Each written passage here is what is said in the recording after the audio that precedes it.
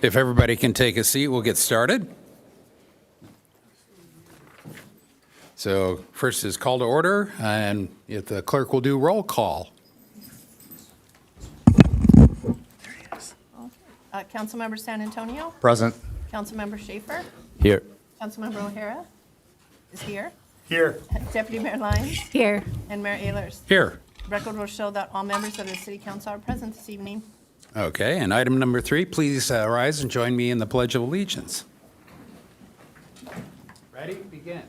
I pledge allegiance to the flag of the United States of America and to the republic for which it stands, one nation, under God, indivisible, with liberty and justice for all.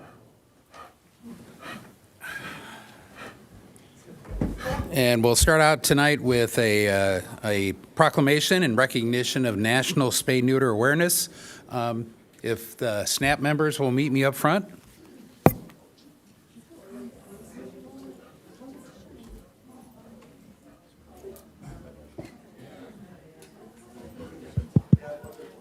We're on.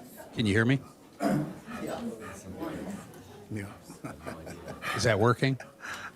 Can you hear me back there? Yeah. It's like that in the back. Any chance of getting this turned up a little bit? Oh, that sounds better. There we go. We have some extra, what do we call them? Residents here too. So, here, Darrell, why don't you step up here? So, we're recognizing Spay and Neuter Action Month here tonight in Encinitas. We've got Darrell Sackett, who is the executive director. Yeah, executive director of SNAP. I got recruited into SNAP by Maggie Houlihan, who was one of the founders, all my dogs henceforth have been spayed or neutered, so it's something near and dear to my heart still today. I always think of Maggie when I think of this group. So, with that, and I'll give you a chance to speak if you want. But with that, I'd like to read the proclamation. Whereas the humane solution to pet overpopulation is the proactive prevention of unwanted litters through accessible and affordable spay-neuter services, and whereas the overpopulation of cats and dogs resulted in overcrowded shelters, placing an overwhelming burden on the local animal welfare organizations and leading to unnecessary euthanasia, and whereas Spay Neuter Action Project, SNAP, has been a leader in our community, providing vital spay-neuter services to pet owners in need, particularly in underserved areas, ensuring that all pet families have access to responsible pet care, and whereas SNAP has spayed and neutered over 85,000 local pets, preventing hundreds of thousands of unwanted litters. Yeah, go ahead and clap. Absolutely. And significantly reducing the number of animals entering our shelters, And whereas SNAP's mobile clinics, including the neuter scooter, bring life-saving veterinary services directly to communities, helping to create a healthier and more humane future for pets and the people who love them. And whereas the city recognizes the importance of spay-neuter efforts in reducing the stray population, preventing suffering, and protecting public health and safety, and whereas February is nationally recognized Spay-Neuter Awareness Month, encouraging pet owners, veterinarians, and animal welfare organizations to work together to promote responsible pet ownership. Now, therefore, be it resolved that I, Bruce Ehlers, Mayor of the City of Encinitas, along with all of our City Council members, do hereby proclaim February as Spay-Neuter Action Month in Encinitas and commend Spay-Neuter Action Project, SNAP, for their dedication and unwavering commitment to making our community a better place for pets and people who care for them. So, thank you.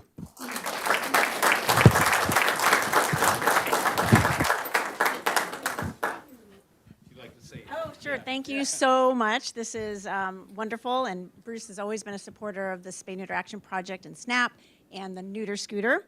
And some of these dogs here are pictured on the neuter scooter.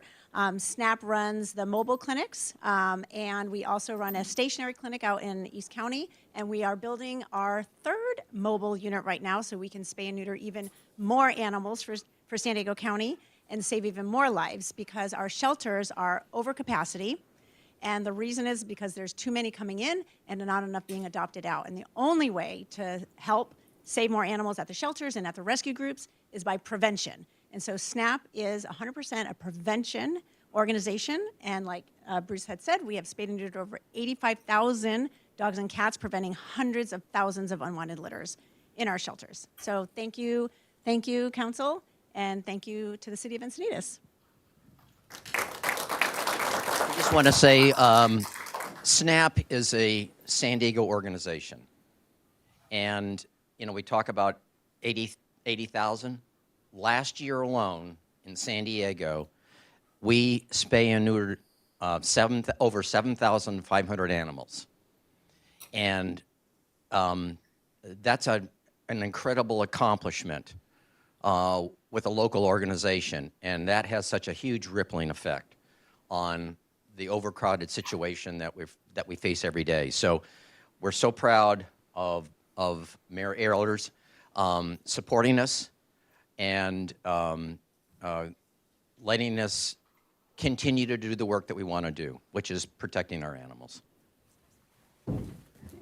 Tell you what, we'll do a photo op here. So, Terrell, if you want to hold that with the dog, I can hold the dog if you want me to. Yeah. Get in for a group photo. I'm staying low. As long as somebody upstage. Are you in? Oh, my God.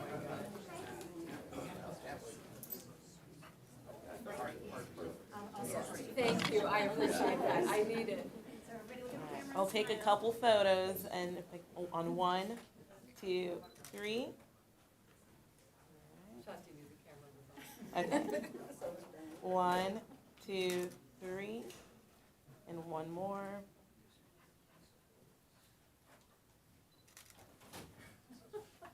Great, thank you so much.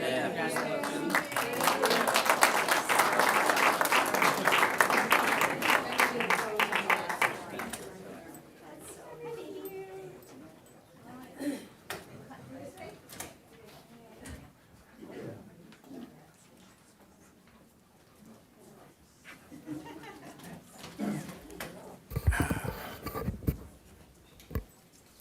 Already filled it out. So our next item would be oral communications, and how many Right now, do we have 19. 19, okay. So one of the things we need to And do 20. is 20, yeah. So I'm going to have to, probably a couple things here, probably reduce it to 2 minutes, but I also want to limit it to about a half an hour, so we're going to bifurcate it into 2. So oral comments, we usually on the agenda, it says it in every agenda packet, I think, for the last 20 years, we try and limit it to 30 minutes at the front of the meeting. And we have people that are here for other items that are scheduled, and it's unfair to them to go an hour, hour and a half. So what we're going to do is do a half hour of oral comments now, probably handle the first, I'll say 15, and that should be about a half hour at 2 minutes each.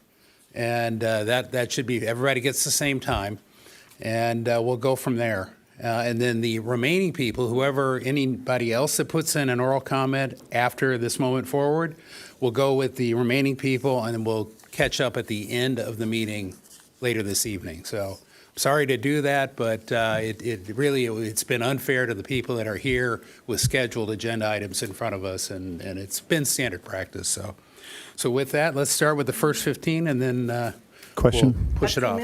Just Yes. for people who are referencing the agenda, would that be after item 10 action items? Or would that be after item 11 generally, or after section 12, 13, just for people's clarification? It would be after the 10 and 11, and it would be after 12, actually, so right before 13.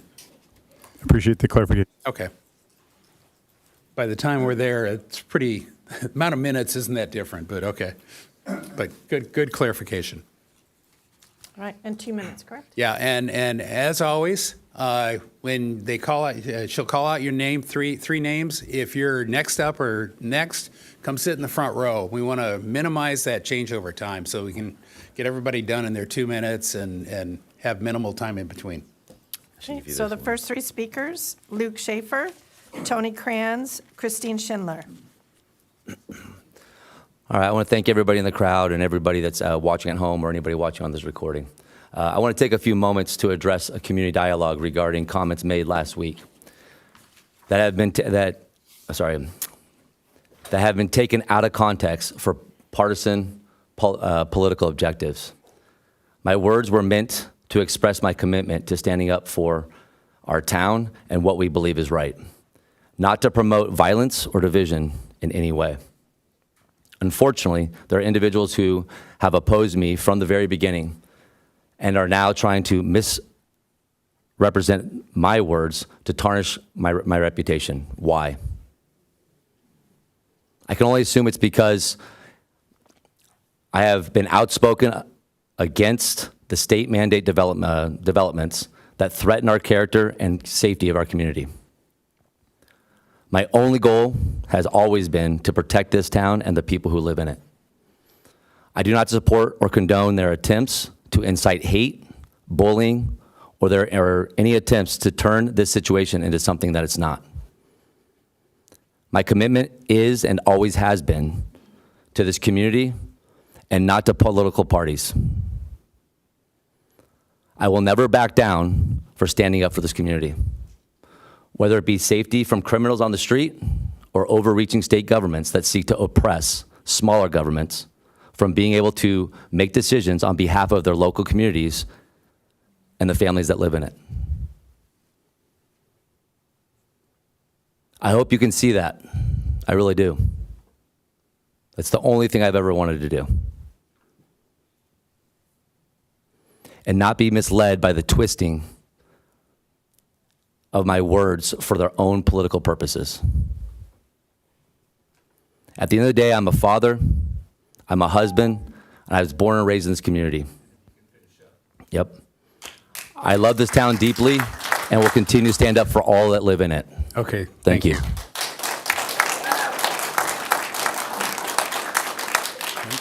That's right.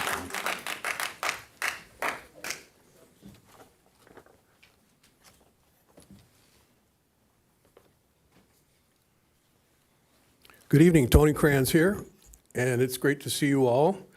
I saw today was a very special day for me, and I decided I should show up here and say the Pledge of Allegiance with some of my fellow citizens. 80 years ago today, a whole bunch of very young men hit the beach of Iwo Jima, and my father was one of them. And it was quite a battle. He was very lucky to survive it. He was very lucky to see the flag raised on the top of Mount Suribachi, and he spoke about it very emotionally whenever it came up, and the flag was always very important to us. So I also wanted to have a moment to talk a little bit about the history that goes into this memo, which, by golly, this is one of the best memos that I've seen prepared for the city of Encinitas. Barbara Kotz was hired because of a lawsuit that we were faced with in 2014. So basically 11 years ago, she got started in land use stuff here in Encinitas. And, the land use matters have always been the most important in our community. And it made somebody speak about picking up rifles to keep development from happening, which was a shame. It was a shame to hear you say that. You declared the state an enemy when just months ago you took an oath to support the state constitution. So I think there's confusion about what you said versus what you're now saying tonight. But the most important thing that came from this memo and the decisions that happened here last week, if you see this memo, it says, since 2017, the California legislature, it goes fast. Yeah, doesn't it, when you're on that side? Yep. I had a One 3-minute last- speech prepared. one last Well, sentence. the main thing is that we can now bury this notion that previous councils were approving projects because we're in bed with developers. Okay. The state law trumps. Thank you. And so just like happened the other day when you were clutching pearls up there, It's okay. we face that Tony, too. I'm trying to be nice, so Ne- please bear with me. Next speakers, Christine Schindler, Molly Hintlian, followed by Marlon Taylor.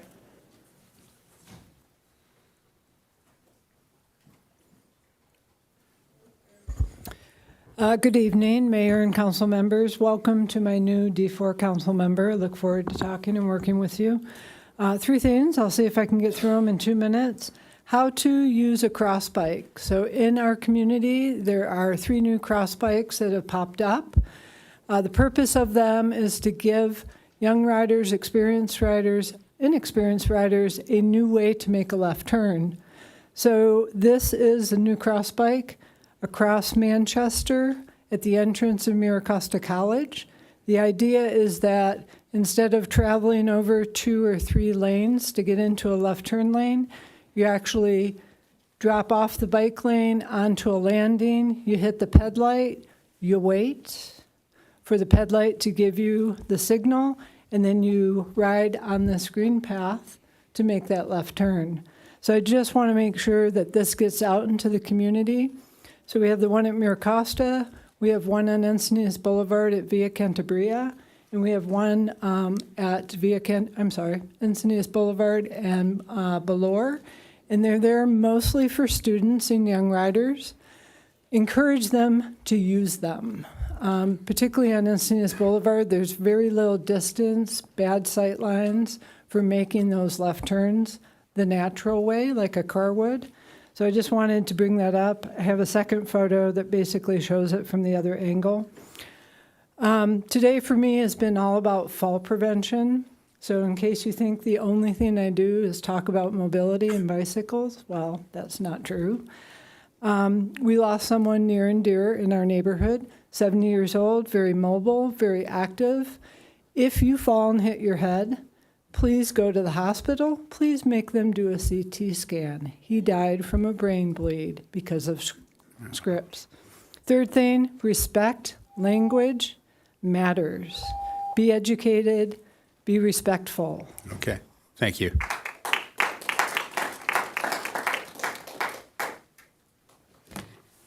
Good evening, Mayor and Council. I'll be showing a video of traffic while I speak and outline 4 requests. Play video. Can the council agendize and allocate budget for our own traffic study for immediate assessment of Quail Gardens at Westlake and Encinitas Boulevard North and South, and add Santa Fe in? Second request, can the council direct staff to implement the traffic mitigations they outlined and recommended for the 3 projects and not wait for the project completion? And this is in regards to Quail Meadows. Also noted last week was the data from Chen and Ryan referencing the traffic was not a cumulative impact. And even our own housing element environmental impact report that was done 7 years ago Should be noted, it was not with the density impact. My third request, as we update our general plan and circulation element, we need to ensure our laws incorporate the new standards that Caltrans, Sandag, and CEQA use, AVT, and VMT, respectively, to ensure we're evaluating the volume and the capacity, as well as flow for emergency access. Lastly, a timely segue as we hear from the prospective citizens applying for the roles, traffic mobility, parks and rec, and public safety committees. I would like to request that the city council implement some sort of oversight for the commissions to ensure that the very commissions we have in place that are set up to protect the well-being of our community are not working in silos, and that there is more checks and balances. Thank you. Next speakers, excuse me, Marlon Taylor, James Morton, Terry Worth, and then Brad Lefkowitz. All right. Good evening, Mayor Ehlers and council members.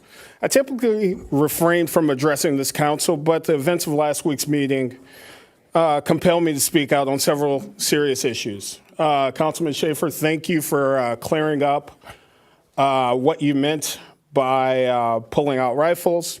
That being said, as an elected official, your commitment is to uphold the laws of our state and nation. As a veteran, I find it particularly troubling to hear comments that advocate for violence against fellow citizens. If you have concerns about current laws, I urge you to pursue positive change through constructive and lawful means. Councilman O'Hara, on January 22nd, you encouraged everyone to act with civility, since we're all residents that are looking for the best outcome. However, your treatment of city staff during last week's meeting was absolutely unacceptable, and in fact, the polar opposite of acting with civility. These dedicated individuals work hard for our community, and publicly admonishing their expertise undermines their efforts and disrespects their professionalism. It's essential that we view our staff as teammates rather than adversaries, leveraging their knowledge to make informed decisions for your constituents. In the Navy, we had a mantra that many leaders live by: praise in public, criticize or reprimand in private. You may want to take that into consideration. Mayor Ehlers, I must address the distasteful metaphor you used when you essentially compared housing laws to the Holocaust. While those housing laws leave the city with limited options, to compare them to one of the most despicable atrocities ever committed shows an incredible lack of judgment. In these times when anti-Semitism continues to rise, such a comment was not only inappropriate, but also troubling. I have higher expectations for the decorum and sensitivity shown by someone in your leadership position. As a council's leader, I uniquely hope that you guys do a great job, because your success is our success. Thank you.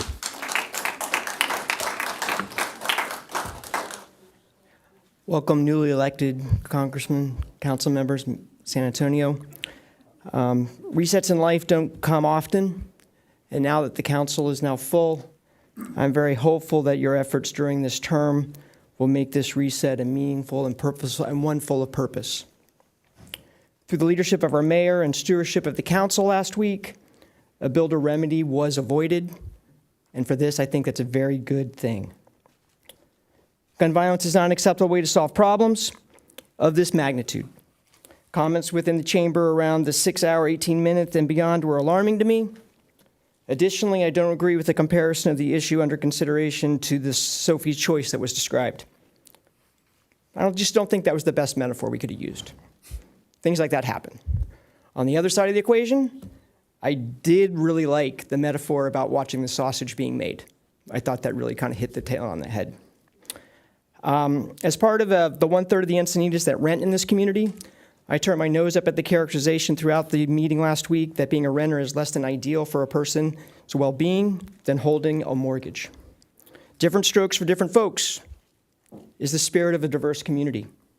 The chief reason that I value renting at this stage of my life is that passing on several responsibilities to a landlord, I am free to live a more creative and fuller life of service to the community that I'm proud to live in.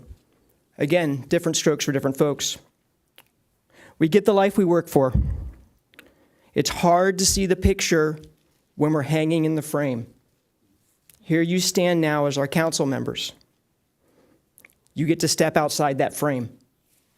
And what we ask for you right now is you make sure that we're working for the type of world that we want.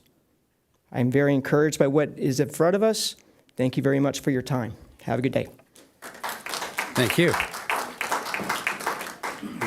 Next speaker is Terry Worth, followed by Brad Lefkowitz, Dave Dean, and then Brian Stone.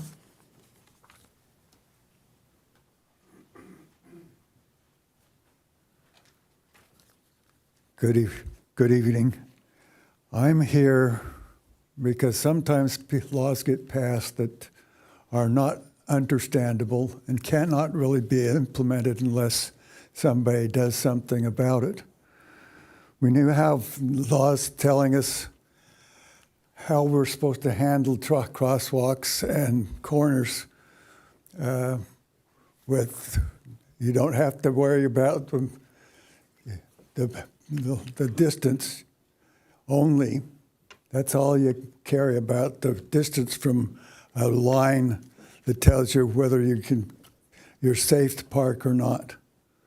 The red line doesn't count anymore. I was parked in a place where there is a red line. That red line is 20 feet farther away from the intersection point. More than that, it's more than 20 feet away from the white cross line that are painted on Birmingham and McKinnon. So I was safe on both of those, and yet they still ticketed me. Now, I took it on alternative review, and they canceled, but only just said dismissed as a one-time courtesy.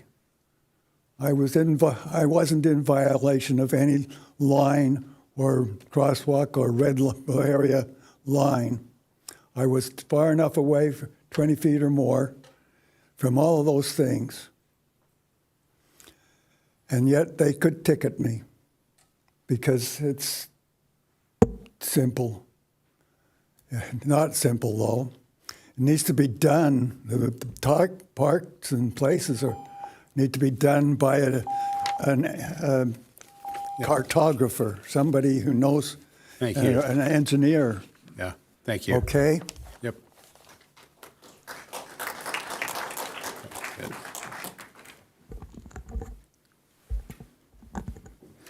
Hello, Mayor Council. Brad Lefkowitz, D4. I want to address last week's meeting, and I'd like to do so through the lens of the District 4 appointment process. Through that process, I was fortunate to have substantive discussions with all four of you to my right. I also had surprising level of success reaching out to several of your predecessors. In light of last week's meeting, I want to make something very clear. Not a single person I spoke with on this dais or former council members had anything particularly positive to say about the state laws you were forced to navigate. The same state laws that tie your hands today are the same laws previous councils had to contend with. Mayor Ehlers, in your impassioned remarks, you cited the state senate, legislator, governor, quote, credible threats from the state NHCD. You made it clear, quote, this has to be addressed at the state level. In the spirit of civility, everyone I talked to who sat in those chairs felt the same way. But rather than rehash the past tonight, I hope to encourage a new direction by asking a question, much to Molly's point. How do we move people around the city when these projects get built? Infrastructure first. That was a core promise in your campaigns, and I agree it's where the focus should be. The clock is ticking, and major infrastructure projects take time. As I've said here before, parking lots aren't getting bigger, road expansion options are very limited. We need to give people a range of choices for how to move around the city. For the majority of people that choose cars, we'll need creative approaches. Could Encinitas Boulevard have a reversible middle lane, flowing toward the freeway in the morning, back toward El Camino in the afternoon? Could the Quail Meadows and Sunshine Gardens parking lots be connected to provide an alternative exit and reduce peak hour congestion? I don't know how feasible those plans are, but I'm sure you all and staff can evaluate those ideas as well as come up with many new ones. In my opinion, those are the conversations we should be having. Thank you very much. Next speaker is Dave Dean, followed by Brian Stone, Sheila Cameron, and then Scott Campbell. Hello, Council. Dave Dean here. Thank you, Councilman Schaefer and O'Hara, for your initial position to put the kibosh on the big project, and hopefully Mayor Eiler's approach will be a wise one and we'll be able to put the kibosh on that project. I'm here today because yesterday I drove up Santa Fe, and in front of the San Diego High School on the campus, there were over 20 of these graffiti markings put on the campus, on McKinnon, and on Santa Fe. This is just 2 of them that I have up here today. And what we have is 2 different gangs that are rivaling for position. And what happens when gangs are trying to mark their territory, the first gang marks it, and then the following gang tries to remark the territory with their markings. What happens is the older gang members force the younger gang members, the newer ones, inductees into their gang, to perform these projects. And if they don't do it, they end up making them fight with the older gang members watching them. So we need to address the gang issue. It will get worse before it gets better, for sure, if nothing's done about it. And this was alarming. This was at least 48 hours after the graffiti was done, and it's still there today. So if we could maybe connect with the city of Vista. They have a special gang enforcement division of their sheriff's department, and maybe a collaborative effort to work together to limit gang activity in our city would be great. Thank you very much. Okay, and if I could you leave your name with staff, and we want to find out exactly where the graffiti is, and staff will address it, because the sooner we address it, the better. And then I'll do a shameless plug for my Encinitas app, which if you do see graffiti around the city at any time, take a picture of it. You can geolocate it right here, IT, and it will get routed immediately to the right department. And one of the keys with graffiti is get rid of it as quickly as possible. Correct, and I had given the graffiti hotline number to them to put up on the screen as well, so thank you. Yeah, thank you.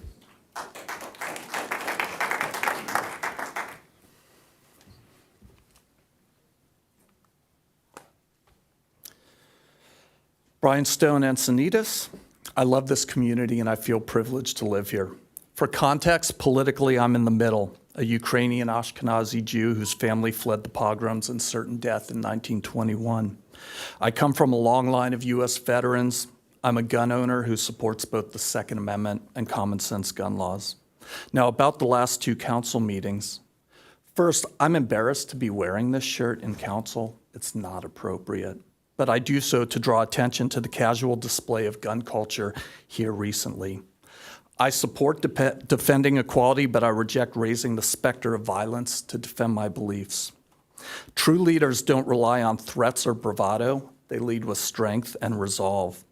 2 meetings ago, the man providing counsel with key facts on Marco San Antonio's resume casually strode to this very podium in an AR-15 shirt. I thought it was disrespectful and abhorrent. And last week, Councilman Schaefer called the state of California a domestic enemy and suggested people take up rifles. Over what? An apartment building. I agree California housing laws are troublesome and understand frustration with state overreach, but calling citizens to arms against the laws he swore to uphold is reprehensible. If Luke can't bear the weight of his oath, he should step down. And yet somehow it got worse when our mayor compared California housing policy to the Holocaust. Maybe Schaefer's words were heat of the moment and he clarified today, but Mayor Ehlers carefully crafted his analogy. Let me remind you, the Holocaust was the systematic extermination of 12 million people, including 6 million of mine. Comparing that to approving an apartment is beyond offensive. Shame on you, and have some decency. Next speaker is Sheila Cameron, followed by Scott Campbell, Terry Ann Skelly, and then Bernadette Diller. I don't own a gun, but I shot him, and I'm told I'm excellent. Okay, I'm speaking tonight on the subject of El Portal, the roundabout that was featured in last week's February 12th agenda, item 8D. I appreciated the comments made by our citizens and the motion made by Councilmember O'Hara and seconded by Councilmember Lindis, and your constructive comments about the adding safety features. I think one of the most important ones was the beacons light that Mr. Caden recommended, and I think that would be really worthy. I hope the staff considers that. I'd like to also thank Scott Campbell because he gave an excellent analysis and showed how many DUIs we've had in the last year. Now, as I was sitting listening to this issue, I kept wondering why no member of the council brought up the 12 DUIs and hit and runs that occurred at this site over the past year. Seriously, how do people drive under the influence? A polite euphemism for being drunk and putting lives at risk. Over the last few years, the Alcohol Division of the state of California has been giving out alcohol licenses in Encinitas, like throwing out ribbons at a Mardi Gras parade. We have a lot of them. Now here's my point. These DUIs were also called an enforcement problem. Yes, but where? I would suggest that you start with the establishments that are over-serving the people. They are allowed to drink to excess at our Encinitas establishments, and that is where enforcement belongs. Are there not laws that hold alcohol-serving establishments responsible for over-serving patrons? I think there are. Okay, well, I'd like to see this brought up at a city council meeting, seriously, and enforcement starts with the sheriffs and the establishments. Thank you.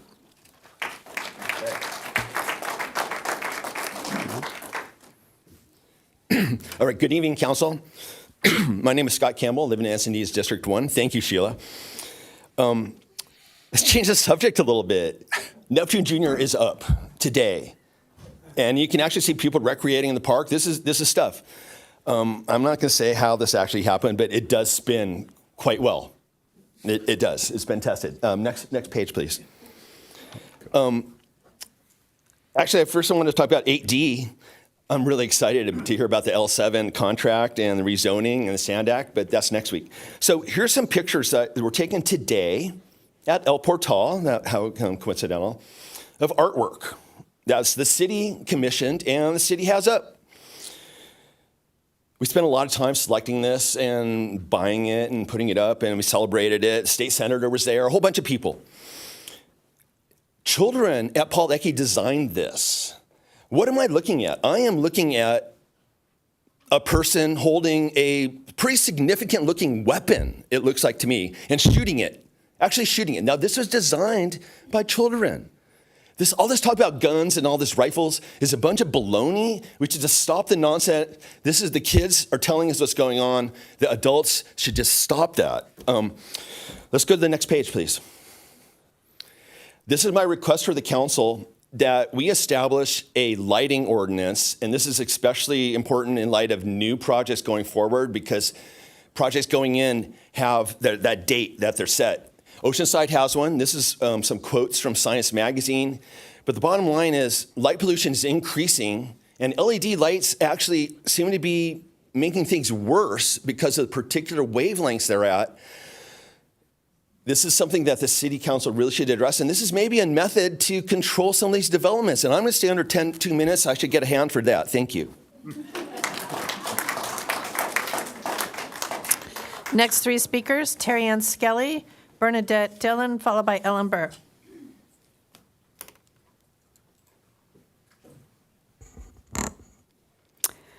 Good evening, Encinitas City Council, Mayor Ehlers. I came this evening to share some thoughts about this morning's UT article entitled, and I quote, "After 19 accidents, Encinitas considers safety changes at roundabouts." This article further states, in a year and a half, there have been 19 reported collisions, many of them involving drivers under the influence. In fact, 12 incidents were attributed to drivers operating under the influence of alcohol or drugs. 4 of the collisions resulted in injuries.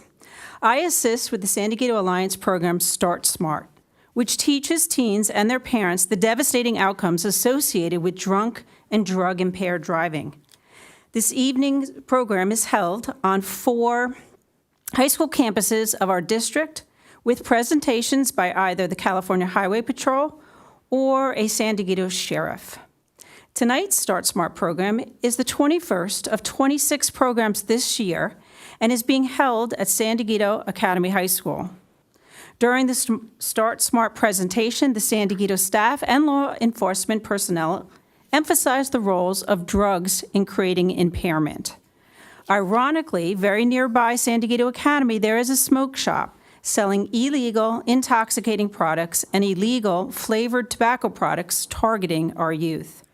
This irony was noted in a lengthy news article in the San Diego Academy campus newsletter by a student reporter. She reported, and I quote, "The Encinitas vape and smoke shop near my high school is exposing students to vapes along with several unapproved and possibly dangerous drugs." So this evening, we respectfully suggest enforcement action against this smoke shop to improve the health and safety of all Encinitas citizens. Thank you for hearing my concerns. Mayor? Yes. May I ask our city manager to respond to this oral comment? Yes, thank you, Deputy Mayor Lyons. We did go out and do an inspection, and that we found that it was not up to code. So we are working with our code compliance department to do another follow-up, because they were given a notice that they had to rectify the violation, and we are following up currently on that smoke shop. Thank you. Good evening, Mayor and City Council members. Wow, I missed something last week. I'm here tonight because I want to acknowledge the Encinitas Sheriff's Department. They made their first arrest for someone that had illegal fireworks, and I am thrilled to death. I got a good night's sleep for the first time, and thank you, Captain Watts. The second thing I'd like to say is they're back. The gangs are fighting again in our neighborhood. The last time they were here, 2 young men attacked a homeless person and nearly beat him to death. Wow. If it wasn't for the cameras above Valero gas station that took pictures of these kids, this homeless man managed somehow, by the grace of God, to fall into the Valero gas station, which sent off all the bells and whistles. I used to work right across from the street. And when I came to work, a sheriff's department stopped me from going up to my building because all the traffic was backed off. These 2 kids were trying to join this gang. Their objective to get into the gang, murder a random person. Wow. This gang stuff has to stop. And now that they're marking our territory in our neighborhood again, Santa Fe, McKinnon, Bonita, SDA, something's got to be done, because I don't want to see another homeless person beaten to death. And that's really it. Thank you so much. I really appreciate the sheriff's station and all the things that they're doing to keep us safe. Thank you. Thank you. And that's 15? After Ellen? Okay. Good evening, Council. How serendipitous. 2 quick things. I wanted to put out a recommendation that maybe you investigate having the city manager and the city attorney speak first, the front end of the meeting. They have very important positions. A former mayor said that we have a weak council, strong manager situation. So there may be things that people are here to speak about that up front they could hear and have their questions answered before they came up to get their 2 minutes or whatever. I've been to other meetings for other agencies, and they have their director, manager, whomever speak up front to give a download of what has happened, what they're doing, what's going on, what's been accomplished. And if we need to have somebody up there talking about the movies and things that are going to be happening in the parks, maybe we could have a public information role going on before the meetings in case anybody feels the need to know about that. And the other thing is there going to be an agenda for the upcoming 24th and 25th meeting? Thank you. Did you want to address anything there? Yes, thank you, Mayor Ehlers. The agenda for the strategic plan workshop will be posted tomorrow. Okay, so I think we're going to come back with how many more remaining? We have 9 remaining right now. 9 remaining, yeah. So we'll do those after item 12, towards the end of the meeting. And with that, we'll move on to item number 6, report from closed session, which we did not hold, so there is none. Item 7, changes to the agenda. Are there any changes to the agenda? There are no changes to the posted agenda. And then moving to the consent calendar, item 8G has been pulled by a member of the public. Okay. And would the council, are there any other items the council would like to pull? With that, I'll entertain a motion to approve everything through, except 8G as in George.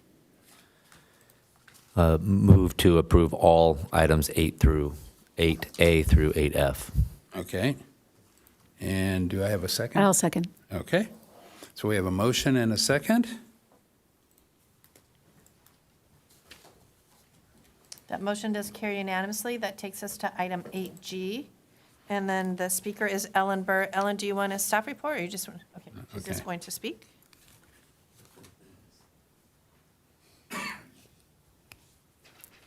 Should just stayed up here.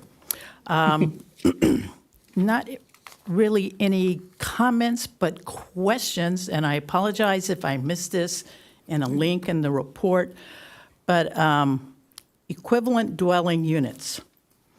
Where in this agenda, cross sheet, whatever, are tiny houses and small modular homes included? Where would they fit in? And then why would manufactured or mobile homes have a equivalent dwelling unit number twice that of ADUs? Don't quite understand that. And vis-a-vis ADUs, how is it computed when there are homes being constructed congruent or at the same time as ADUs, whether they're two ADUs on a twin home lot or singular? How is that figured, computed, whatever? Thank you. Do we have staff here that can address? Here it comes right now. Yes. There we go.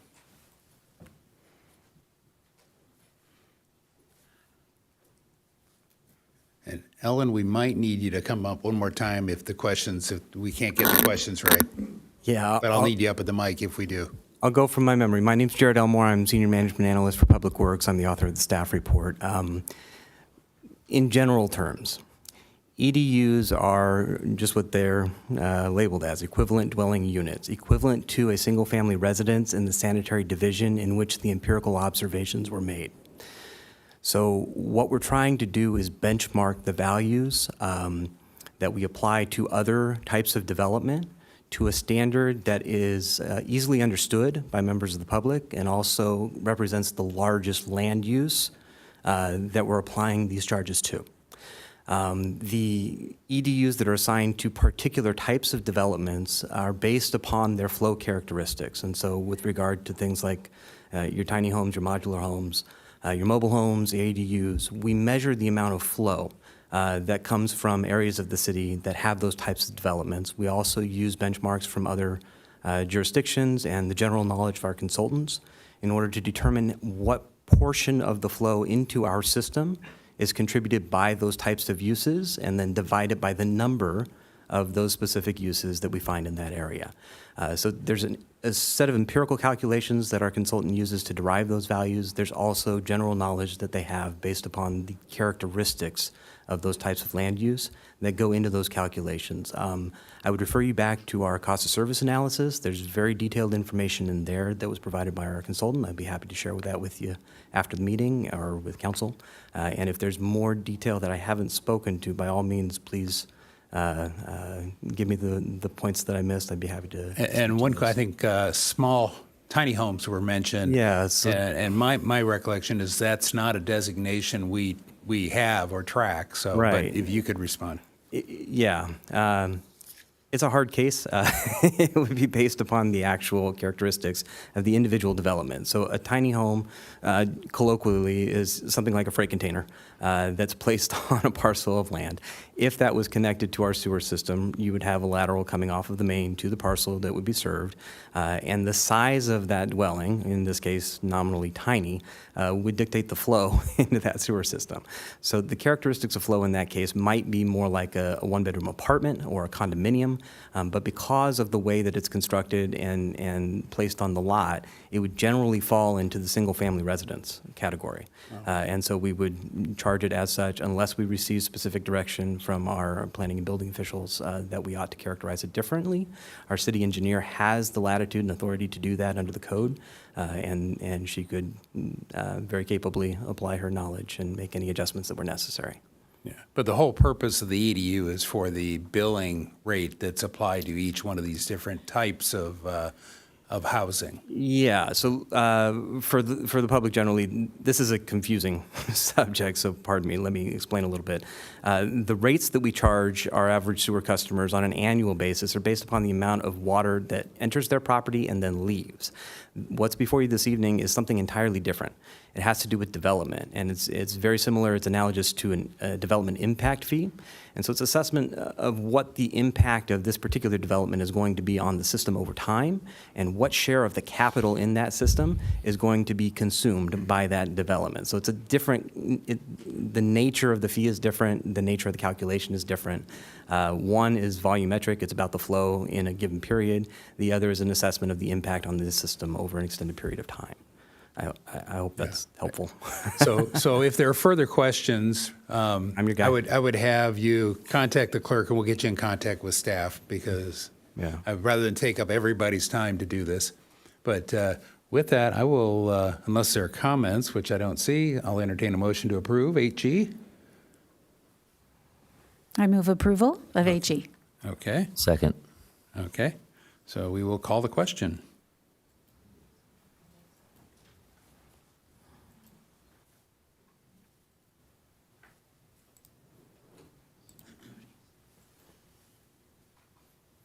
Motion does carry unanimously. Okay, that now takes us on to, we just did 9. We're on to action items, action item 10, 10A actually. And 10A is the public hearing to consider a timely filed appeal, case number appeal dash 007775-2024 of the Planning Commission approval of a design review permit and a coastal development permit for the construction of a detached 2-family dwellings and 2 accessory dwelling units on a vacant lot located east of San Elijo Avenue. The project is located east of San Elijo Avenue, west of Summit Avenue, and south of Santa Fe. And it does not have a physical address, but there's a map in the report showing where it is. So we go to the procedures for an appeal hearing. And first we will start out with staff giving the report. I will then ask the council to disclose any other information they might have received that is not included in the staff report. We will also have then preliminary questions of clarification. I will then open the public hearing. We'll hear from the public. We'll start with the appellant going for 10 minutes. Time limited to 10 minutes, and then the applicant will have 10 minutes. We will then have public speakers, and then we'll have rebuttal by the applicant for 5 minutes, and followed by a rebuttal by the appellant for 5 minutes, and then we'll close the public hearing and go into council deliberation and action. So with that, we'll start with the staff report. Good evening, Mayor, council members, and members of the public. The item before you this evening is an appeal of Planning Commission's approval of the San Julio Residence Project. Thank you. My name is Christina Bustamante, and I will be presenting the staff report for this appeal this evening. The project site is located east of San Julio Avenue. This parcel is the last remaining undeveloped parcel on San Julio Avenue between Cornish Drive to the north and Verdi Avenue to the south. The surrounding land uses are a mix of single-family dwellings and multifamily dwellings. The project is located within the residential R11 zone, with parcels to the north and south also within the R11 zone. Parcels to the west are within the Transportation Corridor and Ecological Reserve Open Space Zone. Parcels to the east are within the Residential 3 and Residential 8 zone. The project consists of 2 planning applications, including a design review permit and a coastal development permit, to authorize the construction of detached 2-family dwellings and 2 accessory dwelling units. It was determined that the project is categorically exempt from CEQA, and the project was heard by the Planning Commission on December 5th, 2024. At the hearing, the Planning Commission approved the project with conditions. On December 13th, 2024, a timely filed appeal was received by Michael Seskin. According to the appellant's position in the appeal, the proposed plan, 2 single-family dwellings and 2 accessory dwelling units, does not meet the standard definition of single-family dwelling in Encinitas Municipal Code Section 3004.010, which shall mean a 1-family dwelling attached or detached located on separate lots or parcels exclusively for residential occupancy. The 2 single-family dwellings on the proposed plan share a single accessor parcel number and therefore does not comply with the defined requirement. According to staff's position in the appeal, the property is located within the residential R11 zone. The R11 zone is not a single-family zone and does not require each dwelling unit to be on its own separate lot. The density permissible for this zone is 11 dwelling units per acre. At this density, this parcel is allowed to construct 2 residential units. The housing types permissible within this zone are 1-family dwellings, 2-family dwellings, 3-family dwellings, and multifamily dwellings, as listed in the land use table of the Encinitas Municipal Code and land use element of the general plan. These units are permissible to be attached or detached within the R11 zone. 2-family dwelling units are permissible by right, and therefore the proposed development with detached 2-family dwelling units is consistent with the Encinitas Municipal Code. According to the appellant's position in the appeal, the proposed plan includes a driveway with a 10-foot width to service the east single-family home and 2 accessory dwelling units per section 503.2.1 of the County of San Diego Consolidated Fire Code.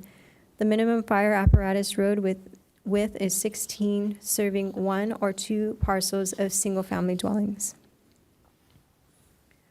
According to staff's position in the appeal, the proposed development was reviewed by the fire department and found to be consistent with the California Fire Code Section 503.1.1, buildings and facilities, and that the minimum hose pull distance of 150 feet can be increased by the fire code official when the buildings are equipped throughout with an approved automatic sprinkler system.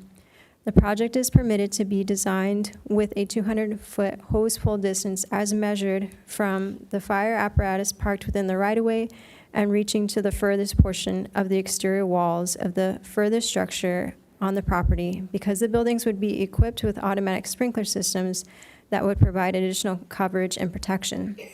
A fire apparatus is not required to park on the driveway because the project is providing the additional protection by way of automatic sprinkler system for the buildings, and therefore the driveway width of 10 feet is adequate for the proposed development. Furthermore, the County of San Diego Consolidated Fire Code is not applicable within the city of Encinitas. According to the appellant's position in the appeal, the planned bulk and scale are inconsistent with the surrounding neighborhood. According to staff's position in the appeal, the bulk and mass of the structure has demonstrated compliance with the municipal code development standards, such as lot coverage, FAR, setbacks, and height. Additionally, the proposed project has demonstrated compliance with the Encinitas objective design standards and incorporated design criteria to earn the required points for the landscape design matrix and articulation material and color design matrix. The accessory dwelling units are not subject to design review permit and thus not subject to demonstrating compliance with the Encinitas objective design standards. Multifamily zones are permitted to have up to 2 accessory dwelling units detached from the primary dwellings per Encinitas municipal code. Staff's recommendation is to adopt the City Council Resolution Number 2024-38, denying the appeal and affirming the December 5th, 2024 Planning Commission decision. This concludes my presentation. Thank you. Okay, thank you. Next, we'll go to disclosure, starting with Councilmember San Antonio. I have nothing to disclose. Nothing to disclose. Nothing to disclose. Nothing to disclose. And I, too, have nothing to disclose. Does anyone have preliminary questions? If not, I have one question, and it's if you could explain the fact that R11 is multifamily, and we actually have a different zone that this is not in, but it's called RS11, that is single-family zone. So that is such a key distinction in this. Yes, you are correct. So there is a difference, and you've explained it exactly. So RS11, that would be the single-family residential characteristic, I guess that you could say sounds similar but is different. This one is R11 minus the S, and so it is not a single-family zone. It is a multifamily zone, allowing 11 units per acre. Okay, if there are no other, I will open the public hearing and give the appellant 10 minutes to speak. So,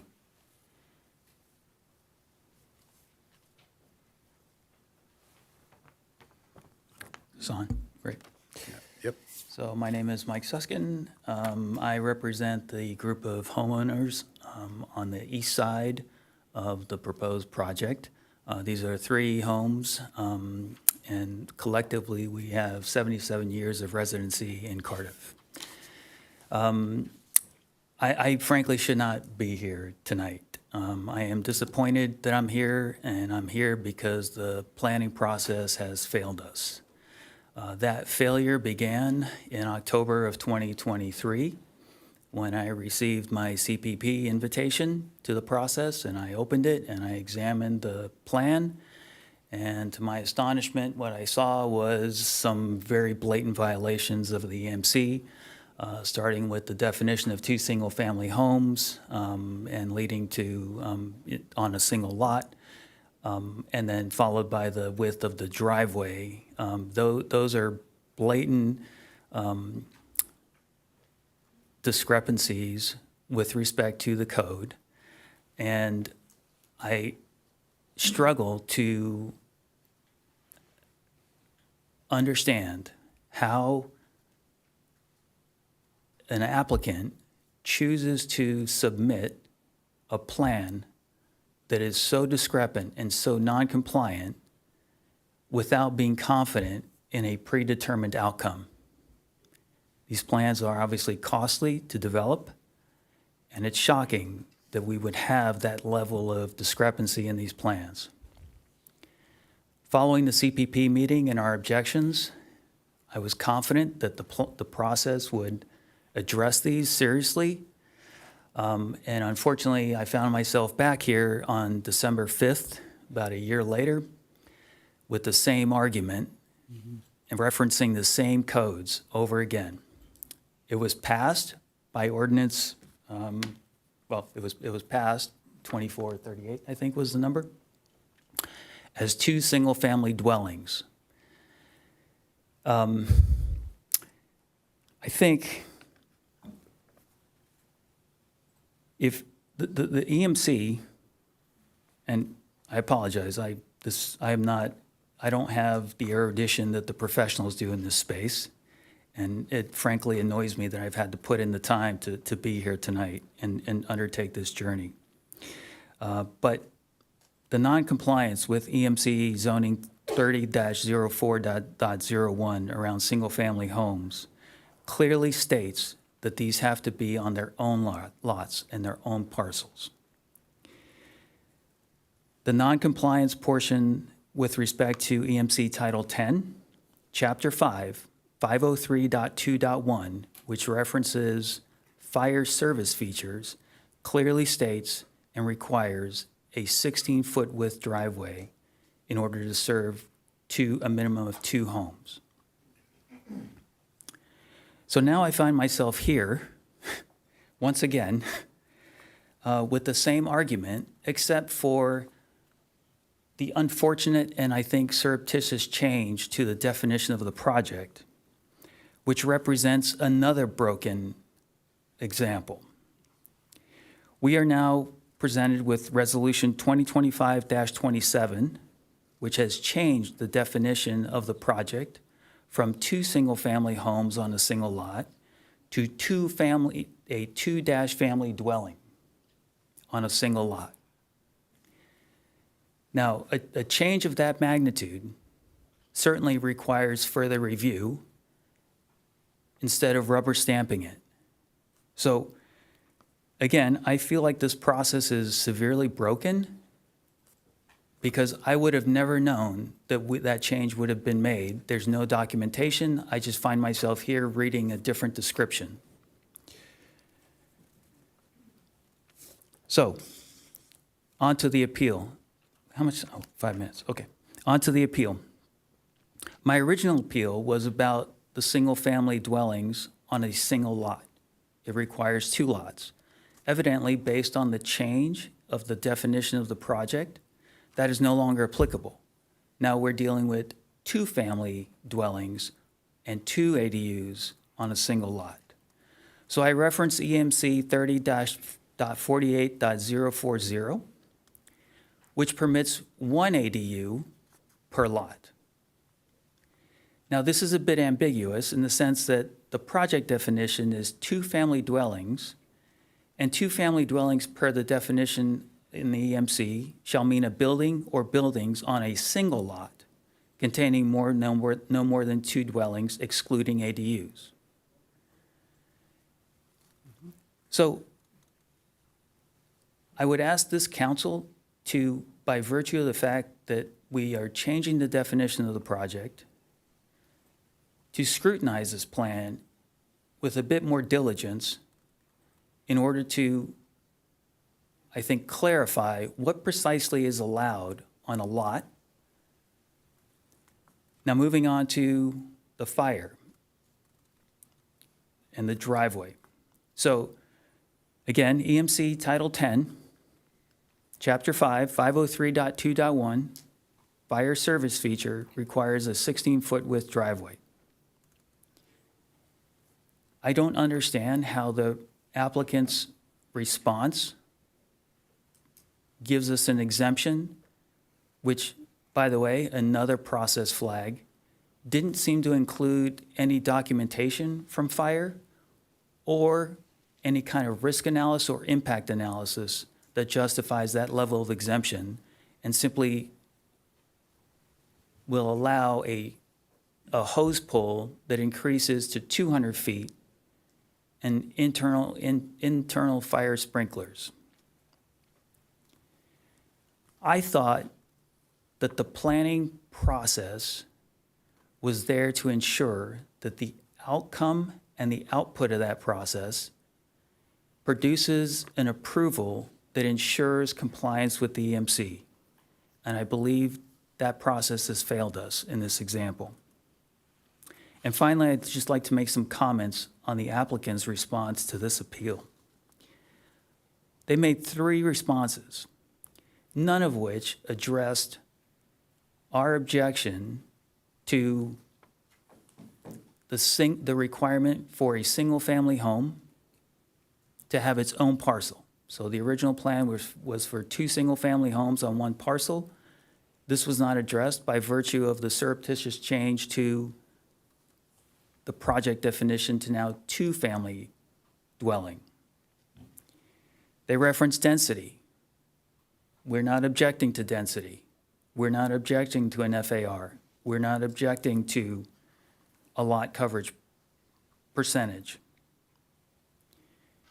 We are objecting to the bulk and massing simply because it is excessive by virtue of ignoring the required driveway minimum width. So by decreasing the driveway, you make more room for the dwellings, and that's what's creating the bulk and the massing. So based on these non-compliant features of the plan, I would request the city council to approve my appeal at a minimum and undertake further review under this new definition of the project. Thanks. Thank you. And if we could have the applicant, you have 10 minutes.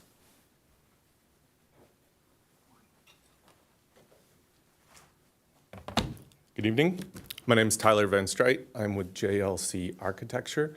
I've been involved with the project from the very beginning. So I just want to recap how we've come to this point. December 19, the Planning Commission gave a resounding support for the project. They were complimentary of the project design, approved the project by a unanimous 5-0 vote.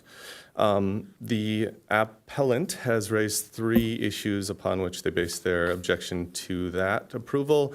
I just want to compliment staff by giving a succinct and, I think, clear response to those issues. I will revisit them to some degree for the sake of it. Regarding density, we have 2 detached dwelling units. They're being proposed and they're allowed by right per the zone. I think staff has made that quite clear. We're not asking, just to be redundant or abundantly clear, we are not asking for any sort of exception, any sort of density bonus. There is no gray areas in our calculations. 11 dwelling units per acre, 0.212 times 11 is 2.33 units. So we even have some room to spare when we round down to 2. Both these calculations, so also the 2 ADUs which are proposed at the rear of the site, they are allowed by right according to state law. Regarding fire compliance, we are well aware the concerns related to fire safety, fire access requirements. The latest events in our region make that abundantly clear that we need to be concerned about these things. There is no way that we would have proceeded with the project as currently configured without the full and clear support of the Encinitas Fire Department throughout the review process. We've worked directly with staff, Jordan Villagomez. We have written communication on this. Conditions of approval attached to this project are a result of those efforts, and make it very clear that the 200-foot hose pole is only being allowed due to the inclusion of an upgraded fire sprinkler system to be installed at all of the structures. This is a well-documented and allowable exception provided in the code. No longer, due to the longer hose pull, the fire truck will no longer need to come up the driveway. And I want to be clear, we are not saying that fire personnel will not have access to the site. They simply will not drive the truck up the site. Lastly, I want to address concerns related to building safety of the building itself. Building locations in proximity to the property are governed by the California Building Code. The openings within those buildings are governed by the California Building Code. And they will govern the approval of the building permits for these structures if we are allowed to move forward with those permits in that process. All the proposed structures are well within the limits for opening percentages already. We will have the walls that will meet construction requirements to limit the spread of fire between buildings and between properties. Regarding bulk and mass, this is obviously one of the most subjective issues of the 3 noted by the appellant. For this reason, it is very important that we review the quantifiable calculations of floor area, lot coverage, and height limit, all 3 of which we are in compliance on. An important note I would mention, if we're going to dial into any of the numbers, is that the inclusion of the ADUs in those calculations within the project were included in the plans per staff direction, and the rules which govern the approval of this project dictate that the exceeding of the standard zoning limits due to the inclusion of the ADUs may not be a criteria for denial of the project. Furthermore, the ADUs are not included in the design review scope when we are considering bulk and mass. That's the nuts and bolts of it. From my perspective, I want to give the appellant, good faith commendation for bringing his case forward. But it seems that the objections to this project are more having to do with the written and accepted review criterias and the standard building codes and fire code which govern the project. We need to be able to rely on these when we bring projects before you. So I would ask you to approve the project. Thank you. Thank you. And do we have public speakers? No, we do not. We do not. So you're welcome to 5 minutes for rebuttal. Were you? Okay. So 5 minutes for the appellant to go. I get that right? No, I'm sorry. I screwed that up. I actually got it backwards. Hang on. Applicant, do you want to rebut anything that you didn't get to rebut in your first 10? So it goes appellant, applicant, applicant, appellant, and with 5 and 5 in the last two. So, okay. So you're up with 5.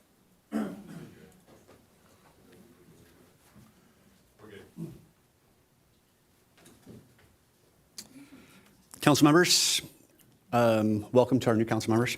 My name is Chris Crocker. I am a resident adjacent immediately east of this project and probably the most impacted property of this project. But collectively, the 3 parcels that are behind this, we all speak as a unit, we're all impacted.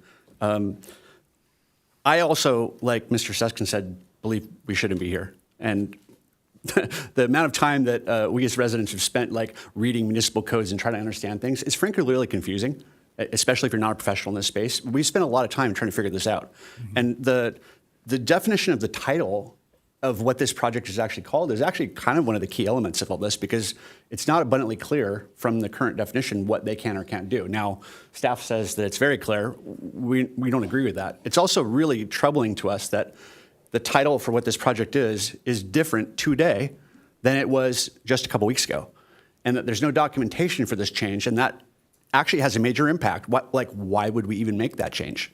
If it was clearly within the code, there would be no need for such a change. So we actually think that's a pretty substantial item, and we'd ask you to, I think this frankly warrants more careful consideration. There are implications. By approving this project, although the architect stated that it's within all the massing and all that, there's a key fundamental item to that argument, which is because they got an exception to make this little tiny driveway, that means all kinds of extra room to pack this place in. And what we end up with is what I've been calling to our neighbors 10 pounds of potatoes in a 5-pound sack. And so technically it meets the definition, but we don't understand how they were even granted the permission to go from the published municipal code of a 16-foot wide driveway to a 10-foot wide driveway. And during this process, they stated to us at this CPP meeting, at the very, very beginning of this whole process, that they already had an approval from the city fire department before the CPP meeting. I don't even know how that's possible, because you go grant an approval till much, much later in the process. And so a lot of this argument comes down to this one key element of, if you can put this small driveway in, you can get a whole lot more on this parcel. So obviously, the fire safety element is very real for us. Latest news in Southern California would obviously prove our point there. We have a code for a reason. And we're actually changing our code and relaxing our safety standards. And the fire marshal, or whoever the fire marshal's representative, is allowed to do so, but under careful consideration. We don't know what the careful consideration was. We've asked for this documentation. Our architect just said he's lots of communications back and forth. We've seen no documentation. We've seen no calculations. We've seen no written documents. We've seen nothing.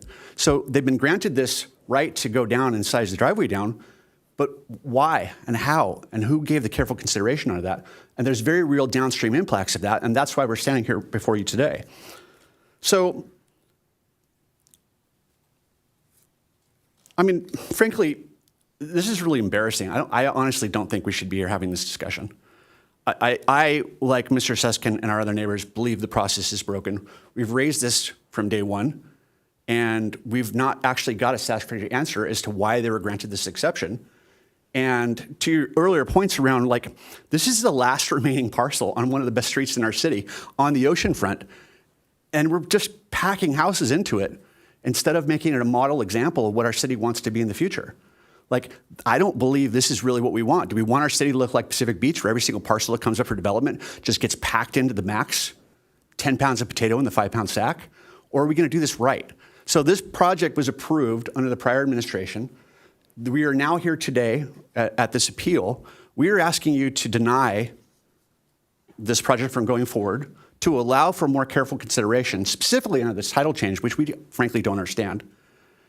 I don't think that approving this project to go forward from this day is the right decision for us as impacted residents, or for the city, or frankly for the process that the city should follow. We have rules for a reason, and I feel like we violated those rules by granting this exception up front. And I thank you, and I will end before my 5 minutes is up. Thank you for your consideration. Okay, Appreciate it. thank you. And with that, I will close public hearing, and we'll go to council discussions. I'm going to jump in first here, probably because I probably have the most planning commission experience up here. And so I wanted to ask a few questions of clarification, then I'll yield. So I asked the one already about, this is actually in RS 11. That's never changed, I think, since incorporation, or has it? Does anybody know? It's R11 and... Oh, I'm sorry, it's Yeah, R11. it's Thank you. I okay. just said it backwards. Yes, it's R11, and no, it has not changed. Okay, which is a multi-family zone, which means you could put apartment, because it's 2.39 density, you could put a two-unit apartment building on this, plus, and I believe the state law says 2 ADUs, 1-to-1, up to 8. So you can add, by definition, R11, not RS11, but R11 can allow the 2 units plus 2 ADUs. Yes, you're And correct. is that state law or is that our local law? So yes, both. It's a combination. So the R11 is what's allowing us the 2 dwelling units on this parcel, and those could be primary units. The 2 accessory dwelling units, that's governed by the state.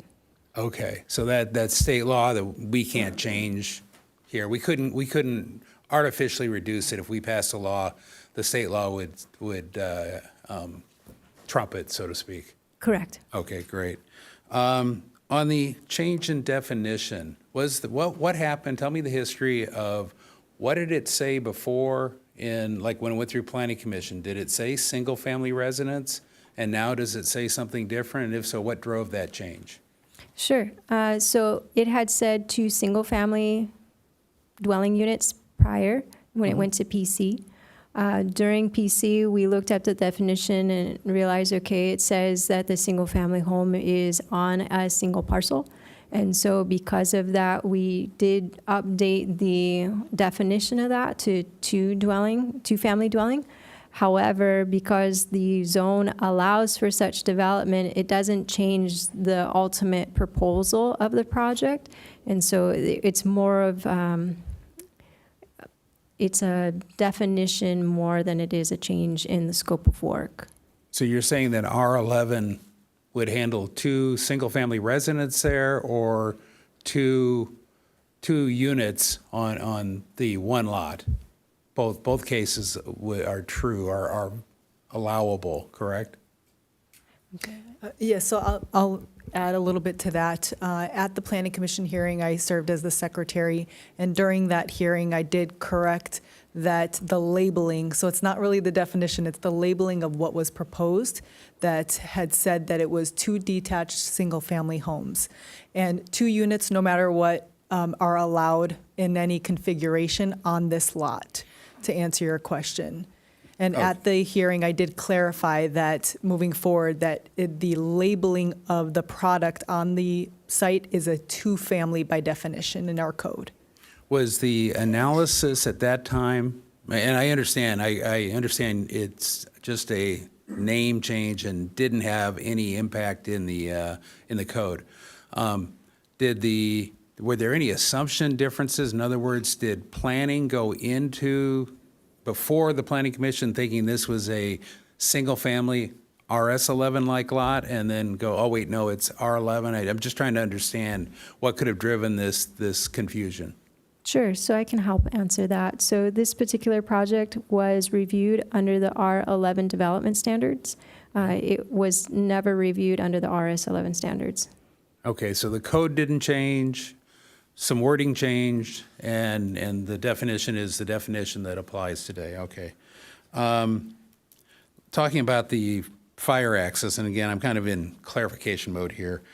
What 150 feet? If we had a single lot with 2 houses on it, and 150 feet is the standard. As long as you can get a hose pull, I guess this question is to fire. Yeah, with 150 feet, you don't need any fire access on the lot as long as you can get everywhere from the street with a 150-foot hose pull. Is that basically the basic standard? Correct. The 150 feet is measured from where fire department can access. Yeah, and maybe a question, I'm coming back to you, but maybe a question. The minimum code width for a driveway, not a fire access, but a driveway. In other words, if I build a house and I build a driveway, what's the minimum code requirement, and what code is that, by the way? Yeah, so that would be reviewed by engineering. Engineering did review this project and didn't have a comment on it. So I don't know specifically the width amount, but I know that engineering reviewed it and didn't have an issue. But we can have a 10-foot driveway if it is not necessarily fire access, is my point. Yes, that's correct. Yeah, so it's a legal driveway, but it would not if we had to go 200 feet up or something, like on a big flag lot, it would not constitute fire access. And I think that's the difference in the definition here, and where you're being consistent. So on the now, since if we didn't have an exception for the extra 50 feet, then this would have to be fire access. Is that correct? Correct. Okay. And so in that case, it would have to go to 16 feet. Now, tell me about what law gets me to the extra 50 feet when you put in sprinklers? So it's an exception to that fire access. Thank you, Christina. This is the actual code section that talks about fire access and being within 150 feet of the furthest point of structures. The exemptions to this are to allow, talk about topography, site access, and there are some options in there to give us basically movement so that we can still operate the way that we need to. The reason why this is allowed is it's providing higher protection, like the architect mentioned. Additional fire sprinkler requirements are going to be required for all the structures. It's not normal. This will help response time. There's also the site being as small as it is and the grade. It's a 20% grade. That's really steep for an engine. They have to have a 12% approach angle with the 20%. After talking to ops, most likely not even going to go onto the site. It's a small site. There's also a sewer easement to the right. So operating room at a 20% angle would be very difficult. It'd be easier for us to pull up and pull longer hose. And if we can get additional requirements that provide a higher level of safety so the occupants can get out of the house, then that is why the mitigation measure is allowed. And so we don't have it doesn't say 200 feet. It says you can go higher. This is going 33% higher than the previous. Do we have any other similar examples that we've granted? Yes, there are other projects that we've granted this exception in. Sometimes it talks about alternative methods. Sometimes that could be standpipe systems for commercial applications, things like that. There are a couple, I want to say one's on Eolus, one was on Neptune, and then one was on like Encinitas Boulevard. Okay, maybe not common, but it has been done before. The steep slope makes sense here. Okay. Yeah, it is an option. So I'm trying to think. I was going one more place. Just give me a minute to. The lot is over 10%, so it's technically a sloped lot, which puts certain limitations on the upper end of the lot in height. Can you explain that? And I think that's where the 2 ADUs are. Yes, you're correct. The height was not a part of the appeal application, but would you like to explore that anyways? Well, all I'm trying to say is it's limited to 16 feet to the peak and 12 feet to a flat roof. Yeah, so From the lot line at the top, you can only go up because it is a greater than 10% sloped lot, that our zoning laws are being applied here. It's keeping that upper portion of this project below 1 story and below probably 12 feet is my guess, because I think it's a flat roof on both of them. You're correct, yeah. Flat elements are allowed for 12, and then if it had a peaked roof, it would go to 16. So Which you're is correct. one of our laws that limits bulk and mass, and it's a good law, and it's been very helpful on sloped lots and hillsides. So with that, I will yield. I just wanted to get that clarification out there. Deputy Mayor Lyons. Thank you, Mayor, and thank you for those questions. It actually illuminated a lot of things for me as well. And so I appreciate that from staff. I do want to start by just saying, I really feel your concern, Mr. Susskind and Crocker, in that you were really hoping to communicate. You were really hoping to get information. You felt like you weren't being kept in the loop. You felt like you weren't being heard. And I'm sorry for that, because I want to make sure that we can all be heard and feel that we've been heard. So that just tees up my question for staff. And I think sometimes I think sometimes it's hard for our community to feel heard, but what I'd like you to do is explain how you do respond to the neighbors' responses when they submit a concern, like through the CPP process, or whether it's associated with a public review or even just a comment that comes in. How do you document that, and how do we respond to the community when they do have questions and they're asking for clarification? Where can our community expect to have that communication happen? Sure. So the card that went out, the notice that went out, would have had my email on it, and so somebody would have been able to email me. So that's one point of contact. The next point of contact is that we have 24/7 public available information on the customer self-service portal. And so at that time, a project could be looked up either by address, APN number, project name, even the primary case number. So there's a variety of ways to be able to use that search function in the customer self-service portal. Once on that customer self-service portal, a person from the public, anybody in the public, is able to look and see where a project is in the process, including the departments that have conducted reviews on the project, such as the fire department. During that looking around, you'd also be able to see what the status was of that review, whether approved or failed. And so there will also be comment letters that are included in the attachments for there. And so if somebody would like to look at the comments that were provided by any reviewing department, they can do that. And so that's how we have communicated information. If somebody reached out to me directly, then I would provide a response. And thank you. For the comments that are received, you say we could go on, we can look on the portal. The portal's open, it's public. Anyone can go in there, they'll see what the comments are. Are there also responses to the comments? So if someone says, I'm concerned why it's now called this, the title is this, and it used to be that, do we have a way that we can respond when they ask that question? Through the customer self-service portal, I don't think we do have something that open. I think it would be emailing the planner that's been assigned or the staff member at which they'd like to contact. Just one more, I'm sorry to drill down so far, but, and when they email you, does that become part of the public record that's available for others to see too? I think if it's something that is a complaint or something like that, it becomes public record. If it's something where they're asking for clarification of things, not as much. This is helpful. Now, I know it's not specific to the appeal, and we need to stick on the 3 items that are specifically being appealed, but I do think it's something that was a little, or maybe a lot, frustrating to get response. And I appreciate your input. So, I just wanted to get, if you could put the California Fire Code back up again. Sure. I do want to get one more clarification. This is the California Fire Code. Is this also exactly what our municipal code says, or are we deferring to the state code? I'll defer to Jordan Villagomez for that question. We do have an amendment for fire access, but that's the part that talks about the 16 feet and the different widths. We have an actual increased width for roads in the high fire area that are 24 feet.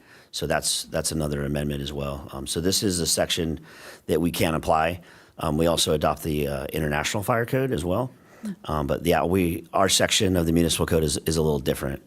So our section's a little different, but do we reference this? Yes. Oh, we reference that yes, in addition, are conforming with the California Fire Code. Correct. Our municipal code can be more stringent, not less. Correct. Okay, thank you. And there's just one other question I have for clarification for my evaluation here. I really wanted to pay some attention to the bulk and scale, as I did the other two elements too. But as far as bulk and scale, I see that I look at the cross-section, I see that these units are stepped. I appreciate the height definition and clarification earlier. In my view, this does look like it's a similar bulk and scale to the surrounding residential developments along San Alejo. Does staff have an opinion on that, or did that come up in an official way anywhere that you could help clarify? Sure. So as long as the projects have come in under city jurisdiction, they've all been reviewed the same. I realize that there are some lots that have been developed along San Alejo that would have been developed under county jurisdiction, so I can't speak on those. But the ones that were developed under ours, yes, they would have been developed under the same standards. And so with that then means that they would have had similar bulk and scale and mass and everything. Okay, thank you. I'll yield. Councilmember O'Hara.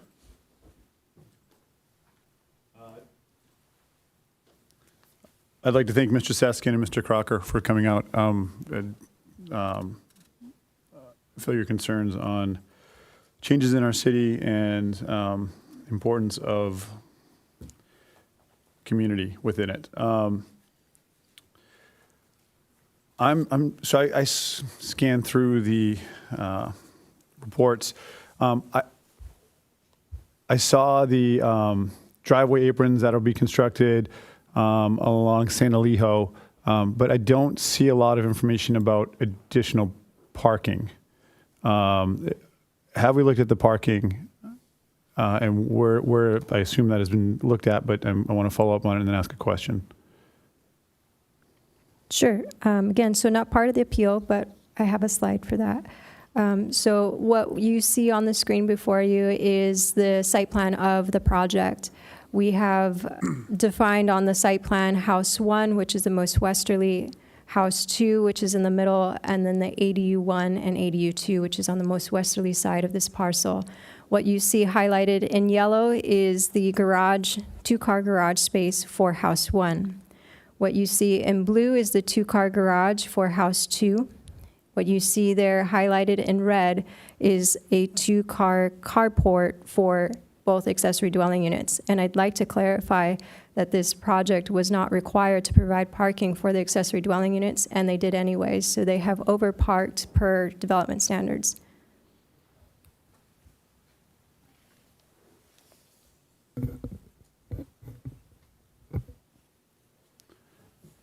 And all of those, so all of those are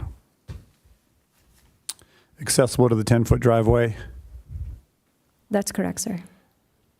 So I guess where I'm getting to is I'm concerned about entering and exiting and a 10-foot driveway and the inability of vehicles to essentially turn around to exit in a safe manner.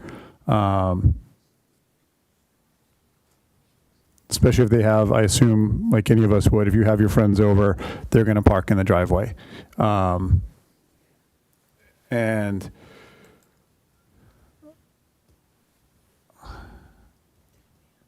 so for safety purposes, I'm a little concerned about the driveway width. And I'm wondering if we could move it to 12 feet. I see that on the applicant's filing, that there is space that still keeps it within zone to make what I would consider a safer driveway. I don't know if that's within our discretion to ask for that amendment, but I think that would be a sensible option to look at. Maybe the city attorney would like to comment, or staff, about whether we're making a decision on the project in front of us. We can't really dictate, my experience is we can't dictate changes only if the applicant willingly, that's been my experience. But as far as, say, an appeal like this, it's usually pretty much typically what's in front of us. I understand. I know safety's been an issue, and we're talking about a 10-foot driveway as opposed to a wider driveway. It's a very busy street. People are turning in and out and onto, and I know we are looking at what we're looking at in front of it, and it seems we have the space to make it possibly safer. And safety is always something worth mentioning, whether we can act on it or not. I definitely want to mention it. If I may add to the concerns, Councilmember, I understand your concerns. While the project was being reviewed at a discretionary level leading up to Planning Commission, it was reviewed by our engineers, including traffic. The project is looked at for safety, including site triangles in which it passed. The project is also looked at for turn radiuses and being able to maneuver in and out of parking spaces, and the project passed that review as well. So there were no concerns to warrant asking the applicant for amendments to the project as designed. Thank you for the clarification. And then I think we semi-covered it, but it seems like the appellant is asking for a clear explanation of EMC 30.04.010. If you could give a clear explanation of that and define it just for them for their due diligence and process. Could you repeat the code section so I can be sure to? Yeah, it's the code from the appeal, 30.04.010, EMC. Okay, give me a moment. That's the definition section.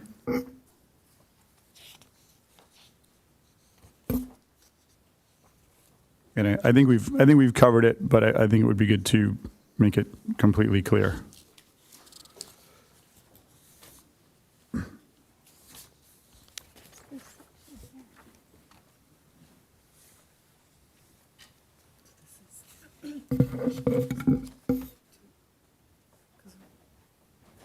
Are you looking for the definition of two-family, which is what this product is? Correct, yeah. It just seems like they're looking for clarification of that specific rule, and if we could refer to them as to how this specific rule, not just how we interpreted it, but what the rule is and how it applies. So what this product is, it's called dwelling two-family, shall mean a building or buildings on a single lot. So you have two buildings, and this is one single lot, containing no more than two dwelling units. ADUs are not considered towards density pursuant to state law. An accessory unit constructed in accordance with Encinitas Municipal Code 30.48 shall not be counted as a dwelling unit for purposes of this definition, which is the accessory unit. Thank you for clarification. Last question for me is regarding the fire code requirements. I understand that the slope and the hose pole will effectively take care of the needs of passing the fire code requirements. Does this include, or would, in an emergency situation, this driveway be used to protect surrounding properties? And is that taken into account in your review of this driveway? The requirements for fire access are per property or lot. It's their access that gets measured during that evaluation. We can use roads, obviously, if we need to, but it was not calculated specifically for other structures. Okay, thank you. I yield. Councilmember Schaefer? Yeah, do we have any pictures from San Alejo there, like a rendering of what it looks like next to the rest of the street. And why they looked that up, I feel for you guys. I know where we are. A big part of the comments that have been going on lately is about community character and holding to a community character, and if it looks within character. In the more recent time is, I'm just waiting for you guys to see if you guys have one. We don't, unfortunately, we don't have a street view imposing the project in there. Copy. Then that'd be. If I could interrupt, the Planning Commission report has an elevation at least. That might be helpful. We have Somewhere that. around page 154 of the Planning Commission report. Yes, it's 154. So what you have on the slide showing before you is the west elevation, so that's on the bottom of this page. And so that's what you will see on San Julio Avenue. The south elevation is on the top of this sheet here. That's what you would see if you were to be standing in the driveway looking at this project. Copy. Thank you. And so it would be nice, and this is maybe a recommendation for us as staff and council, but to have that kind of included if it's something that we could ask or add to, with the idea that it is in character with everything else you drive along San Alejo. Whether I don't like it necessarily, but the fact is it looks, and every clarifying question up here has been, very, very well articulated. But the fact of the matter is it fits right in with the community character if you drive down San Alejo from Verde to Cornish, and it looks as if it fits right into the rest of the lots, per the current code. So it pains me, and I know I get you guys' pain, but at this time, I know there's more things to go. So I'm gonna look to make a motion to deny the appeal. Okay, we have a motion. Do we have a second on that? Yes, I was in the queue next to speak to make that motion, and so I will second the motion. And I think my questions have been satisfied about the 3 items that have been brought forward on the appeal, and I feel they've been answered fully. And so I do second the motion. Excuse me. Okay, we have a motion and a second. This has been it's a hard area, but I have actually been around long enough. The house I think one of you lives in was called the Sheriff Development. I think that was the name of the developer, and everybody was up in arms about putting 3 houses. I think it's 3 houses on Summit, and especially the lower 2 were really crammed in there.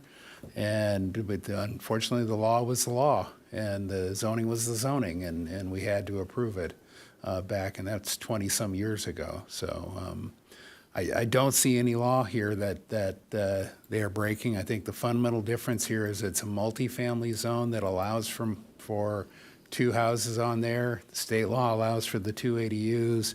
I'm glad that we have the height ordinance that limits the upper part of this property to 1 story or 12 and 16 feet, so that it doesn't block your upper story views too. So in that way, that's a really good law. Believe me, I've been fighting overdevelopment in Encinitas for 25 years, and if we can come up with laws that can help preserve our community character, I'll do it. As I've always said, the only prescribed method for protecting our community character are the zoning laws. Setbacks, floor area ratio, and everything here is by the code, according to what I see, according to what staff sees, apparently according to what others up here see. But and unfortunately, I have to agree with the motion on the table right now because it's within the code.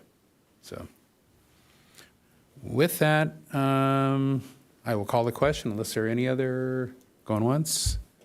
Call the question. And just to be clear, a yes is to support the motion, support the staff recommendation to deny the appeal. So it's always kind of confusing. I want to make sure. So, Motion does carry unanimously. thank you. Let's see, that'll take us on to 10B, and I would ask, should we do a break now? It's been about 2 hours, and then come back. So let's do a 10-minute break, come back at 8 o'clock sharp. I will start up right then, and we'll do item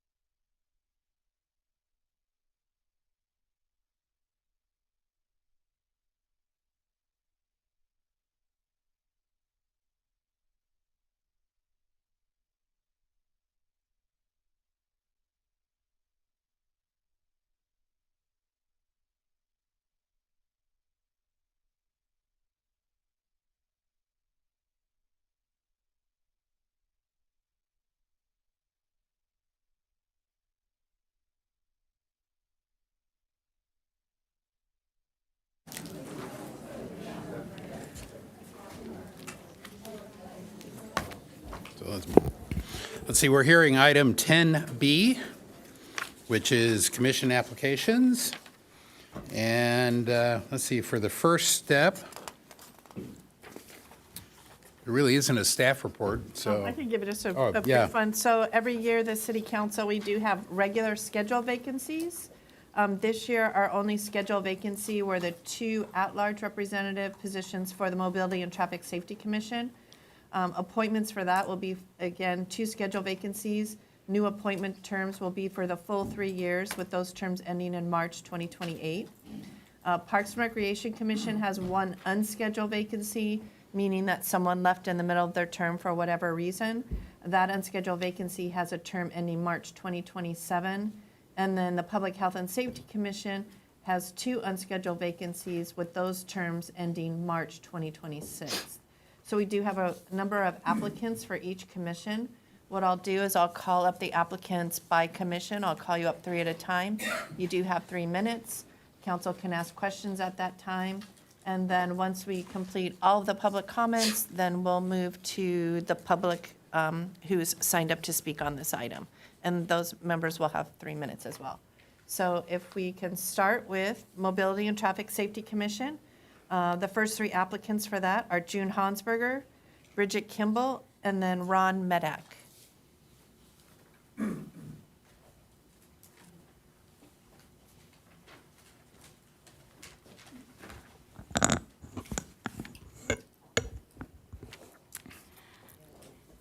Good evening, Mayor Ehlers and council members. My name is June Hansberger, and I'm a 34-year resident of Leucadia.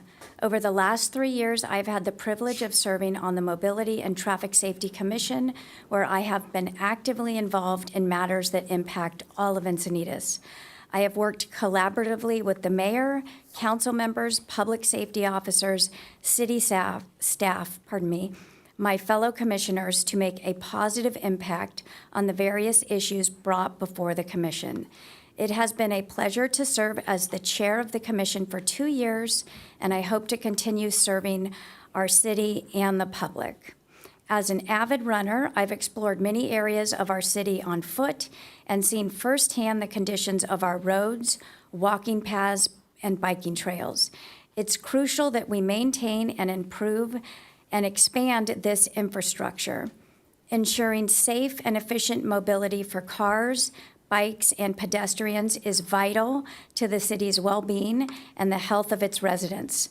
I recognize that maintaining and expanding these facilities is both necessary and costly, which is why community input is key to the success of future projects. As a commissioner, I look forward to facilitating strong community relationships that lead to improved mobility for all citizens. I understand that there is still much to learn on this commission and that many other agencies play a role in ensuring the public safety of our community. I am grateful for the data-driven insights provided by the Sheriff's Department, which help the commission work together as a team and gain a clearer understanding of the issues and needs of our community. The future of mobility in Encinitas will be guided by this commission, and I hope to have the opportunity to continue working and improving the quality of life for every citizen in Encinitas. Thank you for this time, your time this evening. I look forward to continuing my service. Thank you. Bridget. Thank you. Good evening, Mayor and council members. My name is Bridget Kimball. I am a 30-plus year Leucadia resident also, and my experience as a leader in my career, my extensive volunteer experience, I believe I'm positioned very well to contribute to the Mobility and Traffic Safety Commission for the future. I've been deeply involved in our community for a long time, whether it was raising my family and leading school volunteering activities, leadership roles in local organizations such as Boy and Girl Scouts and United Way. I've also had the privilege of sitting on multiple nonprofit boards. By training, I'm an engineer, and I've had executive leadership roles in a number of local engineering companies and very large national corporations. I've had the privilege of sitting on multiple nonprofit boards that support technology outreach, women and women in STEM. And I've also served locally on advisory boards for Cal State San Marcos and Cal Poly in the areas of STEM and actually supporting underrepresented students in our community. When I moved to Leucadia Boulevard, when I moved to Encinitas, in Leucadia, it was a dirt road that ended at the top of where the crest of Quail Gardens Road is now. And so a lot has really changed, and I've been living here while all that change has happened. There have been a number of projects that I think have gone very well and have enhanced the community. However, recently in the, last few years, I've seen a number of projects that have been well-intentioned, but I don't think they have actually met the mark in terms of addressing the issues that are most important to our constituents and making sure that we were creating the ability for traffic to flow while still accommodating pedestrians and bikes. I live near Saxony Road and Quail Gardens Road, and leaving my neighborhood to turn onto Saxony has for years been harder and harder because of the increased traffic. Hopefully the plan changes that are now in process, actually today, through the traffic, there were changes that made it hard for me to get out because of construction, will make it better. However, the work that has happened on Quail Gardens Road has, I walk daily and I see issues there already. The geometry of the low roundabout is very tight, and I see cars frequently driving over the barrier rather than around it, and I've witnessed a few bike and car near misses. I also have gone over to Santa Fe. I have concerns over the complexity of the design elements there. As a commission member, I will balance the different needs of our residents and prioritize data-driven decision-making and engaging closely with the community to understand what they need day-to-day to live their lives. My engineering background and experience managing large projects and organizations give me the skill set to be able to address our city's evolution and inevitable change. Thank you. Thank you. And then following Ron Medak will be Ron Ridenour, Paul Templin, and then James Wong. Good evening, Council, Mayor Ayers. My name's Ron Medak. I'm an Levenhain resident. I've been there for 18 years. I've lived in North County, San Diego for 45 years, and I've lived in California my entire life with a short hiatus. I'm married. I have 3 children, adult children, 2 of whom live in Encinitas, 4 grandchildren, 2 of whom graduated from SDA. I am both an avid driver and a lifelong cycling enthusiast. I've reviewed a number of videos of the Mobility and Traffic Safety Commission, and it is evident that a large amount of time is spent reviewing traffic policy with regard to cyclists, as well as pedestrians and motor vehicles. There are 3 major reasons why I feel I'm the best qualified candidate to fill one of these 2 vacant positions. Number 1, I'm a retired MD with board certification in anesthesia and pain medicine. As such, I have a deep appreciation for the importance of public safety and given the trauma that I've seen during the course of my career in the operating room and in clinic. Number 2, I retired in 2001 and took up road cycling as a hobby. And I had the good fortune to meet a fellow by the name of Pete Penseris, who was 2-time Race Across American champion and cycle safety legend. We rode together every Wednesday for over 20 years, during which time I logged over 8,000 miles per year, which works out to about 8 years of 40-hour weeks in the saddle. Pete is a consultant to both Oceanside and Carlsbad in issues of bike safety. And while biking weekly, we would analyze traffic safety issues that came up in those cities, as well as on our rides. I took and passed Pete's multi-weekend bike safety class in Oceanside. I've ridden and continue to ride all over North County and Encinitas. And I've done that for a very long time, as I mentioned, and that gives me an in-depth perception on the challenges occurring on the roads, both in regards to safety measures and also road conditions. A non-cyclist motorist simply does not have the experience and insight of a cyclist with my background and is not able to assess whether a proposed traffic project is safe or not, or whether the pavement conditions are safe. For example, a pothole or a deep crack in the asphalt are an inconvenience for a car driver. These can cause a life-threatening injury for a cyclist of any level. My cycling background also gives me a better appreciation for the issues of e-bike safety. And if you Third can wrap major up. region, I'm going to say very quickly, I lived in Sweden for 10 years where I did my medical school. That was a fully well-developed mass transportation system, so I have a great deal of Okay. Thank you. Thanks, Ron. Ron Ridenour? Ron Ridenour, followed by Paul Templin, and then James Wong. Hi, I'm Ron Ridenour, and I'm a resident of District 1. I actually have to go through Quail Gardens to get anywhere. I live in the Encinitas Ranch area. About me, I graduated from UC Irvine with a degree in environmental law and planning, so I had to read CEQA, I had to read NEPA. I didn't really use that much. I did environmental consulting for about 5 years and then went into computer programming, e-commerce, and I've been doing that for 20 years, maybe longer. So I don't ride a bike because it's horribly dangerous to ride a bike in this town. We've done a really good job of developing a road network, and we can get around. But now there's a lot of traffic. There's a lot of I guess there's a lot of discussion about how do we improve that, right? And so what we need to do is we need to focus on a sustainable safety approach where we focus on mobility for not only automobiles, but bicycles and people who are walking and people who are trying to access transit.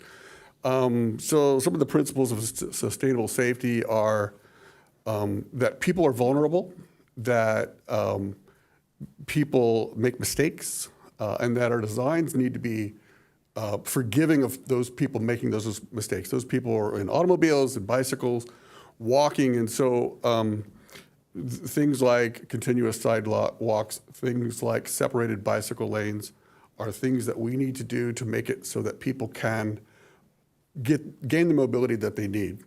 Right now, we force everyone into an automobile. I drive an automobile. Probably everyone drove an automobile here.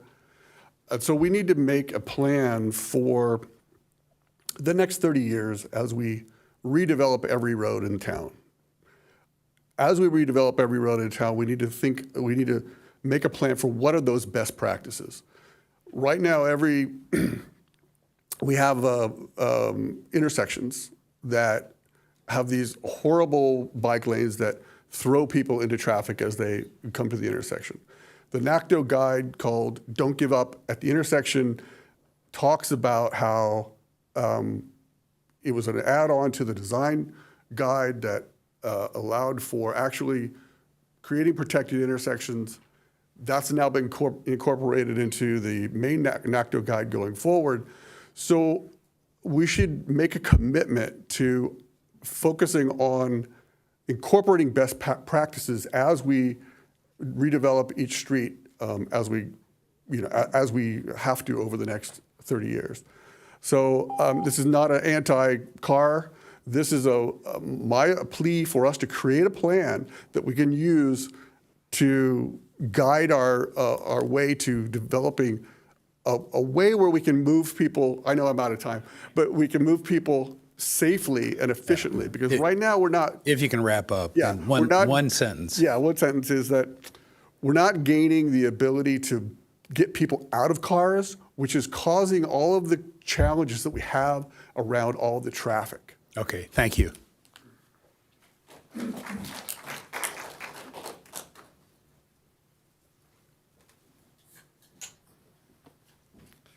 Okay, good evening. It's good to be back. It seems like, wow, it's only been a month since I was chatting with you folks before.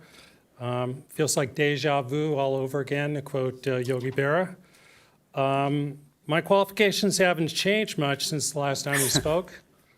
Still an engineer, project manager, people manager, high school teacher, Peace Corps volunteer who's been working with people from different walks of life to solve problems and make the world just a little better than it was before. As you heard last month, I see mobility and congestion as existential challenges to our city and our quality of life. My passion is still on good governance and the solutions that work.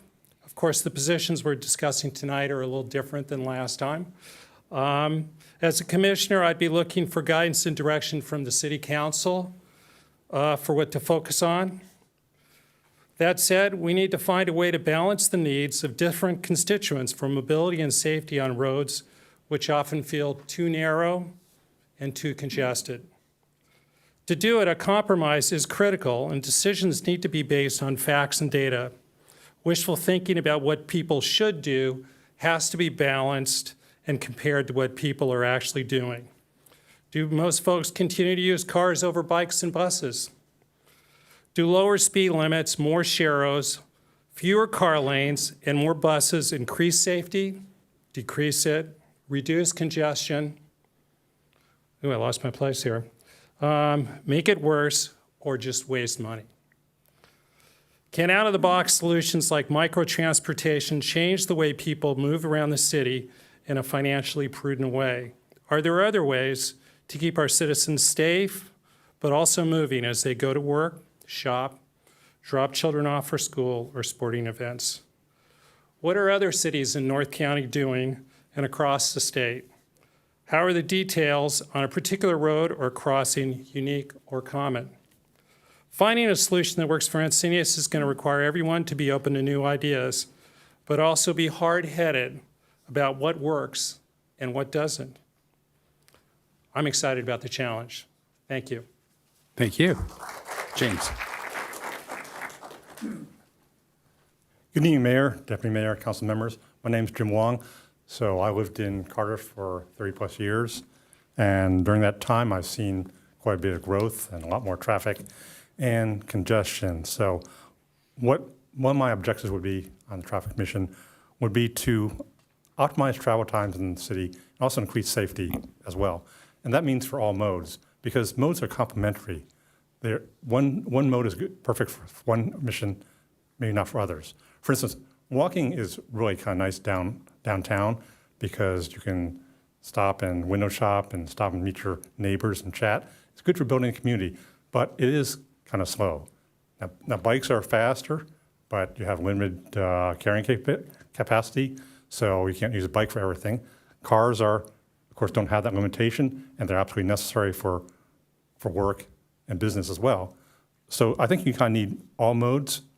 I live near SDA, and I see like hundreds of students riding their bikes to school, which is great because that's hundreds of cars that aren't on the road. And so that makes the traffic on Santa Fe, for instance, have less traffic and flow freer. And so that's an example of how these modes of transportation can be complementary. So that's why if you optimize for all of them, they can help each other. Downtown is another area where walking is advantageous for the businesses, and if you walk there or ride your bike there, you don't have to worry about parking. And as I'm sure you all know, parking is frequently a problem downtown. So I don't know how to address that unless we have other means of getting to downtown. So I submit the best practice is really making all modes of transportation viable, and that means making them safe enough. And people have to perceive that they're safe enough. And that's what I'd like to do on the Traffic Commission, because that is Mobility and Traffic Safety Commission. So that's what I'd like to do. So I thank you for your time. And by the way, as an incumbent, you don't have to vote for me, but I do suggest you vote for June Hansberger, because I've had the pleasure of serving under her for 3 years, with her 3 years, and she does a great job. Thank you. Thank you. So that concludes applicants for the Mobility and Traffic Safety Commission. And then moving to the Parks and Recreation Commission, we do have 3 applicants to fill 1 unscheduled vacancy. Those 3 applicants are Nathan Bussell, Bridget Kimball, and then Farhad Mahmoudi. So if Nathan wants to come up.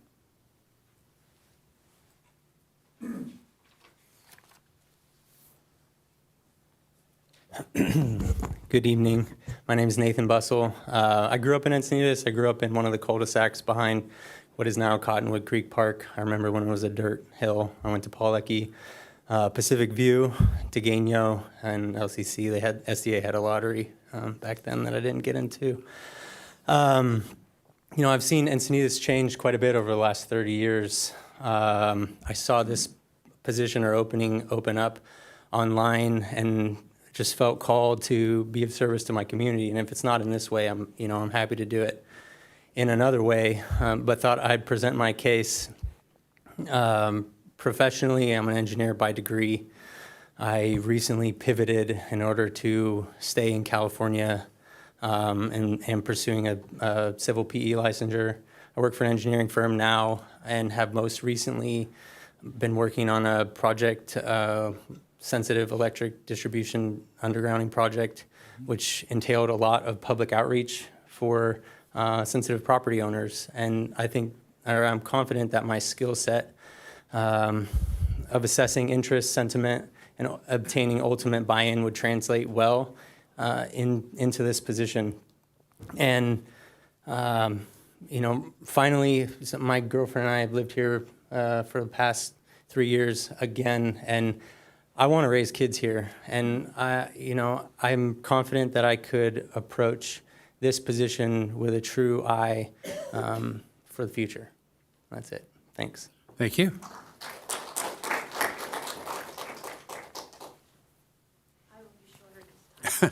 Just say ditto and move on? I'll say what I said. You all know my background now. With respect to Parks and Recreation, though, my family took heavy advantage. As a working parent, 2 working parents, we relied on Encinitas Parks, Encinitas Rec Center, and the YMCA to keep us together, keep us going. And so that is one of the things, the diversity and the amount of opportunity here for people to engage in parks and community programming, it really made it a great place to live. One of the things that I really feel strongly about with Parks and Recreation is that public spaces and programming allow people to get out of their houses and out among other people that they may not be around on a daily basis, and it's how you build connections with your community.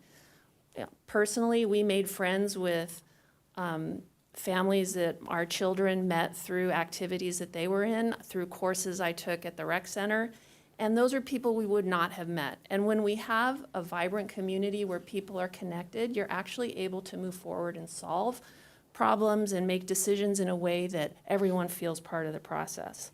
And I think we can all agree that studies have shown that people that have access to parks and recreation opportunities have better mental health, better physical health, more connection to nature, and it creates a place for people of all socioeconomic status to get out and enjoy what's around them. And as the city evolves, I would say keeping a sense of community is what's going to be the most important. As I said earlier, Leucadia Boulevard was a dirt road, and I pushed my kids in a stroller, a 4-wheel drive stroller, to get them where we wanted to go.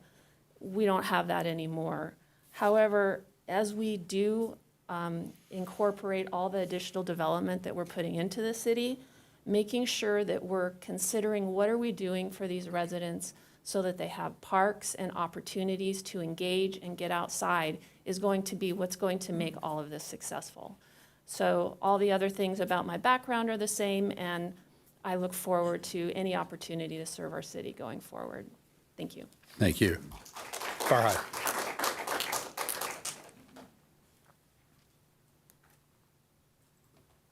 Good evening, Mayor and Council. Nice to see you all again. My name is Farhad Mahmoudi. I'm a District 4 resident, and I believe you all got to know me a little bit as part of the process Paul referred to last month.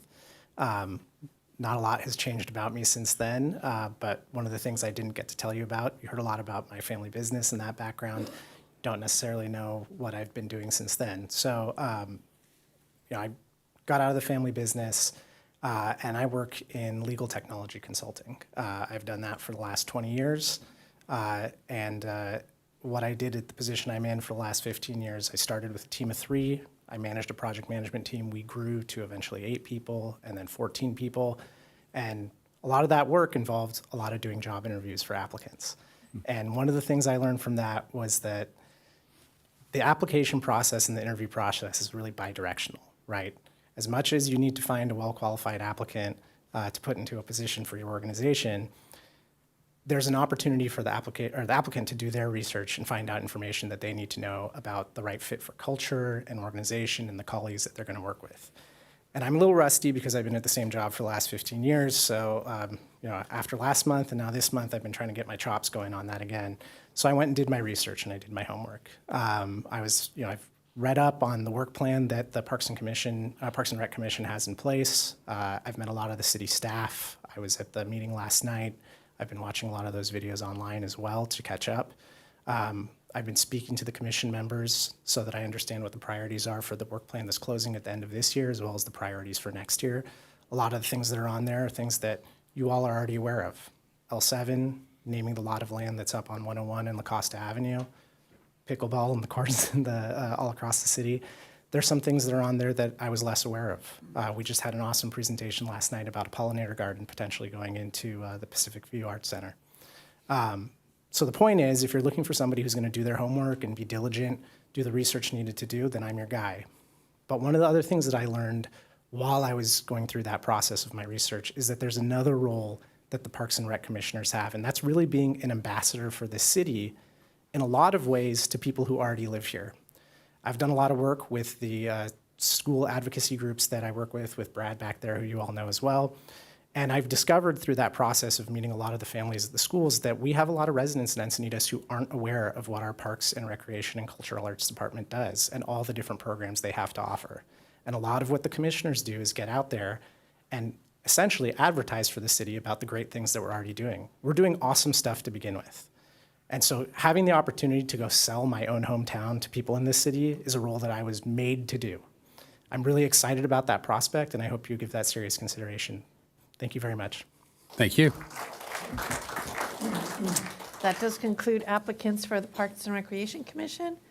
Excuse me. And then moving to the Public Health and Safety Commission, we do have 8 applicants to fill 2 unscheduled vacancies with terms ending March 2026.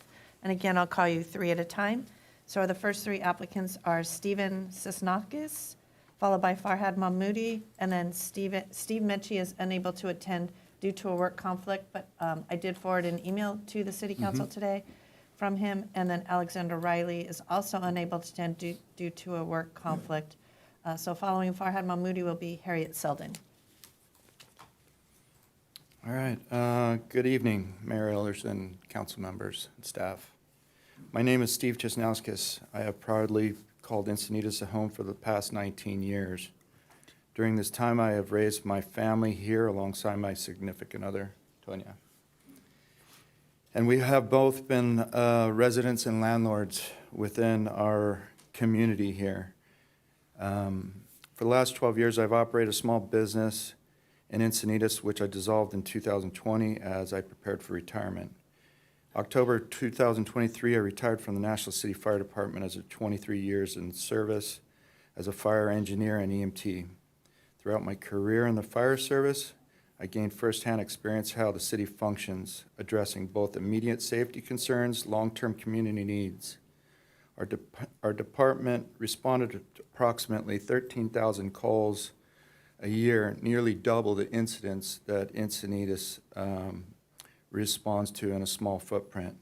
The majority of our calls involve medical emergency, freeways, gangs, drugs, accidents, and incidents involving the homeless. Beyond emergency response, I was actively involved in the community health initiatives, including flu clinics, CPR, AED, school programs like preschool and elementary students. As a longtime member of the National City Firefighters Association, I also participated in political events supporting local propositions, candidates, and community outreach efforts. My background in public service has provided me with a deep understanding of how the city functions, from law enforcement and fire service to public works and water districts. Over the past year, I have the privilege of assisting in the election of one of our newly appointed council members, which gave me a closer look at how Encinitas operates and in the improvements that can be made.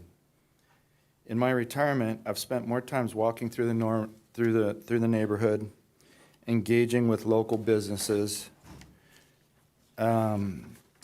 visiting with people that are visiting our cities, and listening to concerns of the community. These conversations have given me valuable insight to what helps local businesses thrive and what areas in the city that we could benefit and have positive change. One example of this is the cross street at F and Vulcan. After observing the risks of pedestrians facing this intersection, I took action. I organized a small group to gather the data and the information for safer crossing solution. By collaborating the information and submitting it to the city with safety reports, we successfully secured a much-needed safer crosswalk. A small but meaningful example of how proactive community involvement can lead into real improvements. Beyond the city's safety, I'm also dedicated to community service. I recently just applied to the American Legion to support our military. 3 minutes goes by quickly if you can finish up. I believe that my experience in public safety and community support makes me a good candidate for this position. Thank you. For your time.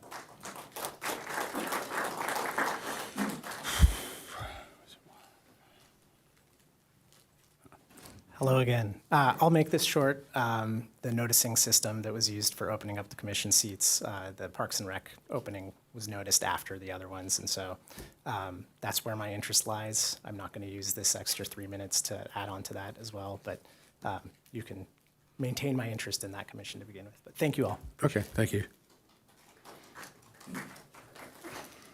Next is Harriet Selden. She'll be followed by Christopher Seneca, Suzanne Stone, and then Paul Templin.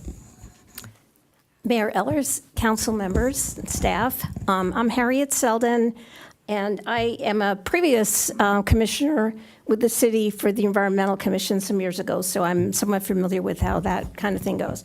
But for public health and safety, because this is, to me, it's fairly new. There was an equity task force or whatever, and then this. And I come to it from the direct health care. There's a lot of people in public safety, and I think both should be in there. My experience in terms of dealing with homelessness is direct public health. I was involved as at the time, chair of a small foundation, San Diego County Dental Foundation, that started a clinic and Veterans Village for homeless, dental clinic for homeless veterans. So directly providing dental care to homeless veterans. So that's my background in some of that, and in other settings, volunteering with the UCSD free clinics and the student-run clinic there. And so, but I'm a dentist in private practice primarily, and I'm involved with my associations, local San Diego County Dental Society, past president, the State Association and American Dental Association. I get involved in traveling to Sacramento and Washington, D.C. to dealing with health public policy. And I'm also real involved with community coalitions. And I hope that we can have a real collaborative, positive experience where the commission is advisory to the council. The commission brings things to you, you bring things to the commission, and even though people come from different backgrounds and have different views on things, that we work together in a positive way, and I hope that that continues. It just seems like I've heard about a lot of divisiveness been going on for a while, and I hope that I can help in the effort for it to be a collaborative kind of thing. At the county level, which I think is most applicable here, is the Health Service Advisory Board at the county, which I serve on, and the Healthy San Diego Board, which deals with Medi-Cal. So I have experience in, it's to the public in those meetings, but it's also all the other providers and consumer organizations that deal, legal aid, medical society, hospital association, all of those groups. And some of the things countywide that they deal with are things that we look at here citywide.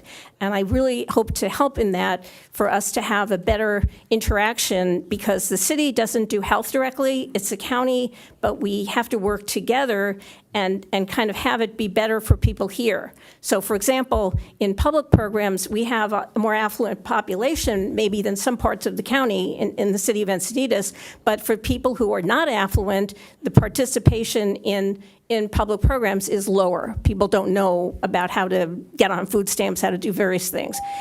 So thank you so much, and hope to work with you more in the future.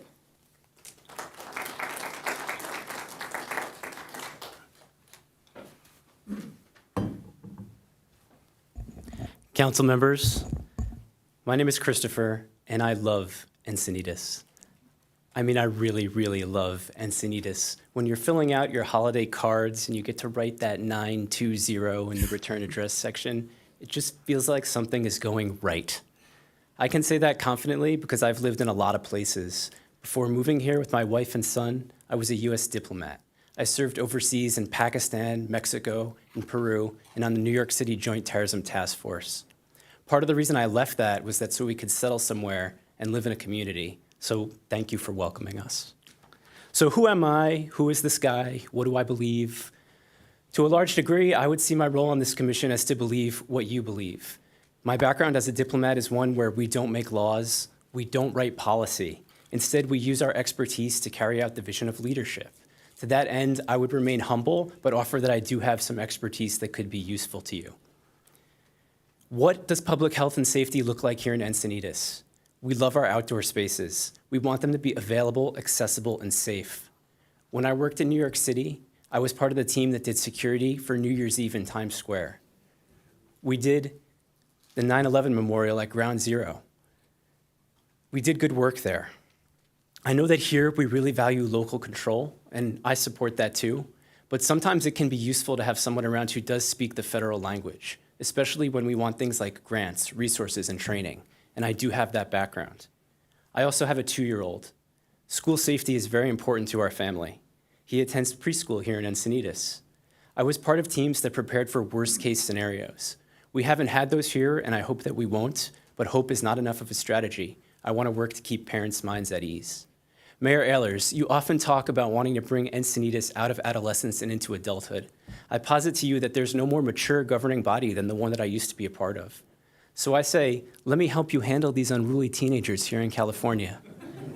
And we're all tired of the partisan politics, so why not keep a diplomat around to help us remember what we like about each other? I told you right up front, this is a wonderful place. So the question before us tonight is, how do we keep it all to ourselves? As my 2-year-old would say, that's not right. The question is, how do we keep Encinitas healthy, safe, thriving, accessible? And I hope that I could be part of the answer. Thank you. Thank you.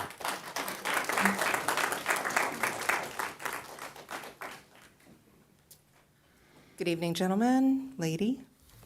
Thank you for the opportunity to provide comments on my application. Suzanne Stone. I live in the old Encinitas area right around downtown. I have only lived here for about 4 years, but my kids were counselors and campers at the Scout House in Glen Park, so we're quite familiar with Encinitas.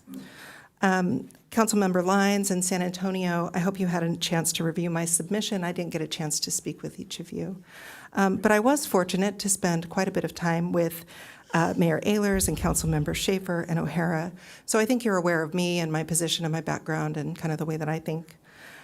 Simply stated, I want to participate on the Public Health and Safety Commission because public health and safety is about the most important thing that a city needs to provide to its residents, to its businesses, and to its visitors. Some common threads that came out in all of our conversations. We agreed that having a robust disaster recovery plan was critical. And I know that it requires immediate attention because we have an upcoming budget process that you guys are going to have to go through. We need to make sure that we have in that budget the resources to have a plan that we can execute correctly. As important as residents being safe is that residents know and they feel secure. It's one thing to like you guys got it, that we're safe, but we all want to know that we are secure. And so I think there's some room for improvement, some opportunity for the city to improve the way that we communicate that status of health and safety to our constituents. I don't have a background in law enforcement, marine, or fire safety. I'm not a public health official.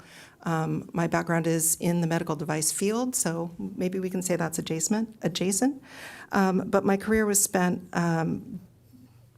developing metrics, figuring out what drives success, figuring out what's working, measuring those things, exposing people to what's going on, and then making changes as necessary if needed to improve things. And I think that that's something where my skill set could really complement the skill set of the others that have professional experience in public health and safety.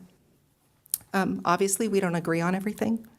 But as we've talked about and it's been pointed out before, the diversity of thought and the ability to debate and decide and compromise is how we get to the best decision. I hope the time we've spent together shows you that I have the temperament and the ability to listen to all points of view and compromise. And I would like to be a part of the efforts to make our wonderful city of Encinitas the safest city possible. Thank you for your time. Thank you.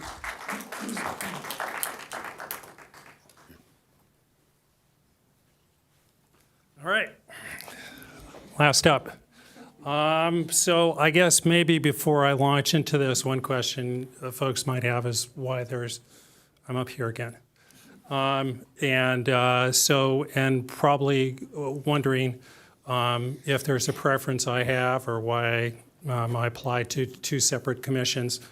I will say the Mobility Commission that I was just talking to is, as I've said before, sort of an existential sort of challenge the city faces and is the most interesting to me. But at the same time, I think public health and safety is also an interesting topic. And if I couldn't contribute into the conversation on one, I'd be honored to contribute to the other. Okay, another challenging area with many competing priorities for limited resources. Ditto on getting guidance and direction from the City Council. Ditto on the using facts and data to guide analysis and decisions. I'm an engineer by heart and profession, and so that's really how I look at all problems. But let's lay out some areas of potential focus for the commission. Fire and safety, I think that's been already mentioned in the event of a firestorm-like event. I'm sure our fire department has a plan in place, but it would be good to understand what that plan is and how it has been implemented based on learnings from the past few months. Clearly, the recent events in LA gave us new insight into the limitations of existing infrastructure to handle catastrophic events and the impact of different strategies to manage multiple fires. So I think that would be one area that would be interesting for the committee to study. Active shooting incidents, again, similar concerns. Drug and alcohol education, prevention, and I apologize, I'm sort of speeding through this because I think I mistimed this. And it's another area I think we could look at. How has it changed with the advent of legalized marijuana? I know there are groups out there we can reach to and coordinate with. What are the best practices and learnings we can leverage here in Encinitas to protect our kids? Homelessness, how has the grants passed decision changed how we handle homelessness, how we balance the needs of the homeless against other citizens in a fair and humane way? E-bikes, I think you've heard me talk about that before. I know the Sheriff's Department has done a lot of work in that area, but still I think it's an issue and needs further clarification and understanding. And finally, as the last speaker talked about a little bit, resources are always scarce.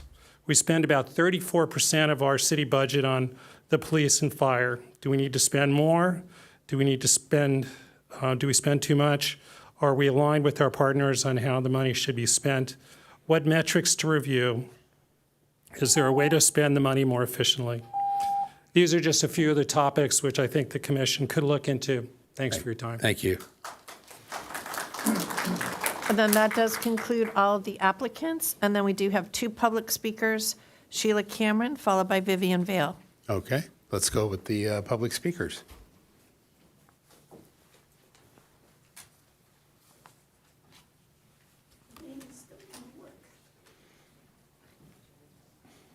Good evening, Council and Mayor Ehlers. Just a couple of things. Stephen Mish and Alex Riley aren't here. One is in fire, been a career fireman, and the other one, career lifesaver. And I think that the two of them, even though they're not here, would be great applicants for health and safety. I'm always amazed at the quality of people we have in this city. I've lived here 50 years. I've met lots of you. And we have a lot of people who are the only person in the world doing certain kinds of research or writing books, et cetera. I mean, it's just amazing. And we have a great group tonight. One of the things I would like to see in health and safety, particularly, and in mobility, they kind of cross over, is bicyclists, cyclists, though I like them very much, they run lights worse than cars do. They don't wear anything bright. They don't have any little lights on the back of them that you can see. And on foggy days or cloudy weather, it's hard. I think that I'd like to see some standards. I know they don't want to wear those Dayglow vests, but they better be wearing something to help us all out. It's very difficult to be driving between pedestrians, the kids on the motorbikes, the cyclists, and everybody else. It just gets to be too much. And the cars are to blame for it. And it's not us all the time. So that's about it. I'd like to have them take it. And the other thing, if you want to improve traffic, at least within our cities, consider small chitney buses or small, like the size of a Volkswagen bus that they have in Palm Springs and other places that take you from one shopping area to another, pick you up, drop you off, go up and down 101, up and down El Camino Real, connect with the coast. That can all be worked out, and that's the kind of thing we should have been doing for the last 35 years. Thank you.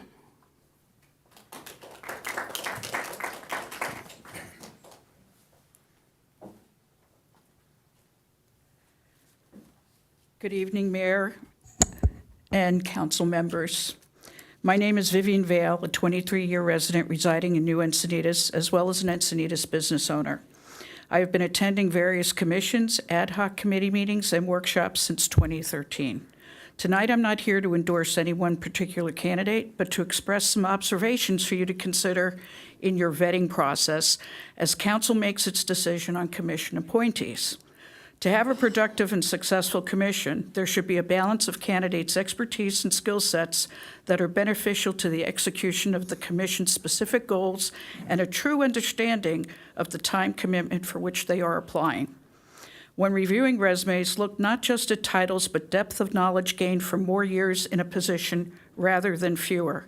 Understand what work has required hands-on experience versus book learning or report reading. By applying these more thorough and common sense standards, you will produce commissions that are more effective, move faster with more efficiency, require less rework, reduce the need for consultants, lessen your time needed to oversee their work product, and last but not least, best serve the public. As an example of a lack of expertise skill sets, commissioners should have a fundamental understanding for the necessity of transparency and validation of the information used in the work product they put forth to the council for vote. Recently, through the use of the PRA process, 2 instances occurred where there is non-existent documentation in the form of records of discussion or backup data for a future work plan item that is forthcoming to the council from one of the commissions. This work plan item will require a decision for expenditure of city funds. An example of lack of expertise, in the past there have been instances where an ad hoc committee had to hire a costly outside consultant for the purpose of running their recurring meetings. The next point for consideration is when reviewing the candidate's expertise, you should ask yourselves, does the candidate have a personal agenda or personal gain that does not align with the commission goals? For example, if there's a personal gain issue, the candidate would be recusing themselves from participating in their commission duties on a recurring basis. This would be detrimental to the significant decisions as well as the quality of work product put before the council for vote. And lastly, I hope the mayor and you council members do not allow personal relationships to enter into your decision process like prior councils before. Because if this current council wants to be the effective change agents they say they are, then you should be looking for the most qualified appointee. Thank you. Mayor, that does conclude the public comment. And then before we move to the council deliberation, I would just remind all the applicants and the public, for those that are not appointed, all meetings of these commissions are open to the public. Agendas are all posted on the website, so just know that even if you're not appointed, you still have the opportunity to attend the meetings and provide comment as you would like. Okay, and so we'll go right into deliberation. What I figure we'll do is do the Mobility Traffic Safety Commission. We'll do then Parks and Rec, and then Public Health and Safety Commission. I want to start off with, before I even got on Planning Commission the first time, I actually applied for a commissioner. I can't even, I think it was traffic, but I'm not sure. And I was proudly dismissed almost summarily by our original mayor, Marjorie Gaines. Just didn't have the experience, and it was, sent on my way. But the lesson learned is keep at it. You might be up here someday. Okay, so to repeat on that, stay involved, and we have a wonderful. Obviously, this is a hard decision. Actually, before we go there, I want to talk a little bit about the process with the clerk, or I don't know if the city attorney wants to weigh in, but for these, it is actually a nomination from the mayor, and then we deliberate, and then we vote. Correct. Okay. With all commissions, with the exception of the Planning Commission, the mayor makes the recommendations with council concurrence. Correct. It's great. I just wanted to clarify that. And obviously, I'll repeat it, that it's a hard decision. We have quite a few people that are qualified here for every one of these commissions. We can only pick, 2, 1, and 2. So obviously, some people will not get picked, and I hope you stay involved like I did, and keep applying. You can get there.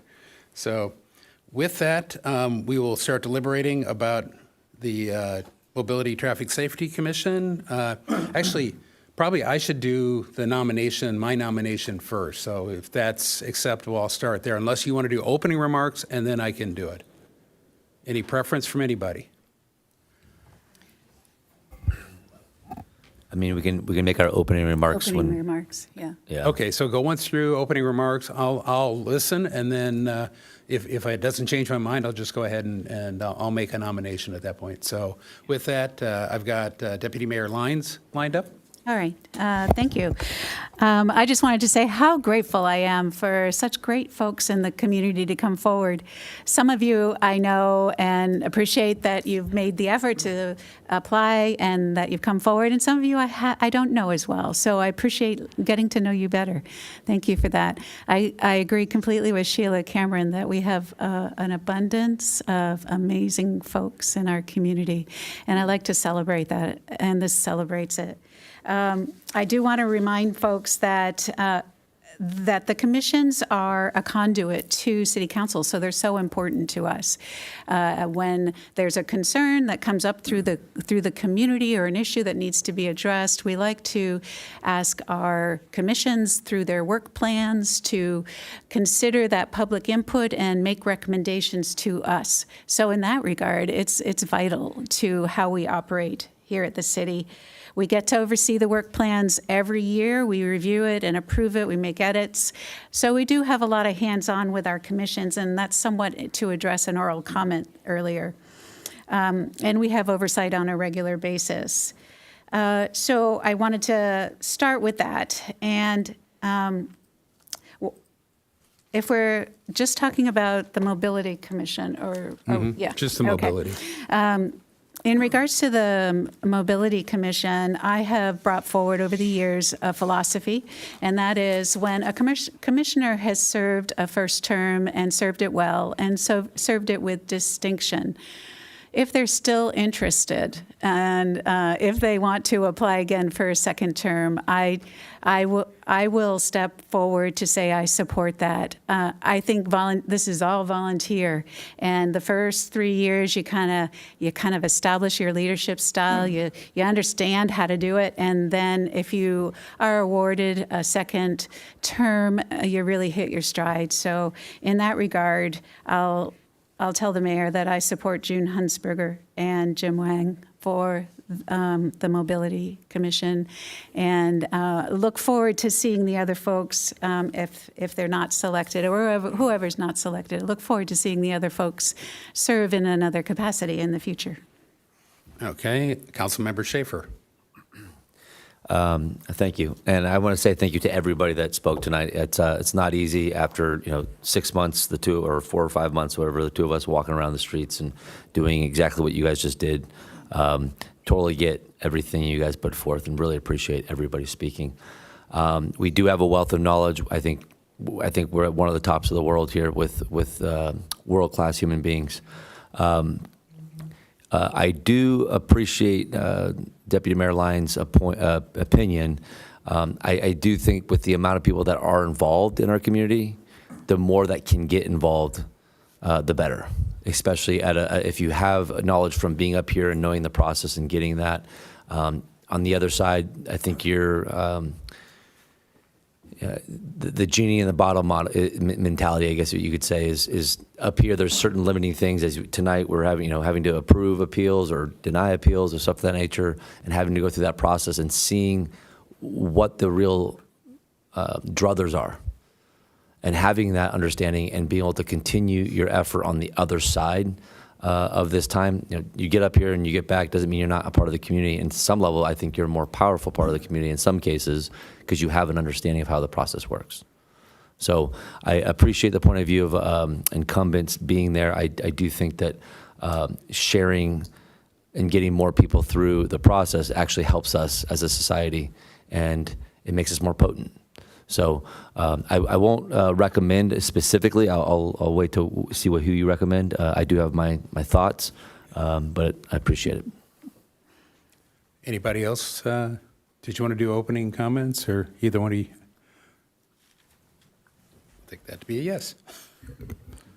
I'll just echo the sentiments, both council members and the mayor, and thank everyone who came out here and has applied. Takes a lot of courage, as you found out, to walk up to right there. It takes a lot of courage to put your name out there and offer your services for your community. And regardless of if you're picked, I think we all owe you a huge thank you to start with. This is a commission, I think, that needs to focus on traffic flow in the city.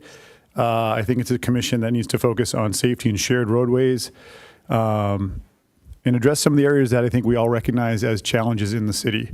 And we need members of this commission to be motivated to get those outcomes corrected, or to get those outcomes better than they currently are. Address traffic, address safety issues, move towards our mobility circulation element, whatever it's going to be called going forward, and address that in a way that gets people going east-west in the city, north-south in the city, and a safe way, and protects our neighborhoods in the process.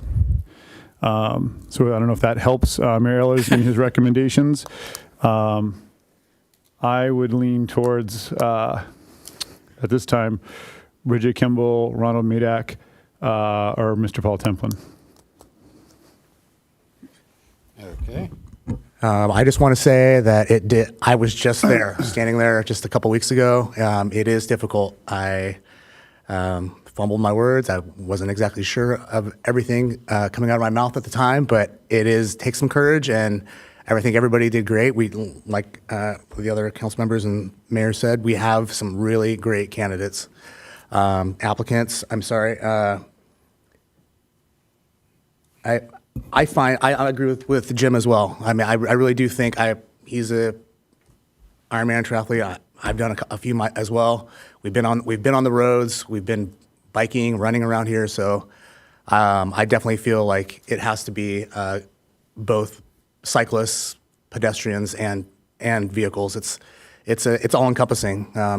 I know that some of you have a lot of bike expertise or cycling expertise, so I can appreciate that as well. I know a lot of friends of mine that don't like cyclists, but it's what we do here. It's our town. I just want to applaud you guys for getting up there, because I do know that it's not easy. I'll also have,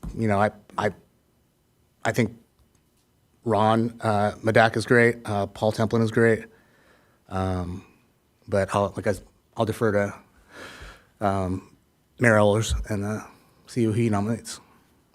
Okay, all done. So one of the things I want to kind of frame this a little bit as far as what the Mobility Traffic Safety Commission does, and I go back to the general plan every time. I mean, that is the governing document for our city. And so the purpose of the circulation element, and I'm going to read a few lines from it because I think they're just as true today as when they were adopted back in the 80s. A sound, safe, and sensible circulation system which promotes the efficient movement of people and goods in and around the city is the main goal of the element. I thought that was really important.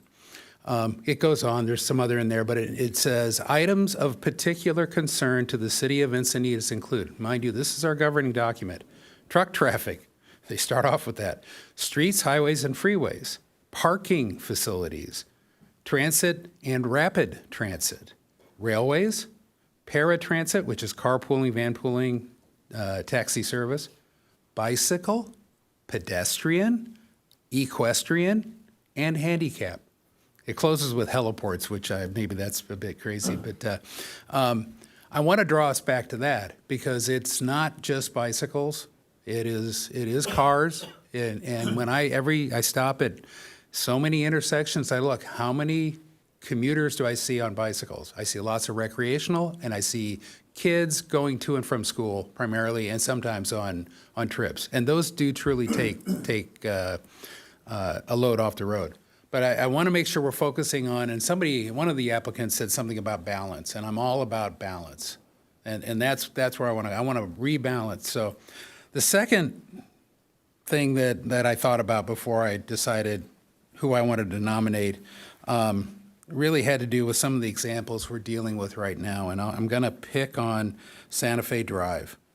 One of the applicants said it was well-intentioned, but missed the mark. And now whether we haven't fully established it missed the mark, my opinion, it missed the mark. I see other things where we cram too much into a small area. And to me, the circulation, the Mobility, Traffic, and Safety Commission is that citizen review board, not expert, not technical expert, to really say, is that right or is that wrong? Is that really what the citizens want? I spent a lot of time campaigning, walking door to door, knocked on 2,000 doors myself. My team knocked on 18,000 doors. That's a lot of people to interview and talk to. Around Santa Fe Drive, and I'm just picking on it as an example, I didn't run into a single person that liked the way the project was turning out. And that told me a lot. So I would normally agree that I don't want to change out incumbents. I've been taken out mid-cycle myself, and I don't do any of that kind of action lightly. However, re-upping or reappointing is that opportunity for course correction. And I will be supporting a course correction at this time. And as I said earlier, I could pick quite a few people out here and they'd be very good. But what I'm trying to get back to and what I think the council majority, the new council majority is interested in is making sure we don't forget drivers and cars and trucks and buses are part of this too. I am all about safety. That's why I read the element. The second word is safe, not, we need to have a vision zero. I support vision zero, but we are not going to take and push cars down to nothing and get people it won't force people out of their cars. It'll just back up everything. And then we'll miss the purpose, which is a sound, safe, sensible circulation system, which promotes efficient movement. So with that, and without spending too much time, I was looking for, on safety, I love the fact that, Ron, you've got 24 years riding here. I think you're out in Levenheim. That's a place we could use somebody on, another person on. You drive a lot of the roads in Encinitas. You ride all of them. I think your medical background with trauma is superb. And I think you'll bring a new, diverse opinion to the current Mobility Traffic Safety Commission. Boy, we had a lot of engineers apply. You know, I'm surprised. So I chose one, and Bridget Kimball. I know her background quite well. We actually happened to work together many years ago, although we didn't keep in touch over the years. She is a superb system engineer and has a board level experience. I think she'll be glue on any board. I think she is middle of the road, and I like that. And so those are the two I would nominate for Mobility Traffic Safety Commission. I understand, I apologize to Jim and to June, but I think we need a change on this commission, and I need to do it now, and I'm sorry. And I don't want to do it midstream, because that's been done to me, and it was pretty distasteful. So with that, I nominate Bridget Kimball and Ron Medic. Deputy Mayor Lyons. Yeah, thank you, Mayor. I see things differently from the mayor, and I just want to point out a few things. We've done a lot of great things lately. We've done a lot of great things over the last 10 or 12 years. Just recently, we reduced the speed limits across the city. I think that there's a lot that this prior commission can be proud of. So thank you for your work. I would like to honor the value of that work, and I hope I have done so by putting your names forward, June and Jim. I want to also remind us to be careful about how we kind of select our words carefully, in that it's all about safety. Sure, right? Everyone in this room will raise our hand and say that's the primary obligation of the City Council. And as such, it's a primary obligation of any of our commissions. Our own safety, public safety, safety on our roads. We need to keep that as our North Star, no matter whether we favor vehicles, autos, motorcycles, electric bikes or pedestrians. And I say that because if we all keep our eye on the ball with safety, that's where we need to make decisions. We don't decide who gets to choose what to put on the road. We're not the family who says, we're all going to do e-bikes now. And we don't decide that. It's you who all decide that. You decide, I want to drive a car, I want to do an e-bike. You decide that all independently. It's our job to make sure our roadways are safe for all of you. So please don't be confused that we're dictating what you can use to get around our city. It's us who need to be responsive to everyone who wants to travel through our city safely. So I hope that by hearing that, what I'm hearing the mayor say and the selections, I hope I can trust that when you presented that safety was your top priority, that you do want to be inclusive about all those who use the roads, no matter what choice of mobility they have. I hope that you keep that as your North Star. And one thing I wanted to say about all the commissions is it's not only what you do, but how you do it. So let's continue to keep that as a cultural North Star on how we work together, how we find common ground, how we can all celebrate what we're doing together. I'll yield. Councilmember San Antonio.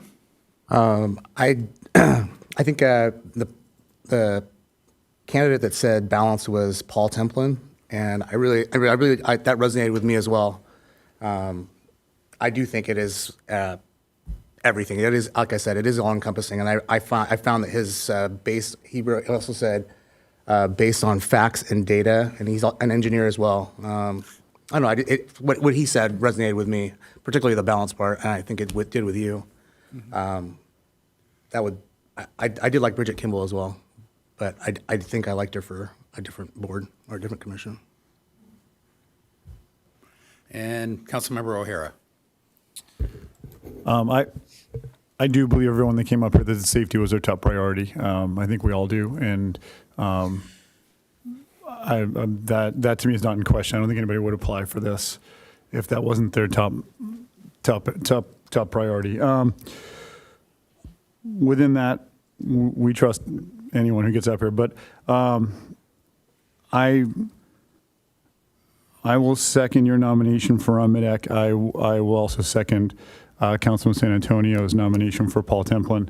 I have met with him. I've seen him up here at the dais, and he thinks through things from what I can tell. He looks at outcomes. He has a very strong history working with teams, collaborating, and working as an engineer. Can you say that again? Who are the So two? I second your nomination for Ron Midak, and I second Councilman San Antonio's nomination for Paul Templin. Okay, can I check just, how does this work as far as if I'm making the nominations? Do we do a vote, yes, no on that, and then we work till I make a nomination that works? Yes. Okay. So if you'd like to, instead of doing two, if you want to do one at a time for the two appointments, that's another way. That's probably a good way to do it. So would you consider changing that just for now to Ron only, since that's the common thread? Yes. Okay. So just to be clear, this motion is to appoint Ron Medak? Yeah. Yep. And did Councilman Schaefer, did you want to go? No, I'll just go with this one. I concur with it, so my vote will say enough. Okay. And it's interesting, so I guess we'll do this vote, and then we can talk about the next one. So with that, we'll call the question. One moment.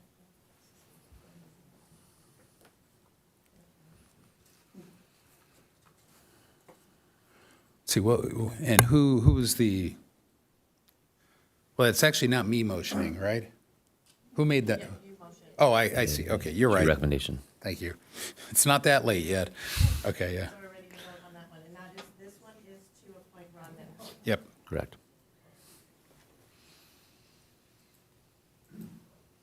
And that motion carries with Deputy Mayor Lyons voting no.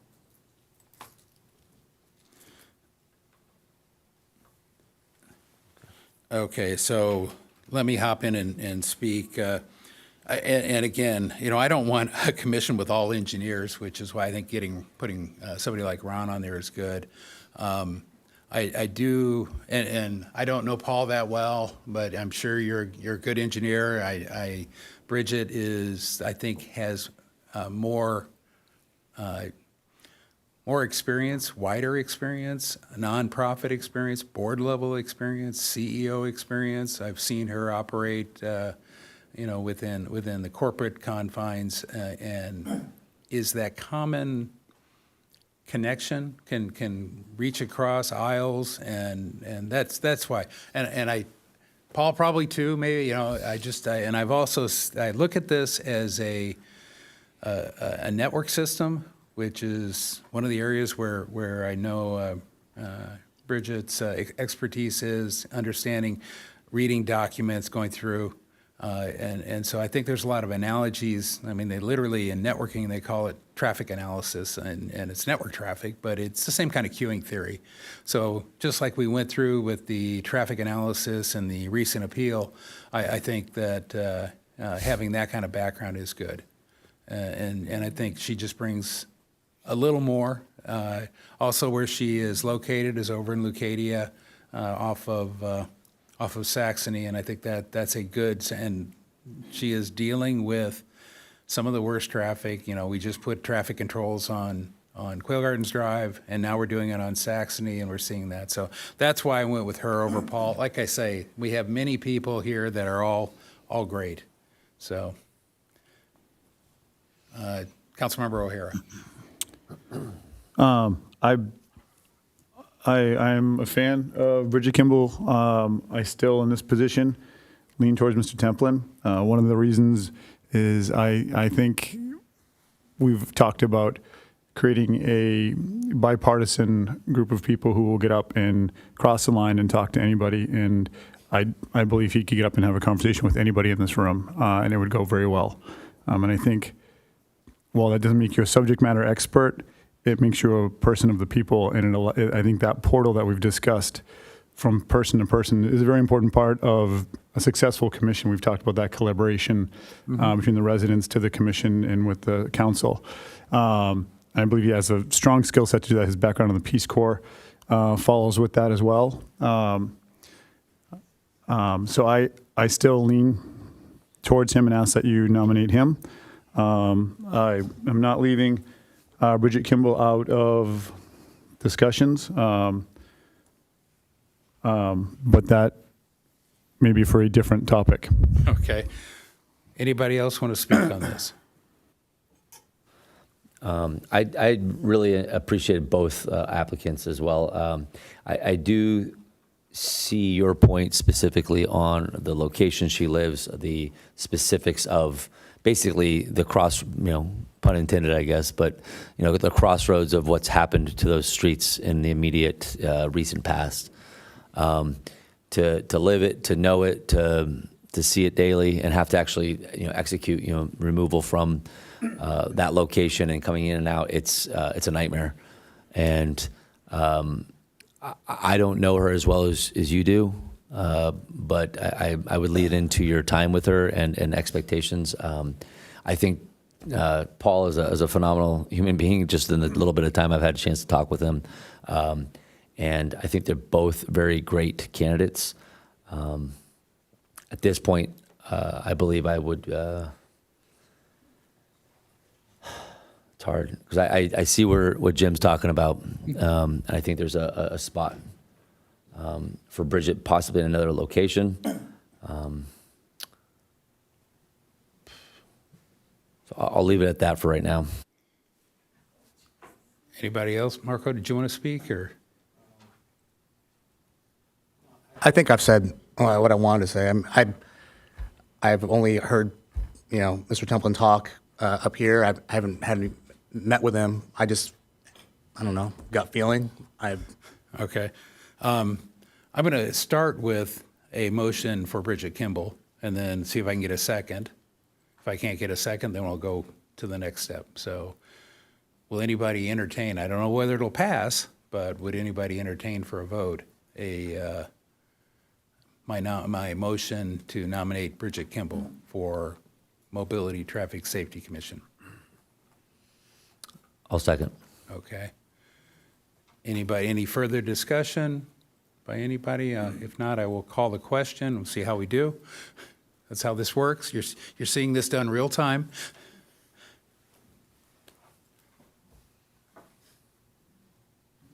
So, okay. That does fail. So I'll make a second motion, which is for Paul Templin. And can I get a second on that? I'll second. Okay. Any comments or discussion? If not, call the question. As soon as the computer catches up with us.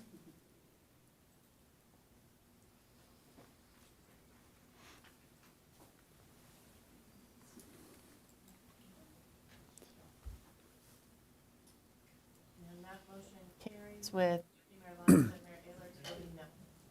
Okay, so congratulations, Paul. Yeah, thank you.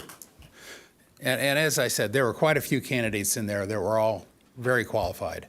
So let's move on to the Parks and Rec. And so now we have three here. And do you want to make opening comments about, anybody have opening comments about candidates for this that they'd like to promote? Or Yes. I'll recognize Deputy Mayor Lyons, even though it's, Sorry. yeah, there we go. No There I problem. am. I hold the Parks and Rec Commission really near and dear. I think they do a lot of wonderful work for us.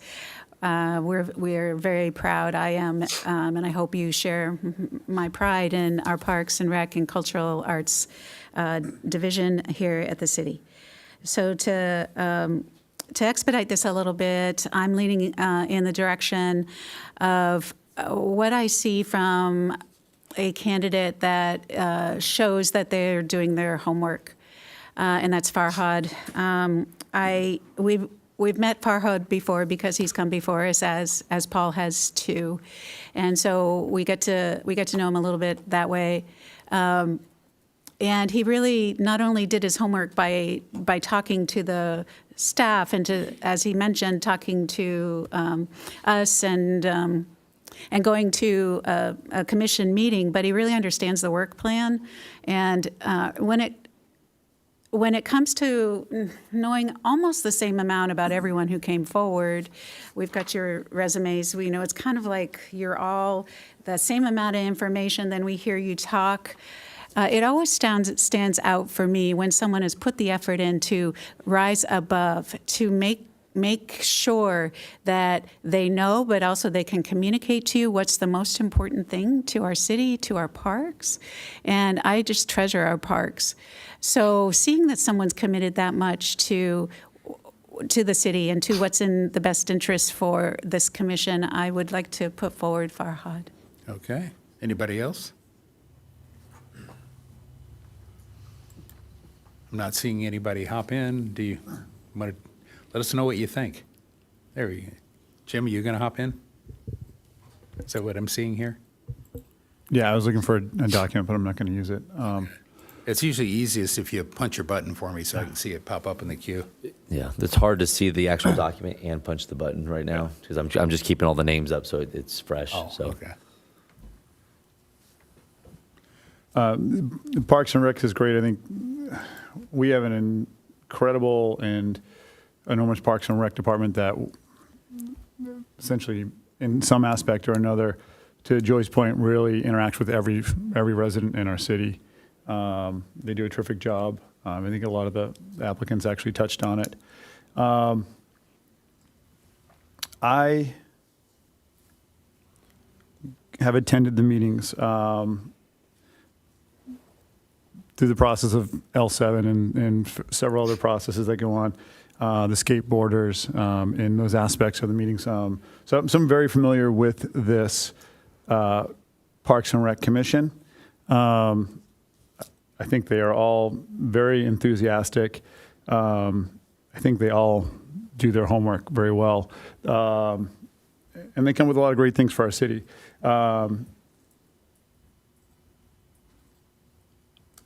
I think we need a second strong personality on there that has a strong foot and leg to stand on and background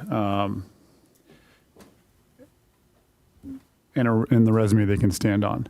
And I look at somebody like Bridget Kimball and I see her as a good fit to bring that, I don't know if you want to call it balance, but that across the board ability to probably bring a big group together, a group of people together. So it's a little less dominated by one train of thought and looks at the big picture. She has a tremendous background. I could even see her someday being the chair of the commission. So I nominate Bridget Kimball at this time. Or Okay. I ask you to nominate Bridget Kimball. Any, Luke or Marco? Yeah, I'll just give some comments. I think I appreciate, just since there's three here and there's three that we're talking about, is Nathan, I appreciate your coming out and your time in the city and your knowledge, your background. Farhad, we've talked before. You're wicked smart. There's no doubt about it. Everything you speak about, how you have a wealth of knowledge and intelligence. So I appreciate that immensely. I do look at what we're doing here and what we're going about. I really do appreciate what Bridget brings to the table here. And again, I was torn between her on the last commission that was minutes ago maybe. And I think where we sit right now, I think she's the right person for the job. So, Any comments, Marco? Thank you, Nathan, for showing up as well. Farhad, we met. I mean, we had coffee. Great guy to talk to. I mean, equally a great speaker. You definitely know your stuff. Like wicked smart. I agree. Bridget, I have not met you. I think what I like about you is what you said about the parks and how important it is to you. I know Farhad has kids too. I know you have kids. We have young kids as well. And my wife said she never thought she'd been to so many parks once we had these kids. And we've been to every single one. As well as living out in Liebenheim, we're out on those trails as well, walking around. I hold the Parks and Rec close to my heart as well. I mean, latchkey kid walking around back when I was younger, we just cruising around everywhere. I mean, even when there wasn't parks, we'd find a dirt lot and ride in that. But I just feel like, I don't know, I think at this time, I think I like Bridget Kimball for this particular, and Farhad, nothing, you like I said, you know your stuff, so. But I just think for this in particular, I have something that Bridget said to me just particularly resonated with me. Okay. I can count to 3. So I think I'll make a nomination for Bridget Kimball for Parks and Rec. Yeah, and I think I'd add, I actually think it's unfortunate that there's only one position available on this commission. I agree as well. Keep applying. That's the theme. This was even Nathan Bussell, who I didn't get a chance to speak with. His resume was unbelievable, tremendous. Yeah, stellar. So I whoever gets chosen, I think, is a great choice. These are 3 good candidates with only one position, please stay with it. Okay, I've got a motion on the floor. Can I get a second? Second. Okay, motion and a second. Any more discussion? If not, call the question.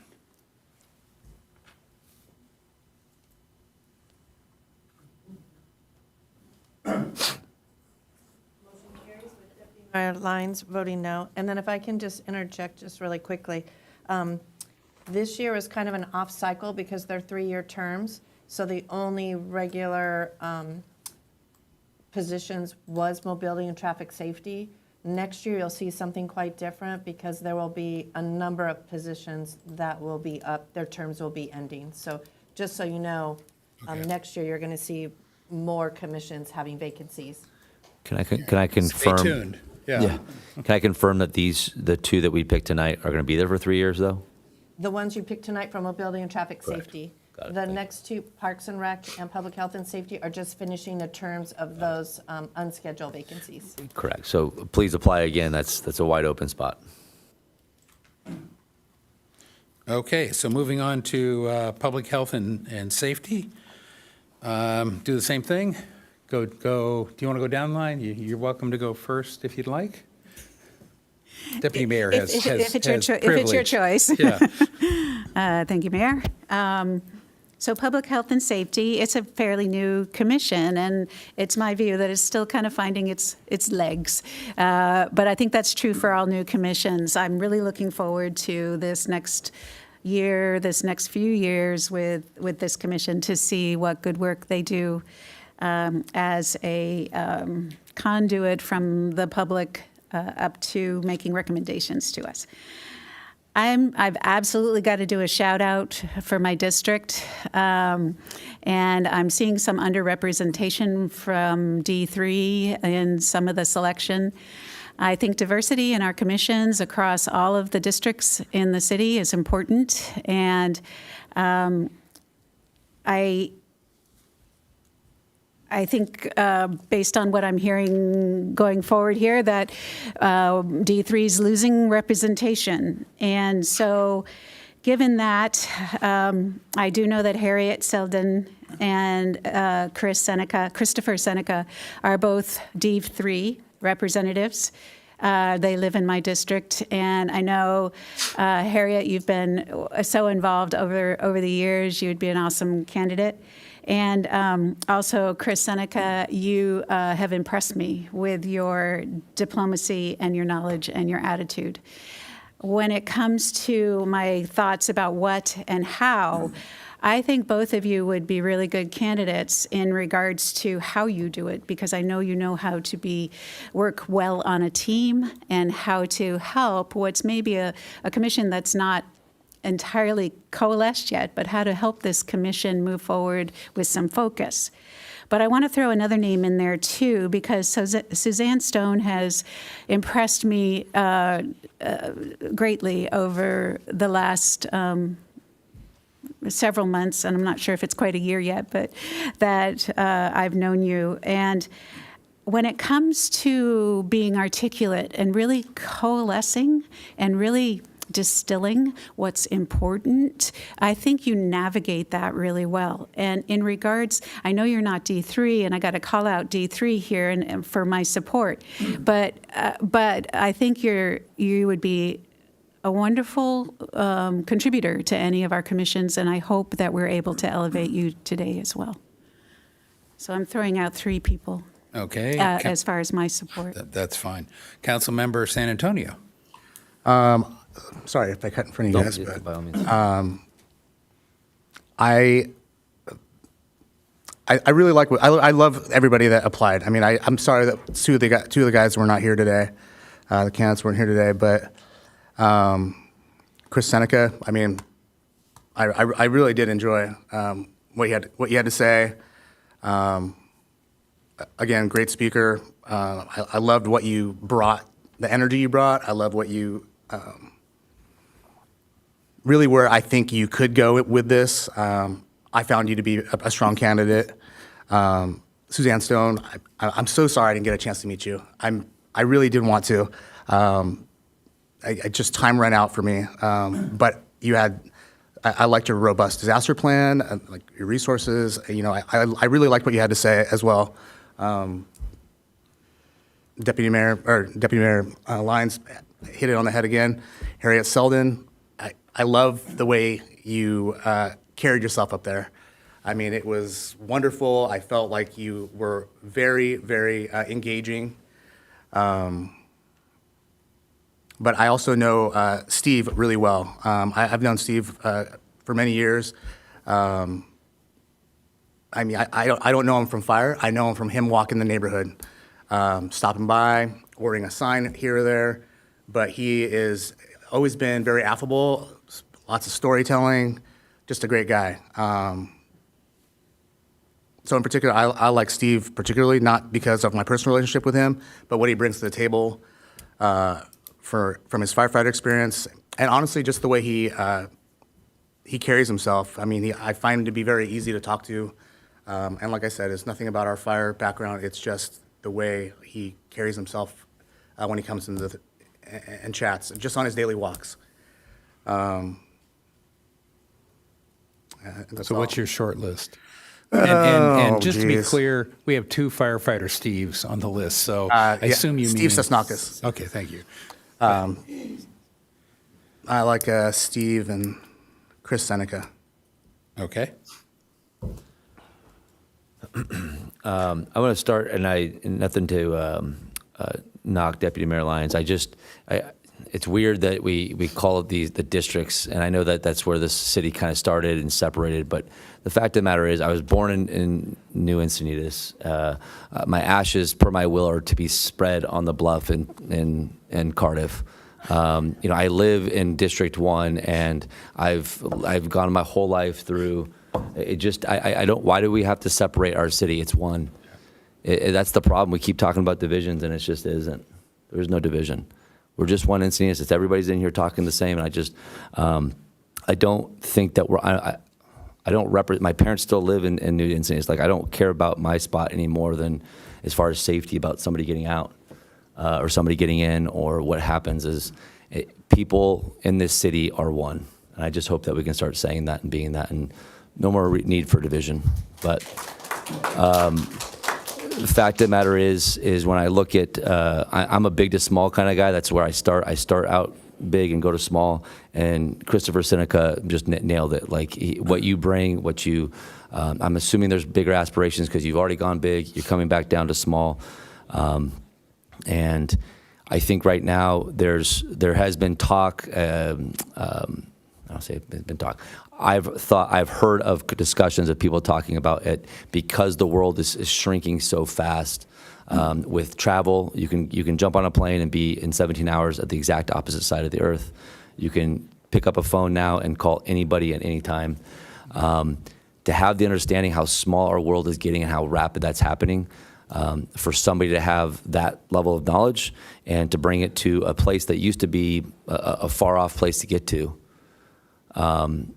but then also understand that it's now it's a dot on the map, that it's a destination for people to get to. And all around the world, people know this place now. So to have that kind of understanding of where we go from big to small and back out, I really appreciate what you bring to the table. So your short list? That's my short list right now. Recap those one more time real quick. It's Christopher Seneca right now. That's the one that stood out as a glaring obvious. Do you have a second one? I like Harriet. We've met throughout the course of my the run up to get here. What I do think is I think Harriet is already so involved, and I love that. Again, like I said, I wish more people could get involved. And if you're already involved, I don't want to minimize somebody else getting the chance to get involved and get the lessons learned and be able to be up here and be a part of the totality. More people involved means a bigger understanding. So that's not, I just wanted to give a shout out to Harriet. But okay. Suzanne, I appreciate our time together.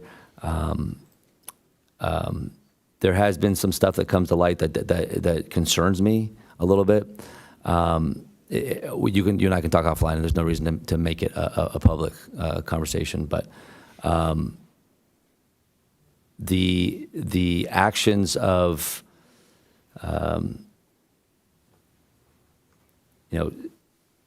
Steve Sinakis is, he's walking the streets, he sees an issue, without being on a board, on a commission, he comes in, makes a recommendation. That's a citizen just doing what citizens could be doing, more citizens could be doing. And the fact that you're doing it without being on a commission basically says everything that we want of somebody that wants to be on a commission. So you're saying Steve and I think Steve is a short lister. And that's two. Yeah, I mean, if you want me, you only have two. Yeah. I've got Councilmember O'Hara next. So let's look at the Mobility Traffic Safety Commission. I'm sorry, what is this? Public Health and Safety Commission, as it's currently called. I look at this commission, and it's a commission that lacks a direction currently. It lacks a lot of work plan, for lack of a better way to put it, a number. So I think we have to look at what we want to address in public health and public safety, the rounded approach, the balance of it. And if you do watch the meetings currently, which I certainly hope a lot of people do, we've tended to stay on one topic repetitively. The meetings tend to repeat themselves. I'd like to diversify the viewpoints on that commission so that we can implement a work plan for them and have a lot of points of view throughout the city. I look at this list, just like all the lists we have, filled with amazing people from top to bottom. Even the two who aren't here have extensive experience in this area. I believe this commission needs to move more towards the safety aspect of it and public safety. I look at Steve Sosnauskas and his resume, and I look at somebody who has a history on the large scale of things, working with the fire department in Chula Vista, working with the union, completing tasks with large numbers of people, multiple organizations. With that skill set, and then I look at somebody who says, I'm walking down the street, I see a problem in my neighborhood, and I figure out how to go to City Hall how to get something done, and how to create an outcome and a solution. Those are the type of people I think can help that commission. Right now, I've heard James Morton, who is, James, if you're still here, I so appreciate your hard work on this commission. I've heard him say, we need to write this stuff down.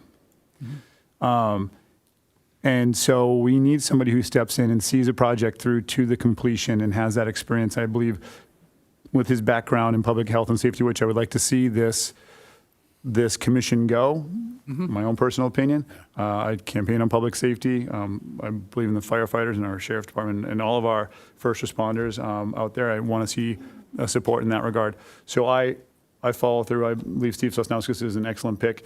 My second thought, I follow through with Deputy Mayor Lyons. Throughout the process of running for office, I had the opportunity to get to know Harriet Selden. We don't go to coffee all the time or like that, but she would come to our engagements, and I'll never forget the first time she came out. Someone asked her a question that she had asked me, and she said, "Well, I'm not running for office," and I believe that, and I believe the thought behind that, that you will be true and organic and fair, and I believe that is what a commission like this needs. So my second choice is Harriet Selden because I trust you. Cool. Anything else? My turn. So I was on the last council when we put in place this commission, and I failed 1-4 to give it a real mission. And I remember the words that the prior mayor said, they're smart people, let them figure it out. I don't agree with that. It's actually delegating authority of ours to them, and so when we go through the work plan this year, which is in a future noticed meeting, this group will do that. The second thing I would note is if you look at the agenda for next week, I published an item on there. You can read it in the agenda, and what it is I want the Public Health and Safety Commission to add a thing immediately, an item immediately to their work plan, to investigate our readiness for a Palisades-like wildfire. And I don't limit it just to the Palisades, but other similar wildfires that have occurred. Read the report, you'll see what we talk about next week.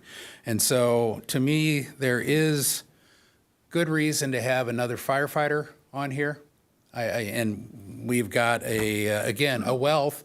I know Alex, I know Stefan, I should say, the other Steve.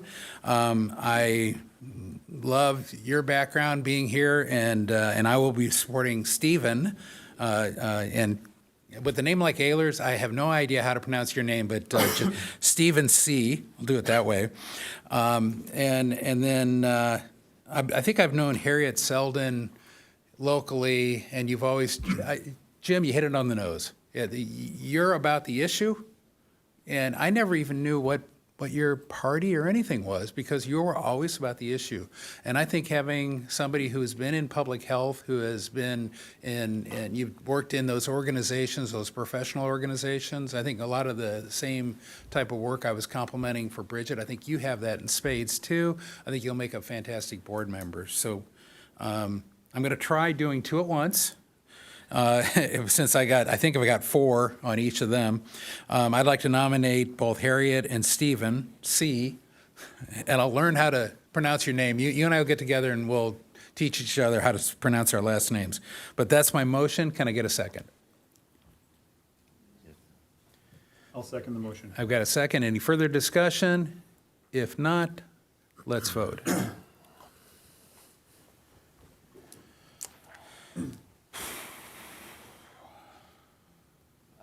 Can we talk a little bit more about Christopher? I mean, I do want to. I just think that there's more opportunity to bring. Procedurally, let me check.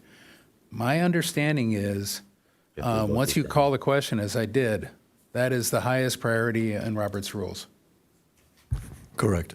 Yeah. So, I did ask. Just I know. So I think we have to vote on this. We can go back and discuss it, but I suspect we're going to get a positive vote that kind of. We'd have to, I think we could consider a motion to let's withdraw the vote, right? Is how, so I would say let's vote Go through on it. the motion on the table.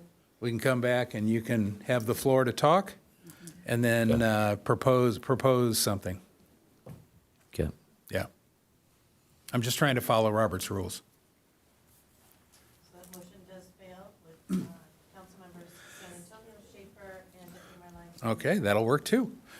And Did you hit your button virtually? I did. Just to I'm going to talk? assume you hit your button. Yes, thank It you. would help me if you used the button. I'll print it out next time. I'm trying to save trees, I guess. I think if you want, I'll make a motion to confirm Steve C. I think I heard there's 4 people that talked about Steve, so I'll make a motion to. All right, let me make that motion if that's what you're looking for. Recommend Okay. it. You make A motion to confirm Steve C. Second. Okay.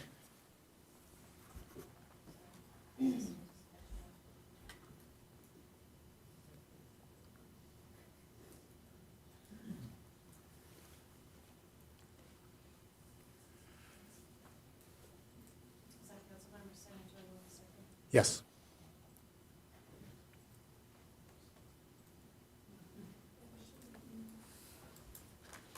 And that motion does carry with Deputy Mayor Lyons voting no.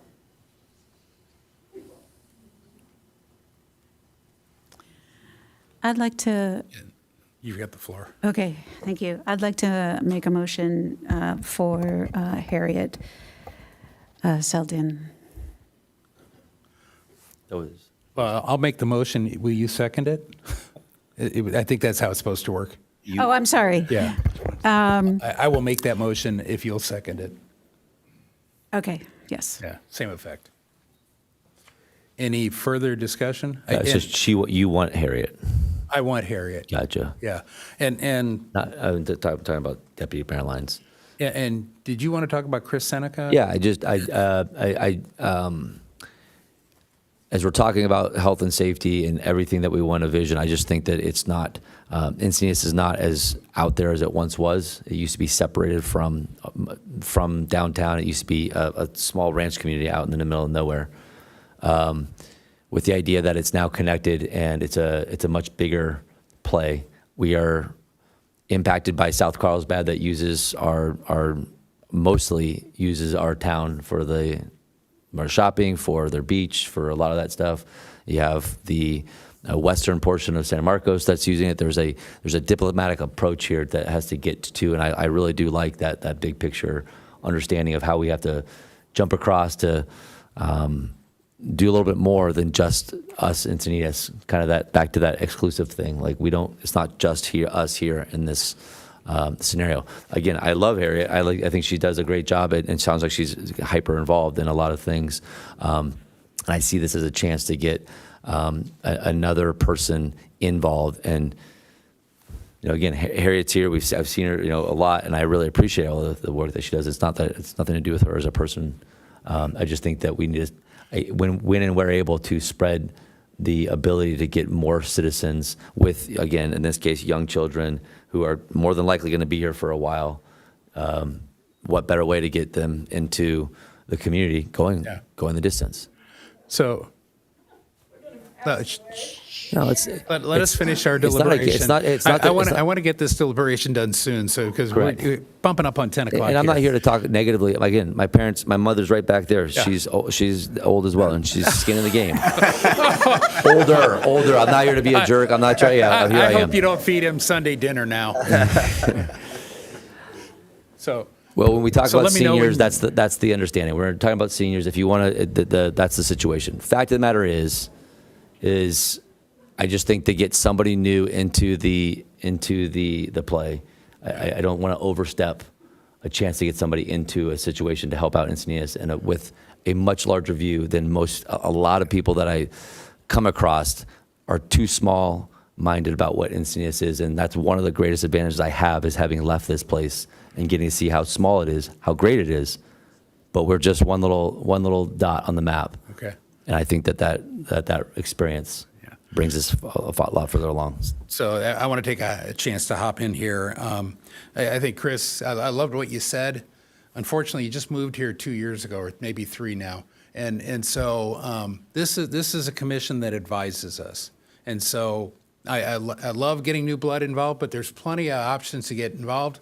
Do what Harriet has done, and quite a few other people here are very involved. So by all means, get involved.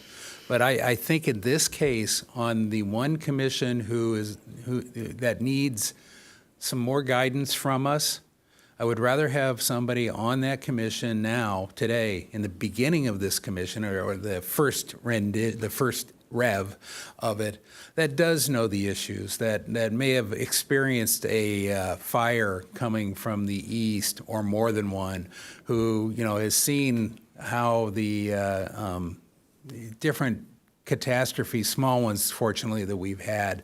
And I think Harriet brings that to the table. So that's why I nominated Harriet, and I think we have a second. So it sounds like Jim O'Hara, you've got a comment? No, I think that was plenty. Okay. Okay. I don't have anything to add. So are there any other, I can call the question now? Mm-hmm. So call the question. This is for Harriet Selden for Public Health and Safety.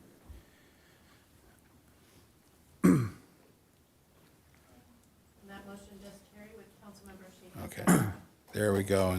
Congratulations to everybody. Thank you. Thank you for listening and watching, and we appreciate it. Now on to, I'm going to plow on through if we can. Yeah. Yeah. Okay. So now we're on to item 10C, which is Regional Committee and Board Appointments. Whew. Okay, with the addition, is there a staff report on this? I've been afraid. There's nothing on the floor that you can't do it right now. Mayor Ehlers, I'll take this one because it's your city council. So at the meeting in December, you made, and the rest of the council made, the council committee and board appointments, and also to the subcommittees and ad hocs.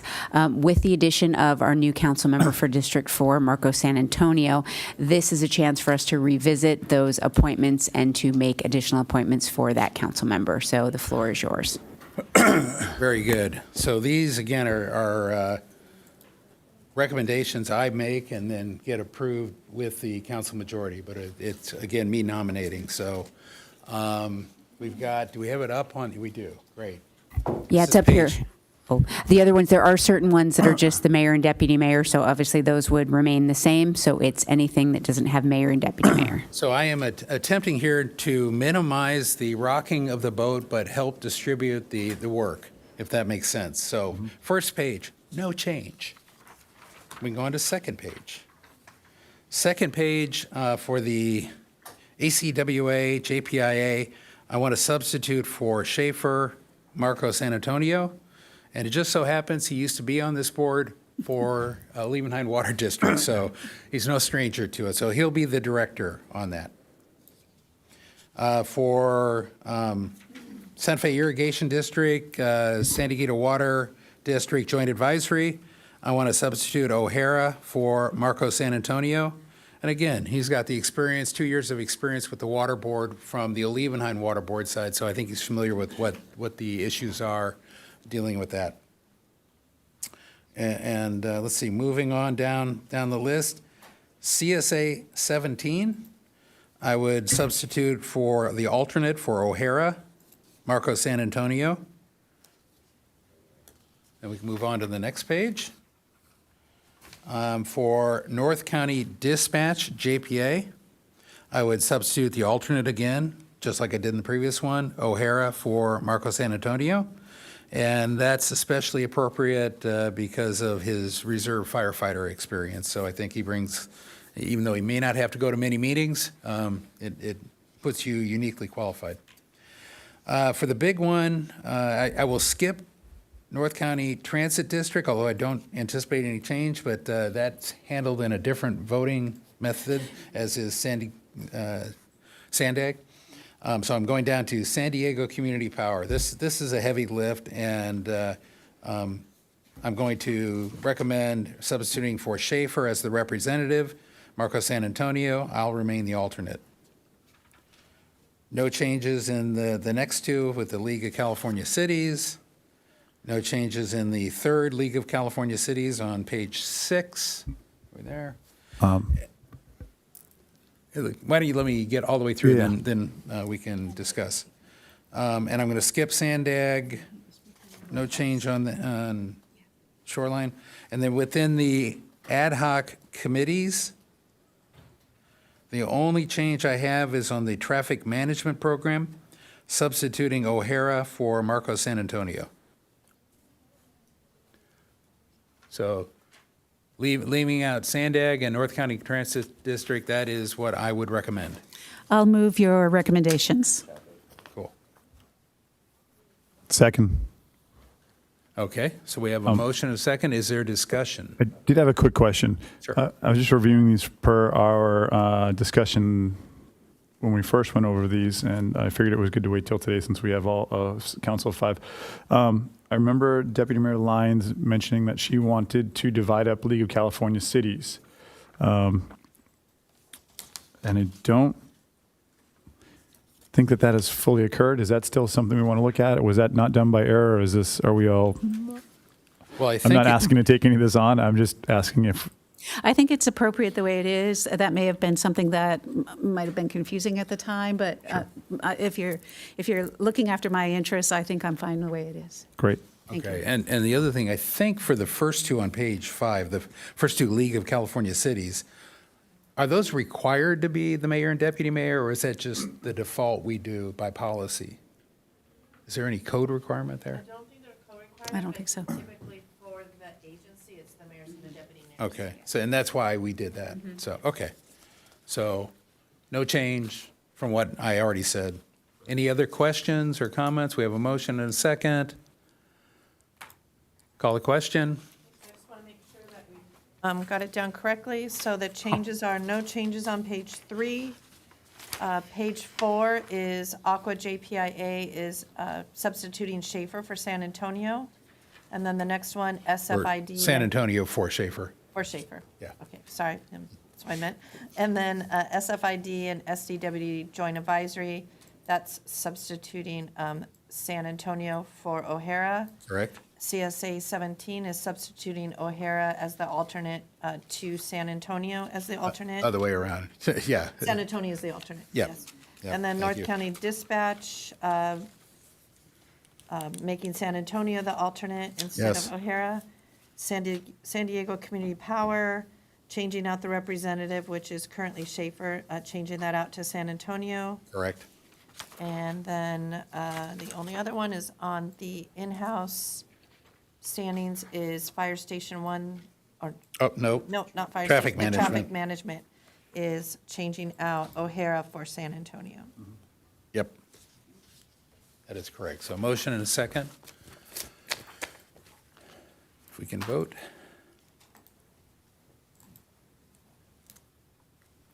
And that motion does carry unanimously.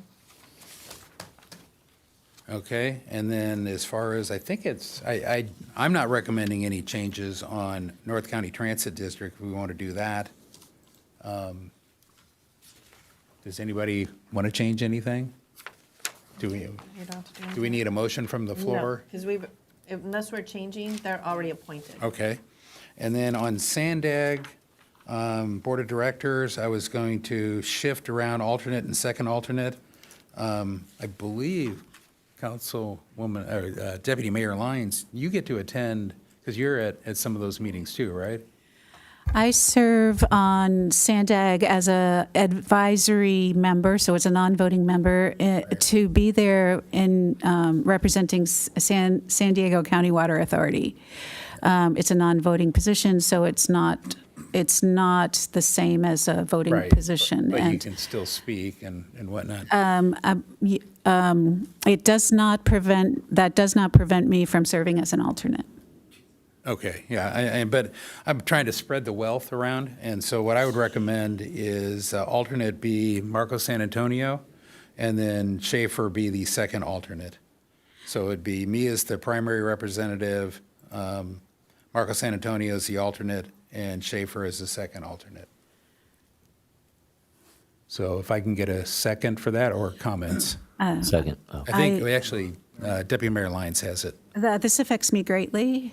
If I'm no longer an alternate, I can't serve Sandag in ways that I have been asked to serve Sandag. Okay, I didn't realize that. Which role would this be the? On the Transportation Working Group? Committee. Okay. As an alternate. Then let me propose an alternate then.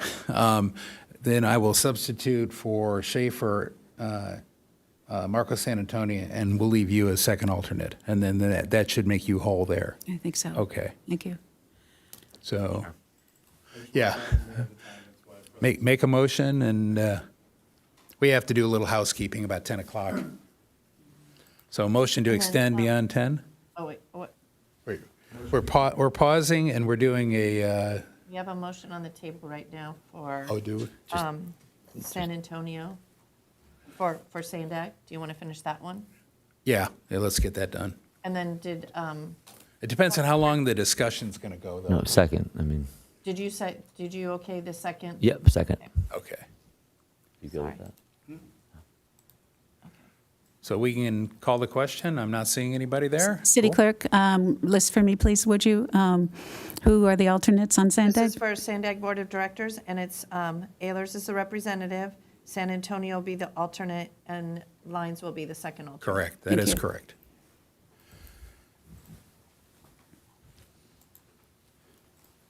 So that motion does carry unanimously. And then we'll do the motion to extend. And who seconded the motion to extend? Jim? Who Okay. made the motion? I made the motion. Okay, sorry about that. Did somebody second? Yeah, I'll second. Can we put a limit to it, or I mean, can we get this done in an hour or Yeah. hour? Yeah. Okay. I'm okay with that. So To extend go no longer than o'clock. 11. No Yeah. longer. All right. Okay, so we're good. extending to 11 o'clock. It's really up to us. Sure. And that motion does carry unanimously. That now takes us to item 10D. And my recommendation is we plow right through and get it done. Okay, I see yes there too. So with that, staff report? Good evening, Mayor and council members. Thanks for having us here tonight. Good evening, Mayor, council members. Thanks for having us here tonight. We are bringing back the proposed temporary fire station 1 and going to have some requests. So to get started, I know not everybody was here for the last presentation that I gave, so I'm going to do a quick overview. I know we only have an hour, so I'll try to keep it under that. So Fire Station 1 was closed on October 8th, 2024. We go over some information that led to that closure, the current status, and then where the proposed fire station location will be, and then our recommended action. So in 2014, there was a facility conditions assessment that did a lot of our facilities here in the city. It also did the fire stations. Fire Station 1 was one of those facilities, and it came back with some deficiencies. There was significant cracking in the concrete pavement in areas such as the driveway and walkways, which displays loss of structural support beneath the concrete. And then the overall structural condition of the fire station was poor to fair. And so while we were getting ready for the infrastructure task force presentations, we came across this 2014 document and used that to help us guide kind of what the needs might be for the future for this fire station. Fast forward about a year, we had some conversations with the association. The association actually, the Firefighter Association actually came and spoke at a council meeting about the safety of this station itself. And then as we began conversations and talked more, we decided we should probably go ahead and get some kind of study done to see what safety issues were there. We did not anticipate it necessarily getting red tagged, but it did on that October 8th timeframe.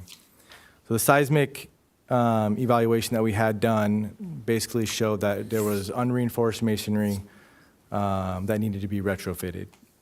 And then the building itself was a risk category 4, which refers to the building, which is a fire station. And so as we looked and we got that seismology report, it basically said it would not withstand an earthquake. It also brought in some other structural deficiencies. The URM wall to diaphragm ties, the interior cross walls, apparatus room walls, steel moment frames, hose tower, a secondary rating wall, and a screen wall were all brought up in the seismology report as needing to be mitigated. And so the new information that led to the station closure also had non-complying egress windows, which is not up to code, an entry ramp exceeding the 8.33% slope, and then it had inaccessible public restrooms and co-ed accommodations for staff. So the initial cost to get all the code issues brought back to compliance, as well as the retrofitting and making it have the right structure for the building, was going to cost approximately $9 million. So in order to make sure that we have a good report, the seismology report, we also did what's called a ground penetrating radar test. So we looked with I'll just say a radar machine, right, that basically an X-ray machine that looks through the masonry to see where the rebar would be. They looked at 8 different spots, and there was vertical rebar detected in all the locations except for the hose tower, which was a wood structure. The spacing was generally 24 inches, embedded in about 1.5 to 3.5 inches. And then the GR1 was the garage column, had closer spacing at 9 inches on center. And then there was no horizontal bar detected except for there's a load-bearing wall in the middle of the fire station that they found some horizontal bracing. But even with all the vertical rebar, it was still under-reinforced to be able to keep it as a fire station. And so the importance of having that fire station in that location is paramount to first responders and the efficiency and response times and being able to provide a public safety to that downtown area. So we have a railroad that creates a natural barrier for emergency responders. So anything on that east side of the railroad is going to make it difficult for us in a large emergency to get to the west side of the tracks. There's frequent delays due to the trains. If you listen to Pulse Point or Tablet Command or whatever you have, you'll hear us go on a train delay. That does happen often. And then the critical need for faster access to the beach communities in the high-density areas. The summertime is very busy down in our beach area. And so just to represent how busy Station 1 is, there's in the last 5 years, 7,693 responses. That is the most out of all of our other fire stations, and it's actually the smallest geographic area within the city that our Engine 231 or Fire Station 1 covers. So the busiest in the smallest area. If you look at the purple area, that's our Station 1's district. We use polygons to determine what our response capabilities are, and that polygon represents a 20-minute time frame before it hits another fire engine or first responder. So if you see it, again, just to show you how small that area is with the most amount of calls. The picture on the right, the map on the right, shows without having that purple area, that's the jurisdiction of where Station 1 would be responding from. And if you can see, it's obviously increasing our response times. So it's about 1 minute more from Station 3 into those areas. And then when Station 2 has to respond, it's about 1 minute and 35 seconds more. So there is a significant increase in call volume. And during our March, one of our March meetings, you'll get a report on the quarterly numbers, and that will be in there for you. And so we did look at a lot of sites. We did meet with our subcommittee about some additional areas where we could have a temporary fire station. We looked at Fire Station 3. That's where our firefighters are now. Again, that has an increased response time. Moonlight Beach parking lot did not work. Coastal Commission and not being able to get those kind of permits and then taking away parking. City Hall, the EVgo parking lot were also looked at and determined we're not going to be suitable for a fire station. Pacific View, was brought last time as an option. And then we also, after meeting with the subcommittee, looked at a commercial building and some other open lots. The commercial building we looked at after having our building official and some other people go and look at it and give us an idea of how much that would cost. We would have to do some extensive work inside the building, which is going to be greater than about $2 million is what we were looking at. So financially, it didn't make sense for us to go redo another building when we could be spending the same amount of money possibly or less with the Pacific View. And then we did look at a couple open lots that did not bring any results back to us. So we did go out and we did our due diligence to try to find the best spot for our citizens, and ends up Pacific View is still where we're going to be recommending. So right now our crews, they're at Station 3. So Station 1's fire engine and personnel are still at Station 3. They've been there since October. That house was designed for 4 people. It's currently housing 7 people a day. It has increased the response times, and then again, it's east of the railroad. So if something does happen with the rail, it's going to be a lot longer to get to the other side of the tracks. One of the things I can tell you now is with having those additional 7 people in there, we are seeing some deterioration in the fire station. So dishwashers, our laundry machines, those things are getting used exponentially now. And so we are starting to have to put some more money back into that fire station.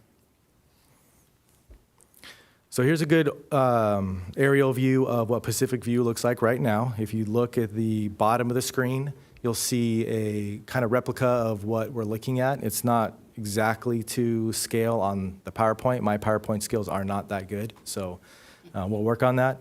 But that's the corner we're looking at. We did present last time a western, or the top of the page here, location for the Pacific View site, but it did create a little bit more of a visual disturbance for Pacific View property. There was some water pressure issues in that area, so that's why we end up coming back down to the east side.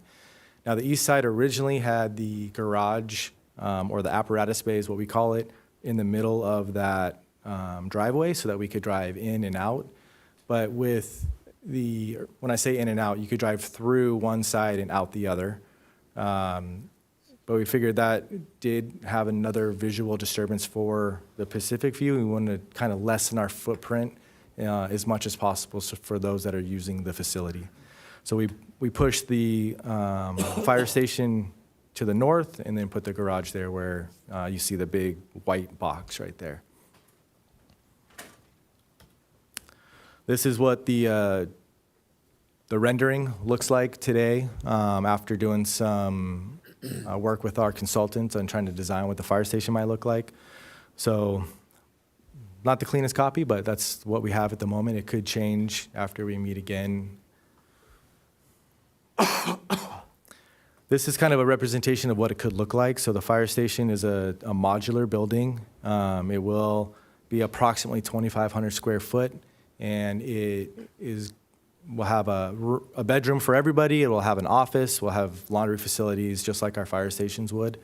So it'll be more comfortable than the past trailers that we've used where it's been water had to get delivered and we used gray water tanks to have the toilets or the shower pumped out later on. So it's a less of a burden on the firefighters as well as probably a less of an eyesore and I'll just say it's smell for the residents in the community. One thing I forgot to mention is with the access for our fire engines, the slope of the hill on F Street is not a problem. We had our fire engine and our truck actually drive that parking lot and they are able to easily turn in every one of those roadways that are on that parking lot. So as access and egress, we easily can manage driving in and out safely. And so the proposed temporary station at Pacific View property has some advantages, right? So it's located within our call volume sphere of influence. So it's really right in the middle of where all of our calls are happening within that downtown area. It's west of the tracks. It's a city-owned property. The temporary structure can be relocated after the use here at Pacific View. So if we use it for a fire station at 6, or we remodel Station 4, or we have any other need that we would need to move some kind of city staff or personnel into a different building, we could use this again. And then it also does have a resale value. I don't know what that resale value is. I have worked with a consultant who said that it's depending on how long we use it and who takes it apart, the resale value could be pretty high. But we don't have an actual number for you at that moment, but they do resell pretty well. And then it can be left at Pacific View for the future if they want to incorporate that into Pacific View somehow, because we are going to be upgrading the utilities there. So with this fire station comes the need for sewer and water, right? So one of the reasons we're coming to you also tonight is a design for those utilities need to be done. We met with the subcommittee. We had a decent quote at first, but then when we came back and we looked at all the work that needed to go in just designing the utilities from F Street and 4th Street, we decided to kind of pull back a little bit, make sure we get a good design of what those utilities look like and how it's going to affect Pacific View. We'll bring that back to our consultant who's designing the modular building so that we can get a more detailed, more accurate quote, and that we're not coming back and forth to the council with different numbers and ideas. So.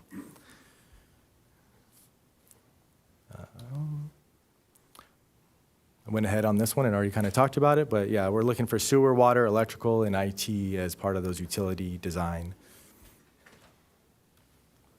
So our recommendations tonight is to approve the temporary relocation of Encinitas Fire Station 1 from its current location at 415 2nd Street to a temporary facility at the Pacific View Arts Center property, located at 608 3rd Street at the southeast site option. And then adopt resolution number 2025-21 titled, "A Resolution of the City Council of the City of Encinitas, California, amending the fiscal year 2024-25 budget to appropriate $125 to the Emergency Fire Station 1 relocation," and that is to pay for the design of the utilities. And with that, I'll take any questions. Okay. Do we have any questions of clarification? Yes. Deputy Mayor Lyons. Thank you.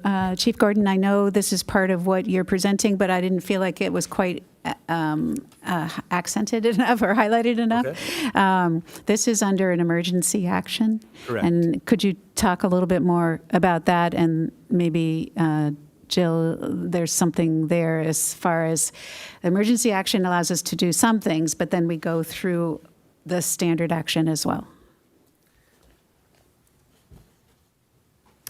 Yeah, when this item was initially brought forward to City Council declared an emergency.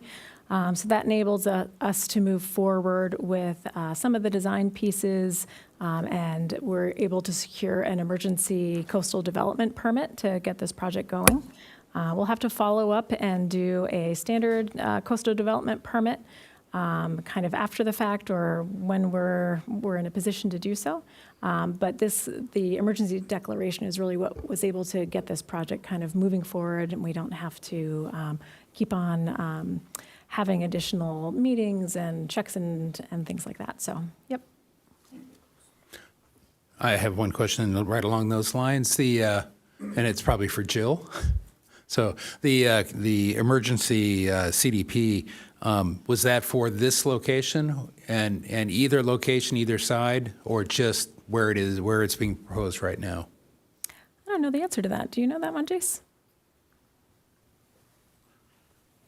The initial emergency declaration related, I would have to look at it, but it related to the fire station, number 1. I'm not sure if it names specifically an address. In addition, I understand that Coastal Commission, the application has been approved. Oh, and again, the application for what rendition? So I can answer that a little bit better. So I read the emergency CDP earlier today, and it did have a address of 610 F Street or 3rd Street? 3rd Street. Not Pacific View. It is its own address. So it is on the east side of Pacific View where we gave them some initial Okay. rendering of what that would be so that it could move forward in the CDP process. So the emergency is consistent with what you're proposing. Great. Correct, yeah. Okay, any other questions of clarification? If not, I believe we have at least one public speaker. Yes, Tony Kranz? Yes, I just wanted to stop by and say that this was one of those issues that came up towards the end of my term in my service, and Pacific View is very important to me. Was involved in the acquisition of the property. It's great to see it finally activated with Arts Center activities. It's a little bit disappointing that this emergency came up and this need for using this public space in this way, but I compliment, whether it was the subcommittee or staff, the original proposal that had the apparatus bay in the parking lot was a little bit obtrusive, so these modifications, I think, make it much more acceptable. And so seeing Pacific View, the land there, have the opportunity to serve the community in this way, I think is really important. I would also point out that Fire Station 2 is currently the old Fire Station 2 is currently being used for storage. And it's an opportunity to generate revenue. At one point that was being rented, leased to a ambulance company. And I would encourage you to find places for the storage of the equipment. I think it's marine safety equipment that's in there, so that you free up that building for renting and generating revenue. This issue as a fire station for the building on C Street is only because it's a fire station. There may be ways that you could put that building to use that would also generate revenue. I know that's going to need to be part of the longer term conversation about where the permanent Fire Station 1 will be, but I think there are a number of opportunities that you will be able to explore here going forward. So I support this proposal and look forward to getting the temporary buildings in place. Thank you. Okay, that's all the public testimony. Deputy Mayor Lyons. Councilmember O'Hara and I were on the subcommittee, so we kind of did a deep dive with our staff and Chief Gordon. So I just wanted to go on the record of saying I wasn't in favor of Pacific View at first either, and I think everyone knew that. But I came to the conclusion that it is our best opportunity for this temporary facility, and I like the way that we've been responsive to what's the primary program for this property, which is the Arts Center. And I really think you're going to be good neighbors, and you're going to find you have good neighbors there. So I will, probably a little prematurely, but I'm going to move approval to move forward based on staff recommendation. Let's see, Councilmember O'Hara? No, I think the comment regarding Pacific View, I commend the fire staff for doing a good job of really being aware of the impact that having a fire station on premise could do, both as positive and negative. We've talked about the not impacting the center in a negative way and being sensitive to it, as Joy alluded to, which was incredibly important, a great asset in our community. I also think we talked about how we could increase that asset by having this fire station there. We could invite more people to get excited about the property and get more involved with the activities going on there. We could collaborate in instances between schools and between the Arts Center and get more people on that property using it. So I think it's a great asset. I think we additionally looked at, and I think Tony started to talk about this, was one of the things we looked at is we have to go down the next step. It's not just this temporary station, it's what are we doing after this temporary station? And creating finances and leverages and points to take those next steps without being encumbered by, oh, we only have X amount of dollars.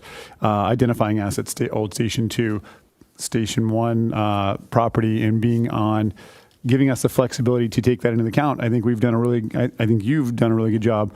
Everybody at that table sitting over there have done an excellent job of putting us in a good position to address a current urgent issue, but also put ourselves in a situation to take the next step following with a lot of directions to go without pigeonholing ourselves. And I really think this is a great project. I'll second the motion.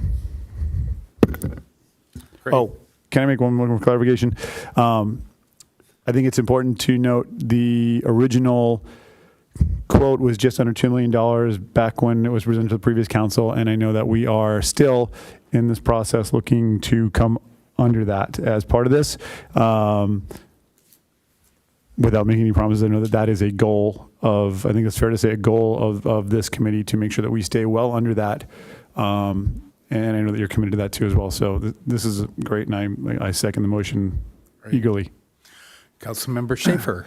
Yeah, I just want to, it's kind of the same thing. You're putting Pacific View that now has the Arts Center, but to put I think our city's best up front center. I think it's a great spot. I think the plan's well thought out, and I like the fact that the structure is temporary, but there's some possible second uses or third uses for us as well, for other fire stations or whatever. So the follow through, kind of going off the gym and what Deputy Mayor Lyons said. So I think this project is kind of a no-brainer. It's not ideal having to be in this situation, but we're here and we deal with it. So I appreciate all the work. Thank you. And then I'd like to hop in here now. Having been a member of the committee when it first formed with former Mayor Kranz, I'm really happy that he supports this. We had discussions about which corner. This was always my preferential corner, and I really like the fact that you moved the garage portion off onto its own pad. I think that's going to work out cleaner. I know you have to back the trucks in as a result, but in the end, I also like the fact you picked up the potential, of course, of possibly reusing both buildings to, if we ever acquire land for Station 6. Now, this could be 5 years from now. It could be 7 years from now. I don't know, but or sooner if we can do it. But we got to get something built there first, or somewhere first, hopefully at Fire Station 1. So I support this 100%. It sounds like everybody came together in the same consensus. So we got a motion and a second. And anybody else want to speak? Going once, and then I call the question. That motion does carry unanimously. Awesome. Thank you. Good work. And with that, informational items, 10E was removed. Am I reading that correctly? Yeah. Yes. Yeah. And so we don't have 10E. If you'd like to give an update on that, since it was noticed. Thank you, Mayor Ehlers. We went ahead and staff, we just took a little step back with the mature tree ordinance. So it is actually on the agenda for the Planning Commission tomorrow, which is February 20th. It also went out for a public comment period that has since closed. It will go to the UFAC on the 27th of February, again for a review, and then it will come back to council in March or April. Okay. Thank you. Thank you. We have no, item 11, informational items, we have none.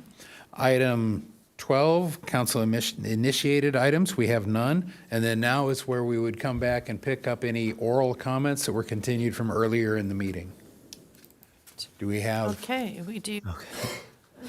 We have several. So the first three, Maria Ardance. And can I get a total number? 1, 2, Oh, no. 8. If they're all okay. still here. So And- first is and- Maria And we're going to Ardance, continue with the 2 minutes. followed by Sumner Lee, and then Rachel Graves. No? Hello. Okay, so a rough week last week. Council members Schaefer and O'Hara, I appreciate every word you said to fight for this community and to protect us. I think it was clear you were speaking metaphorically. Mayor Ehlers, I could see your devastation and pain as you explained what you called our Sophie's choice. It's clear to me your analogy was about your gut-wrenching choice and nothing more. However, Sophie's choice implies we wanted both options, which we clearly did not. So I didn't really like the analogy. Anyway, unfortunately, HCD threatened our city with the builder's remedy. Metaphorically speaking, the state put a gun to your head and forced something on us, which we clearly and emphatically said no to because of community safety. So your metaphor was appropriate, in my opinion. To me, it would not be right to make the rest of the city suffer under a builder's remedy. That would simply be state-sanctioned pillaging of our city. HCD and the state dictatorship, in my opinion, should face consequences for blackmailing the cities. It just makes no sense. As discussed, there's a whole slew of ethic violations in this city that need to be investigated, if it hasn't already begun. At least, Deputy Mayor Lyons, you did rightfully recuse yourself, so I appreciate that. By the way, I watched my minutes when I was speaking last week, aside from me messing up my opening. I did notice right behind me, I think it was Nick from Baldwin, when I started questioning Commissioner Dalton's recusing himself and then suddenly not recusing himself, he like literally buried his head. He turned his face, buried his head. And I'm sorry, but where there's smoke, there's fire. So I really do hope you investigate that. I also couldn't help but notice some mortified looks of some of the city staff last week. I question if any of them have been encouraged to report any type of pressure that might have been put on them to frame their findings a certain way by the last council or planning commission. So, you know, we're not going to lay down and just take this. We have the right to say no for the sake of our community. And please act swiftly with your commitment to look into this. Thank you. Is Sumner Lee here? Sumner Lee? Patty Stottlemyre?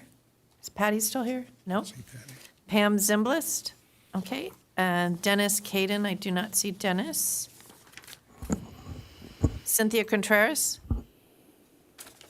How about, and then Isa Schaefer? No? Okay, so Pam Zimblist. Hello. I rarely speak out, but I had to find my voice. I was appalled and outraged at your comments, Mr. Ehlers, comparing your decision to vote for the housing project to Auschwitz. This was not a difficult choice because, as the previous council told us repeatedly, the state mandated this action and their hands were tied too. This new council and you ran on the false premise that you would not approve this project, all the while knowing full well that you would vote because you know that not approving it would make the situation so much difficult in Encinitas.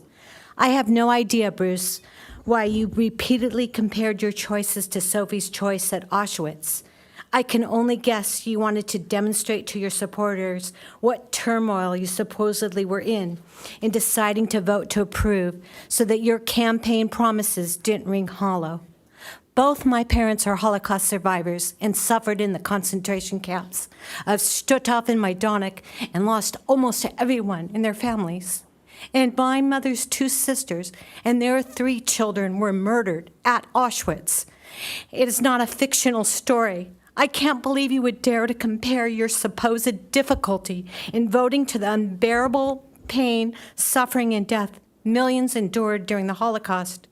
I want you to imagine yourself actually standing in the line at Auschwitz with your own children, then choosing to send one to die, and then tell me that this is a comparable to you explaining the difficulty of your vote just to defend yourself for your supporters for breaking a promise you knew you would never keep.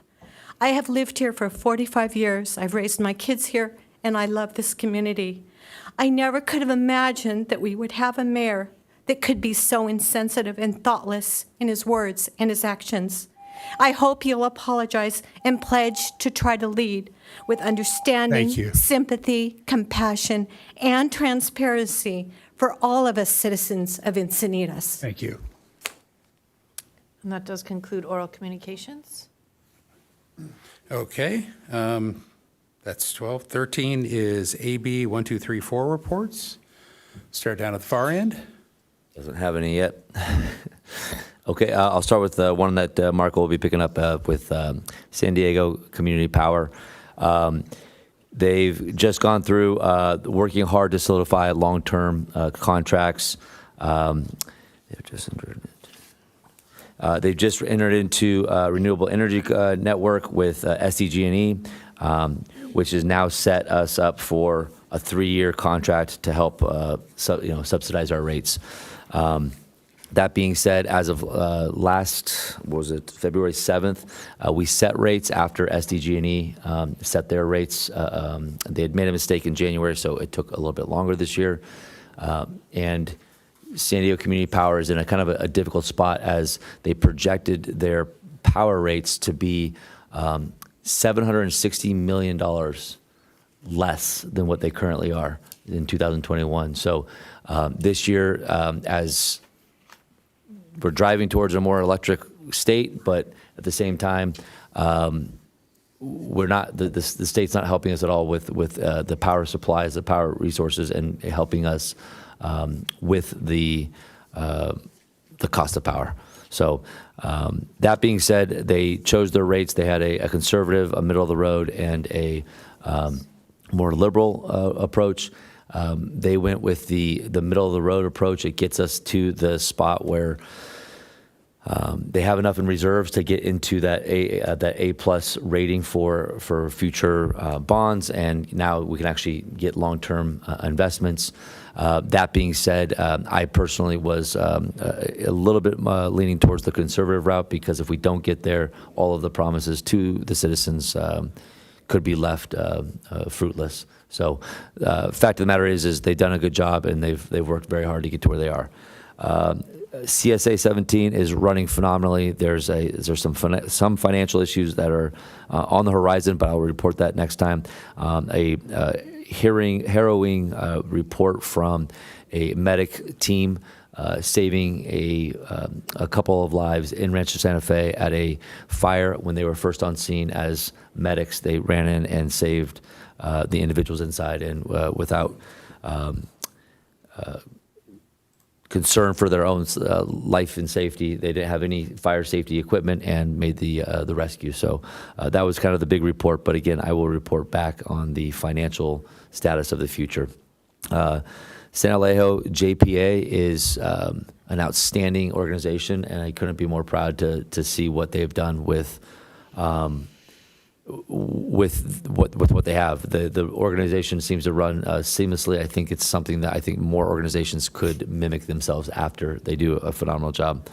And then the SFID and SDWD doing very well as well, and they're currently doing long-term maintenance on the Badger facility. And that's going to be, I think, another 9 months in the making. And they're also looking at, we're taking on a lot more water from Lake Hodges at this point due to low waterfall right now. So that's all I have to report right now. Member O'Hara. Well, yeah, I'd like to, so Councilmember Schaefer and I attended the San Alejo JPA. Per his words, they are incredibly conscious and aware of their spending and their budgeting, and it's very impressive.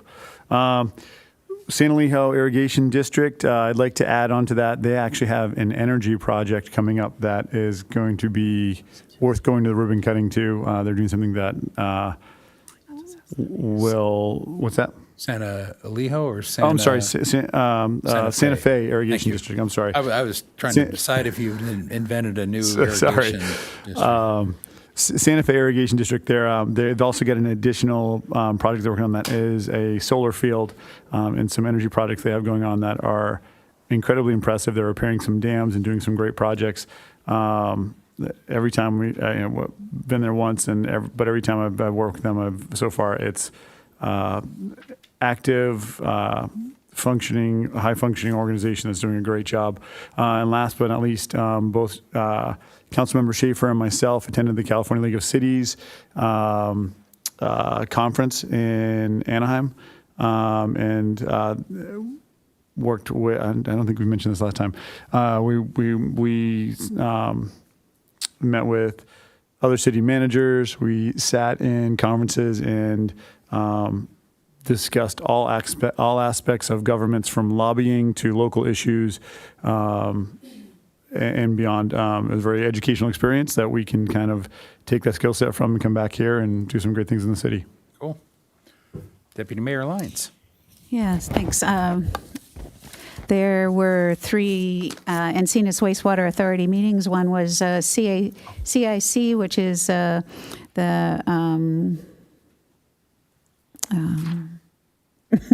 capital program, sorry.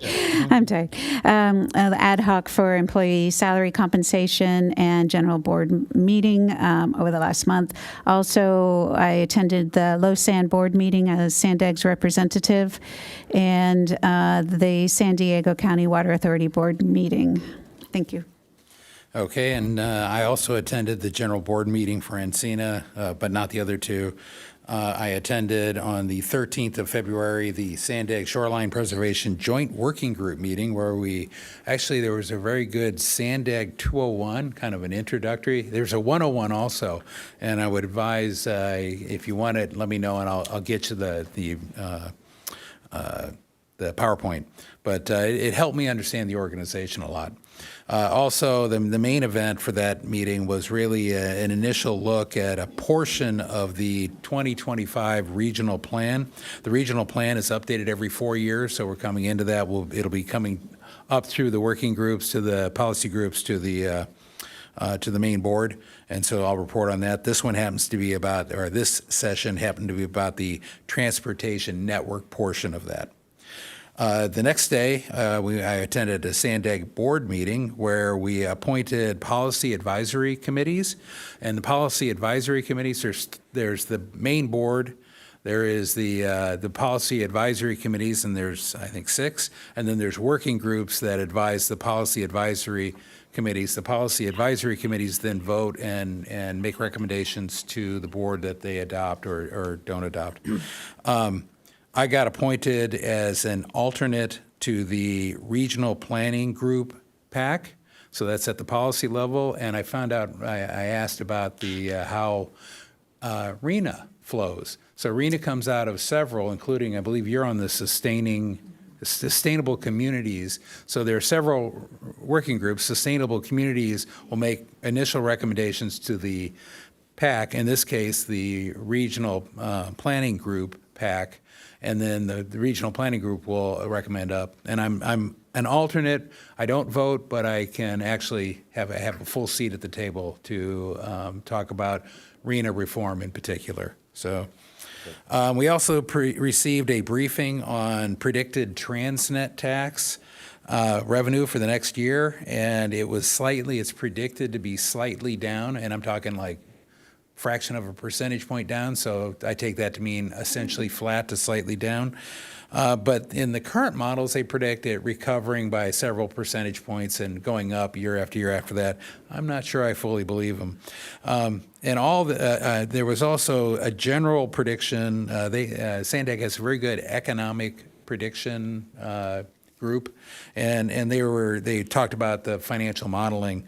All this modeling and the forecasts are in preparation of the fiscal year 26 budget cycle that will be coming up. So that's my report. We'll move on to the... Mayor, I'm sorry if I could interrupt. We actually had one more oral communication. It was hiding up here behind the monitor. Oh, so shoot. Is that okay if we go Yeah, back? we can. Suzanne Stone. Thank you. Thanks, Kathy. Hi again. During open and public comments on the Quail Meadows matter last week, allegations of corruption were raised against both current and prior council members and the sitting planning commission member. The comments were made in dramatic and inflammatory fashion, alleging big payoffs in exchange for approving building projects. I had seen the same material on a notorious social media account earlier in the day, and by rule, everybody has the ability to say whatever they want up here in oral comments. What troubles me is that then council recklessly cited these very serious allegations in its deliberations at the Quail Meadows matter. No evidence was provided. No investigation had been completed. The accused were not given an opportunity to respond. We were all denied due process in a way that I feel I was also denied due process tonight, with Councilmember Schaefer saying something had come to light about me that caused him pause. Again, I don't know what you're talking about, and you haven't given me any chance to respond. We're in this situation we are in because of state housing mandates, and anyone who's read the law and understands the law knows that. Now you have the responsibility to do the hard work of making tough decisions within the confines of the law while maintaining your integrity, regardless of popularity and regardless of what you believe is common sense. That is what is expected of you as leaders. As a caring and involved resident of this city, I'm asking you to insist on a full and independent investigation into your claims of corruption, all of them, not just Form 700, but if you have claims of corruption, you better get in there and figure out if that's true or not.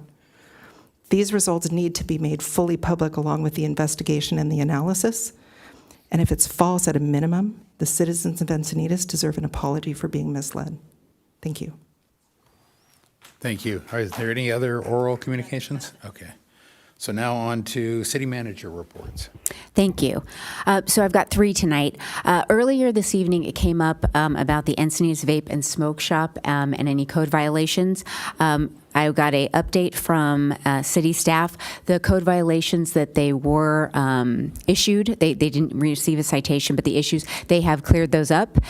So they are in complete compliance, and we do not have any active code complaints at this time. So they are in compliance. So I just wanted to let the folks know since it came up. Next, there will be a construction notice for pile driving work at the Bataquitos Lagoon this weekend. So that is taking place on February 22nd and 23rd. That is between 7 a.m. and 6 p.m. So the work will happen on La Costa and the 101. So there will be some heavy noise due to that work, and that is for the double tracking. So just want to let everyone know that's the absolute work window that Sandag and the rail have. So just wanted everyone to know if they hear noise, that is because Sandag is doing that work, and it is happening in the city of Carlsbad and not the city of Encinitas. Did we ever get any resolution as to why they're choosing the weekend versus the weekday to do so? So on this, I know what these are. This is an absolute work window, which means the trains don't run. So they come up few and far between. So that's just a time where they can absolutely get that work done. But it is supposed to be from 7 a.m. to 6 p.m. There also may be some like noise from trucks backing up and things like that. So just wanted residents to know that is why there is noise in that area. The last thing I have is we are now currently taking registration for our 2025 Encinitas Academy. We've been doing that for several years now. So that will be starting on April 8th. We are taking registration now, and that's an opportunity for citizens and business owners that reside in Encinitas to get to know what departments do, to ask questions. Some of the things are hands-on. There's also a nice graduation at the end. So if you are interested in learning more about our city and want to get involved, I think we talked about the commissions. That's a great way for folks that maybe did not get chosen for a commission tonight to get involved in our city. We will have registration opening, and we look forward to seeing the new class starting April 8th. And that's all I have for this evening. Thank you very much. Great. City attorney report. Thank you, Mr. Mayor. This is a brief report that was deferred from about 2 meetings ago, given the lateness of those meetings concluding. The issue was raised both by the public and members of the council. What number of votes are needed to approve what types of motions. So a standard motion just to approve a garden variety item just requires a vote of the majority of the quorum. So for example, if you have a quorum of 3, then you need a vote of 2 to approve the item. However, certain motions that are certain actions, if it's a vote for payment of money, vote to adopt an ordinance, or vote to approve a resolution, require a majority of the body. So you would need to have 3 affirmative votes to approve any one of those actions. And that is your procedural update for the evening. Okay. Thank you. And anything from the city clerk? No. And with that, I think we are adjourned, correct? We didn't forget any, no more hidden. Okay. Thank you. We are adjourned. And before 11 o'clock.